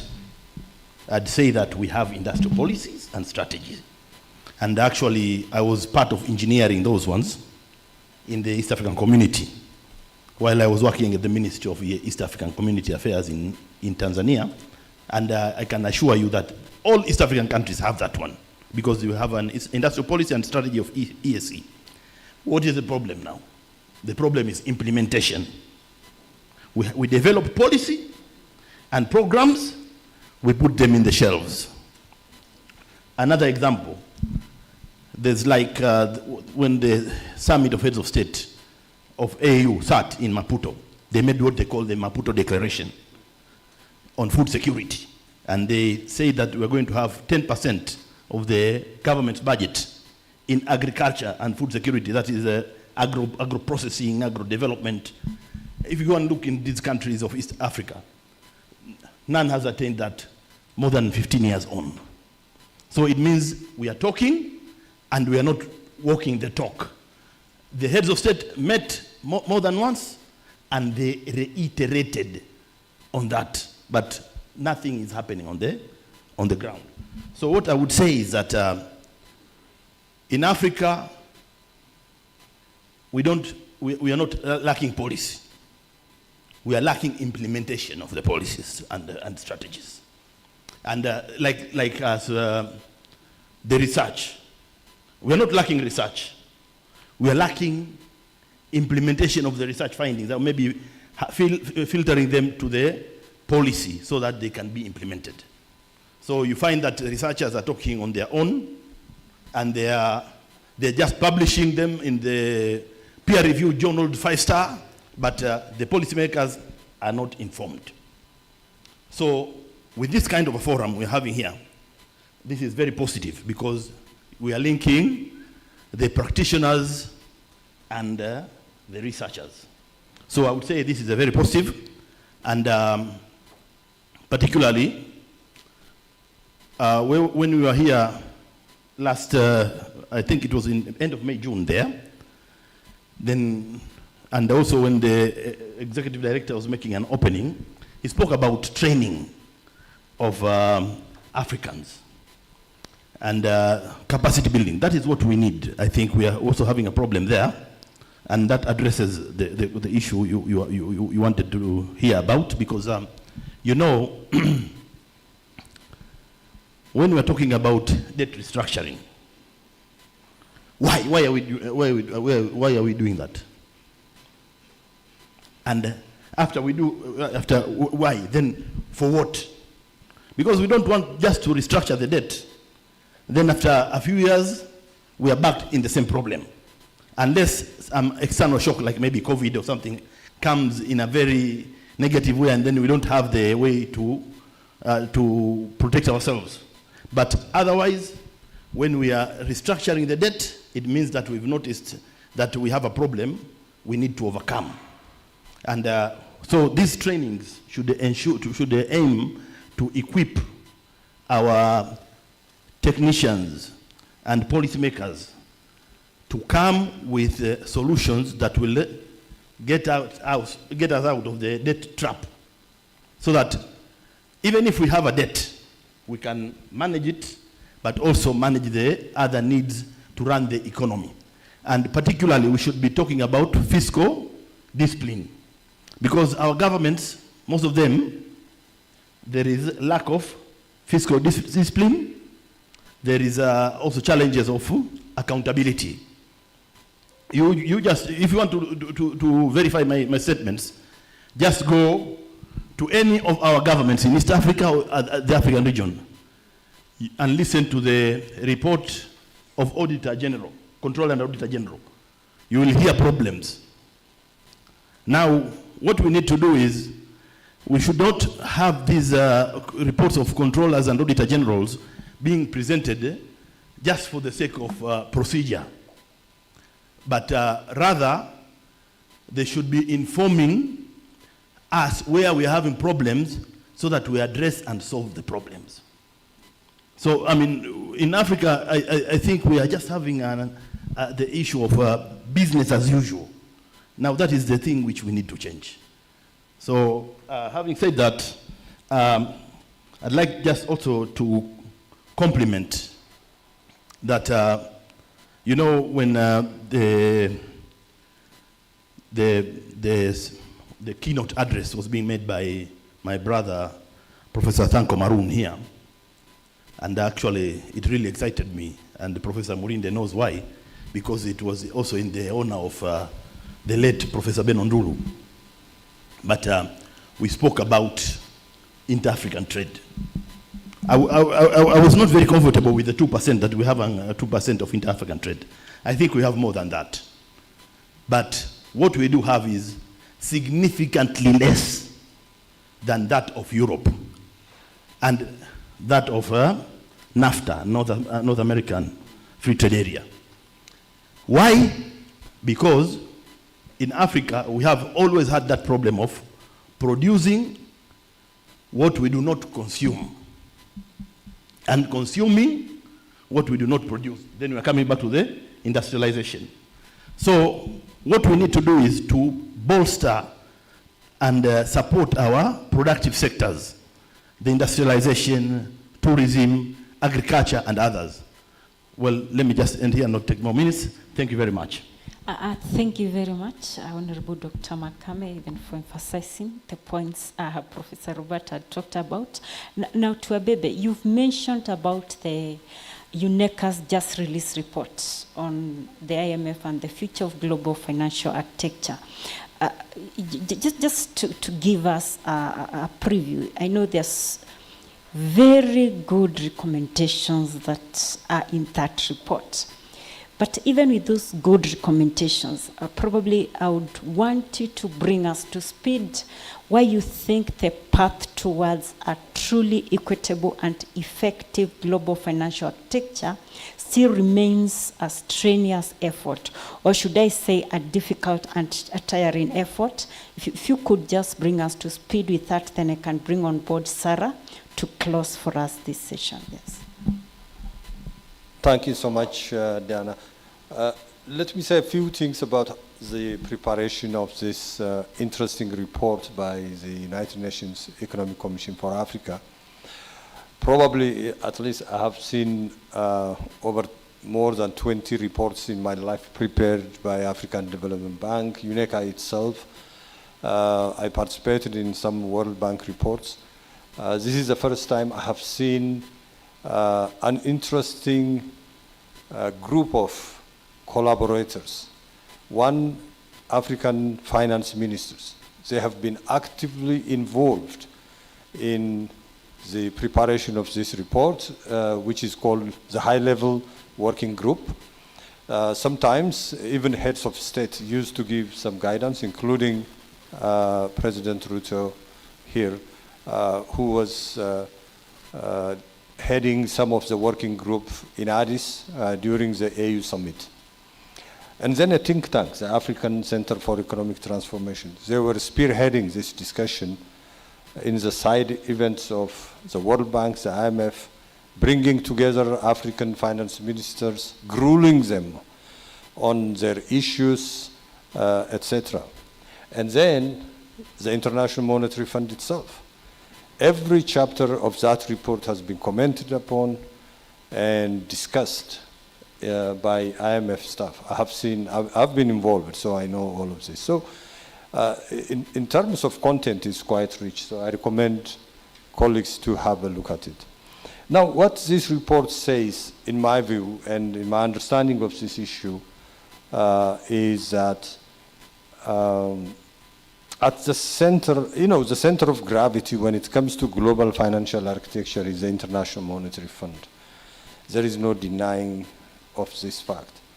So if we need a bit of easing of what is stressing the continent, it's important to engage the International Monetary Fund to be receptive of the challenges, but also potential of African countries. I think this is sometimes overlooked.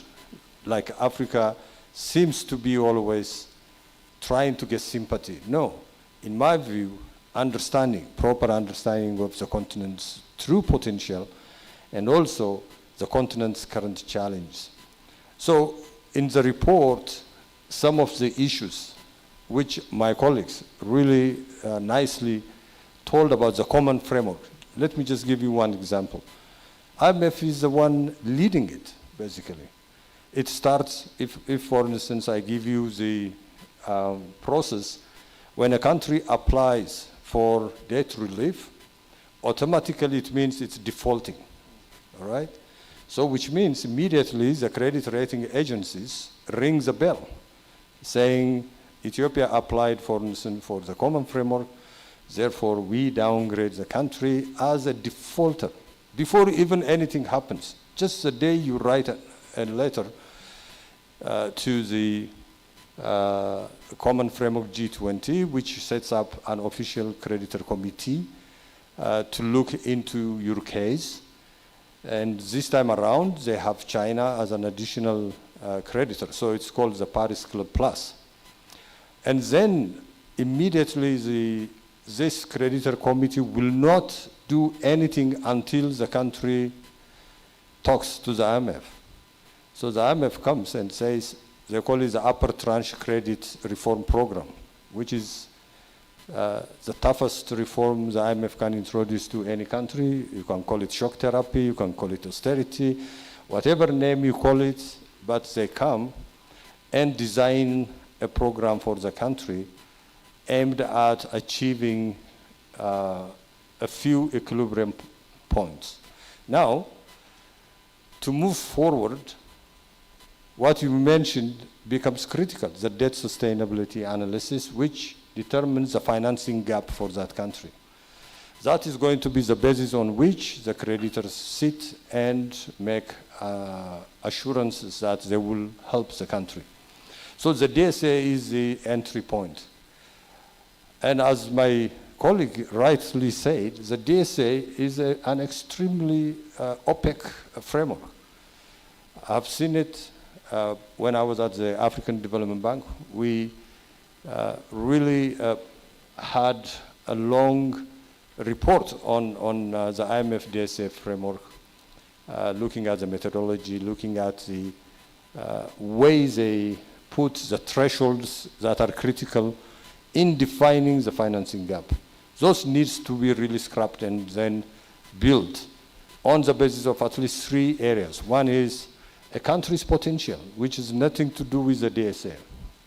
The second one is the country's developmental needs. It's not even considered. The third is a country's vulnerability to shocks, because debt, anyway, is dependent on also its repayment on future risks. So mitigation measures have to be put in place. When it comes to some details, you can see the DSA omits, for instance, as you mentioned, remittances. I mean, they say they include it, but not in a way it affects the economy. For Ethiopia, for instance, we get officially 2 times more from remittances than exports. But usually it closes the balance, our current account balances, etc. So in responding to your question, yes, the report is excellent, but I think coming to the broader solution for Africa, one is, I think, national level, we have to have a very good debt management strategy. You see, countries are the entry points for entering into debt trap. So countries need to be very, very cautious about their public investment programs, very, very good understanding of the investment climate within their own country, so they attract FDI, but also they deal with credit agencies. And let me tell you, the credit agencies also, now I'm there, I have seen it when they have done for Ethiopia, for instance. And I took even for a few African countries, about 20 African countries, the JP Morgan data, the unexplained part, even if you enter all economic fundamentals that you think of, institutions, etc., still you get a residual value that you cannot explain. And then I got a first-hand understanding. It is perception. So countries need to be transparent when they deal with credit rating agencies. And I think those of you who work for government, please don't complain too much about your government. You see, credit rating agencies are individuals who have no clue about your country. They are experts hired in London or whatever, DC, Europe, and come with their suitcase and sit with you and they are finance trained. So they just want to pick a little bit of dissatisfaction from you, and then they disqualify your country. And then they use the embassies within your own country. So countries need to engage diplomatically with their embassies, provide them with sufficient information, data, etc., so that you don't seem you are hiding anything from those countries. Ethiopia, for instance, the data on debt is the most transparent I have seen myself. Not 1 cent have been missed when they started counting the country's debt. And very sadly, when you look at the debt profile, a chunk of it, almost 80% of it, we borrowed for building power, infrastructure in the country, electricity.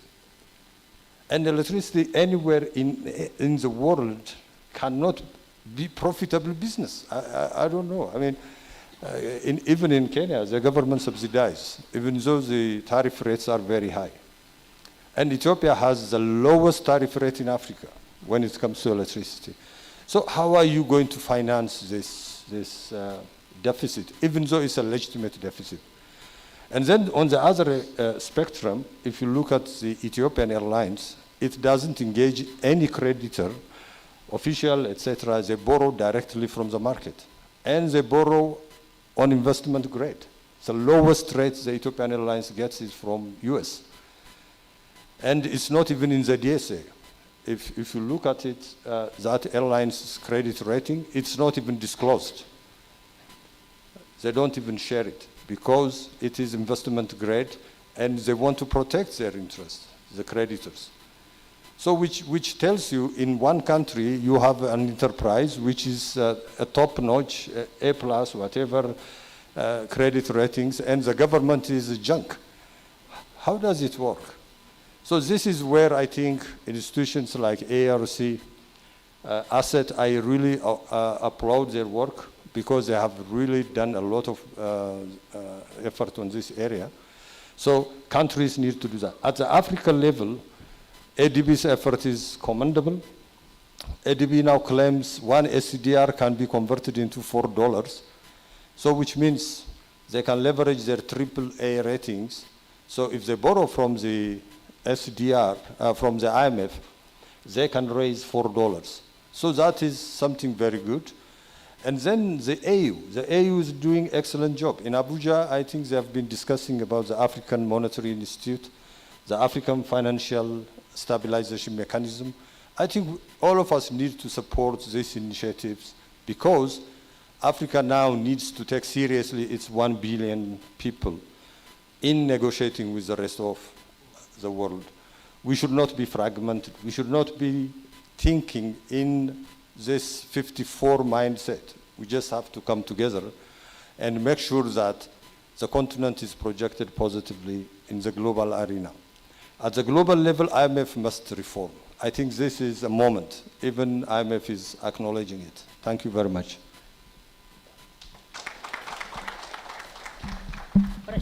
Thank you very much, Abebe. Kindly allow me to bring Sarah on board. Sarah, hope you can hear us. I hope she's online. Yes, I can. Our team. Yes, thank you.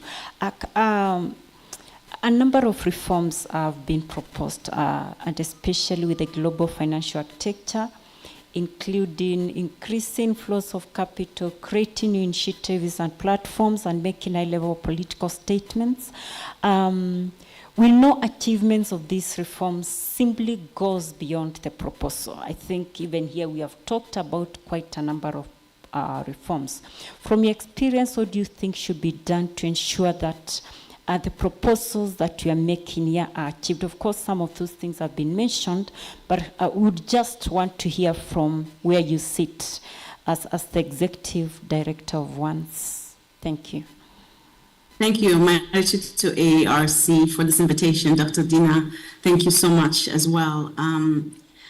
You know, I've sat and listened to the panel, just make some really excellent points. At the One campaign, which I'm Africa Executive Director, we believe in advocacy with and for Africa, and especially in the realm of development finance, because I think the first point is, as we think about the global financial architecture, a lot of these rules we're talking about that were set were made before African countries were sovereign.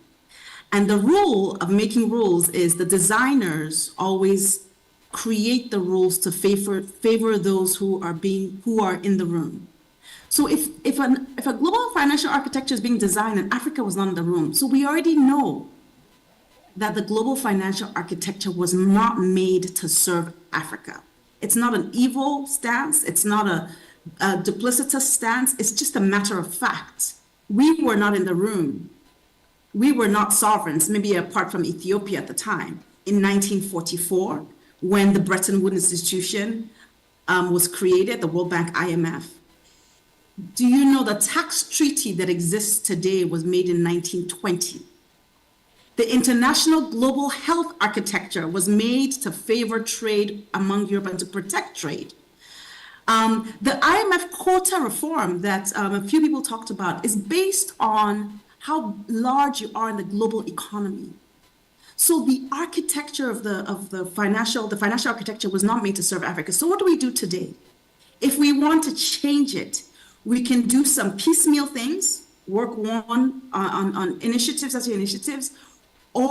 and we can call for an overhaul. And I think that's what we need to do. So I'm really pleased that AERC is taking this on, because Africans need to keep identifying the challenges within the financial architecture so that it can be changed. If we keep silent, the architecture will go on without us and we will not be served. And our 1.4 billion people, as Professor said earlier, will not be served by this current financial architecture. And that's what the One campaign has been doing alongside many other organizations. And that's what we continue to do. But we need voices of Africans, policymakers, young people, think tanks, to keep advocates, to keep putting their voices to identify the areas where Africa needs these financial architecture to change. Now, very specifically, I wanted to speak about SDRs, and I understand we have so many initiatives. I think it's worth noting that when we're thinking about initiative, we need to think about it vis-a-vis our domestic resources mobilized, because at the end of the day, Africa must mobilize domestic resources. If we cede our collective future and destiny to the global financial architecture, we are not being responsible as Africans. So where is our domestic resource mobilized? Where are the areas where we need to add value to value chains within Africa so we get more revenue? I'm not sure if you have seen, recently there was a news article that the President of the United States said the BRICS countries, if they try to undermine the dollars, there'll be tariffs, 100% tariffs fitted to them. If Africa continues to be an entity that exports raw materials and commodities, then of course, a president can decide that he's going to implement 100% tariffs, and we are at the mercy of whatever rules are being created. So until we can increase domestic resources mobilized, we do not have a chance to play in this global economy. That's not enough, however. We also need to make sure the rules work for Africa. There are trade rules that hamper us, whether or not we want to increase revenue. There's quota systems that already predates our existence that says if you're not playing in the global economy, you actually don't get a lot of voting or a quota allocated to you. When we talk about SDRs, one of the things that I think has been amazing about what the African Development Bank and IDB have done is a lot of the challenges that SDRs have been flagged by Europe as a problem, they have created a solution to circumvent those problems. What does that mean? If SDRs can now be, there are three ways you can use SDRs: through the RST, as we've spoken earlier, through the PGRT, but through recycling it through multilateral development banks. And there's only one way that we can increase the revenue and sort of multiplier effect of SDRs is if we do it through multilateral development banks. And the statistics say that if we're able to increase recycle SDRs through African Development Bank, Africa gets $46.2 billion every year for the next 10 years. It's important to compare what $46.2 billion means, especially in an environment of complete fiscal distress for many countries post-COVID. $46.2 billion, excuse me, is actually greater than the official development assistance that flows into Africa. $46.2 billion a year is actually greater than foreign domestic investment that flows into Africa. And one of our panelists mentioned earlier, foreign direct investment is not sticky. When the going gets tough, FDI leaves the room. But guess who stays? The domestic investors within Africa. Guess what stays? Remittances within Africa. So how are we able to incorporate these stickier channels to grow our economy? So what we need now, given that we understand how the volume of resources SDRs has potential to unleash.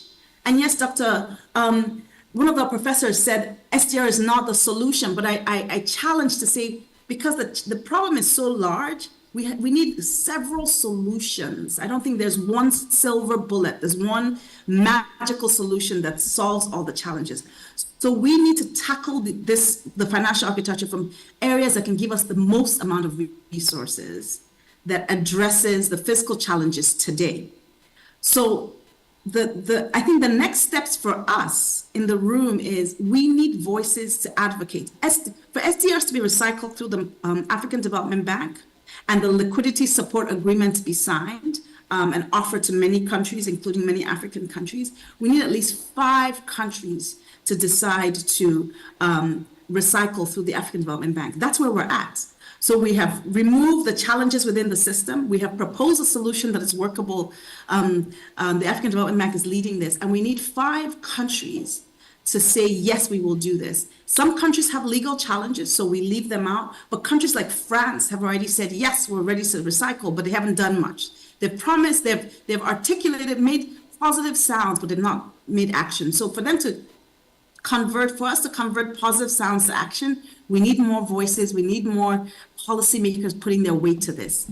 Similarly, countries like China, which was the first to recycle 30% of its SDRs when it was first launched, has not yet made enough action to recycle it through the African Development Bank. Remember the value of revenue we can get if these SDRs are increased 4-fold, 6-fold into the African economy.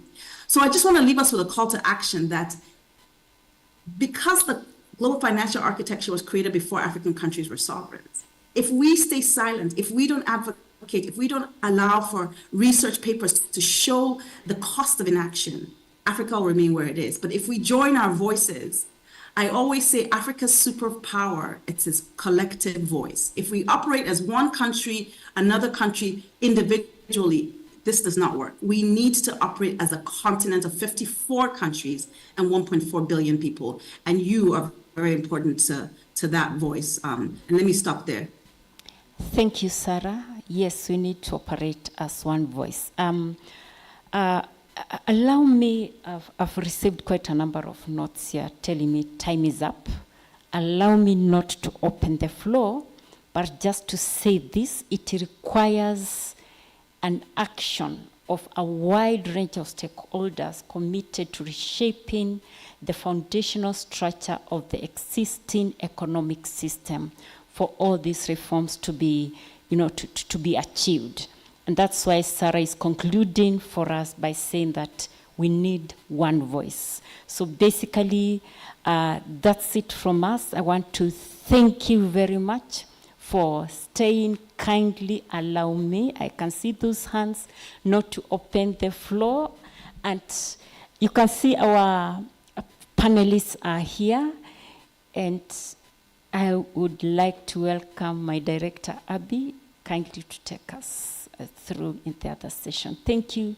Allow me to release the panelists and kindly clap for them. Thank you.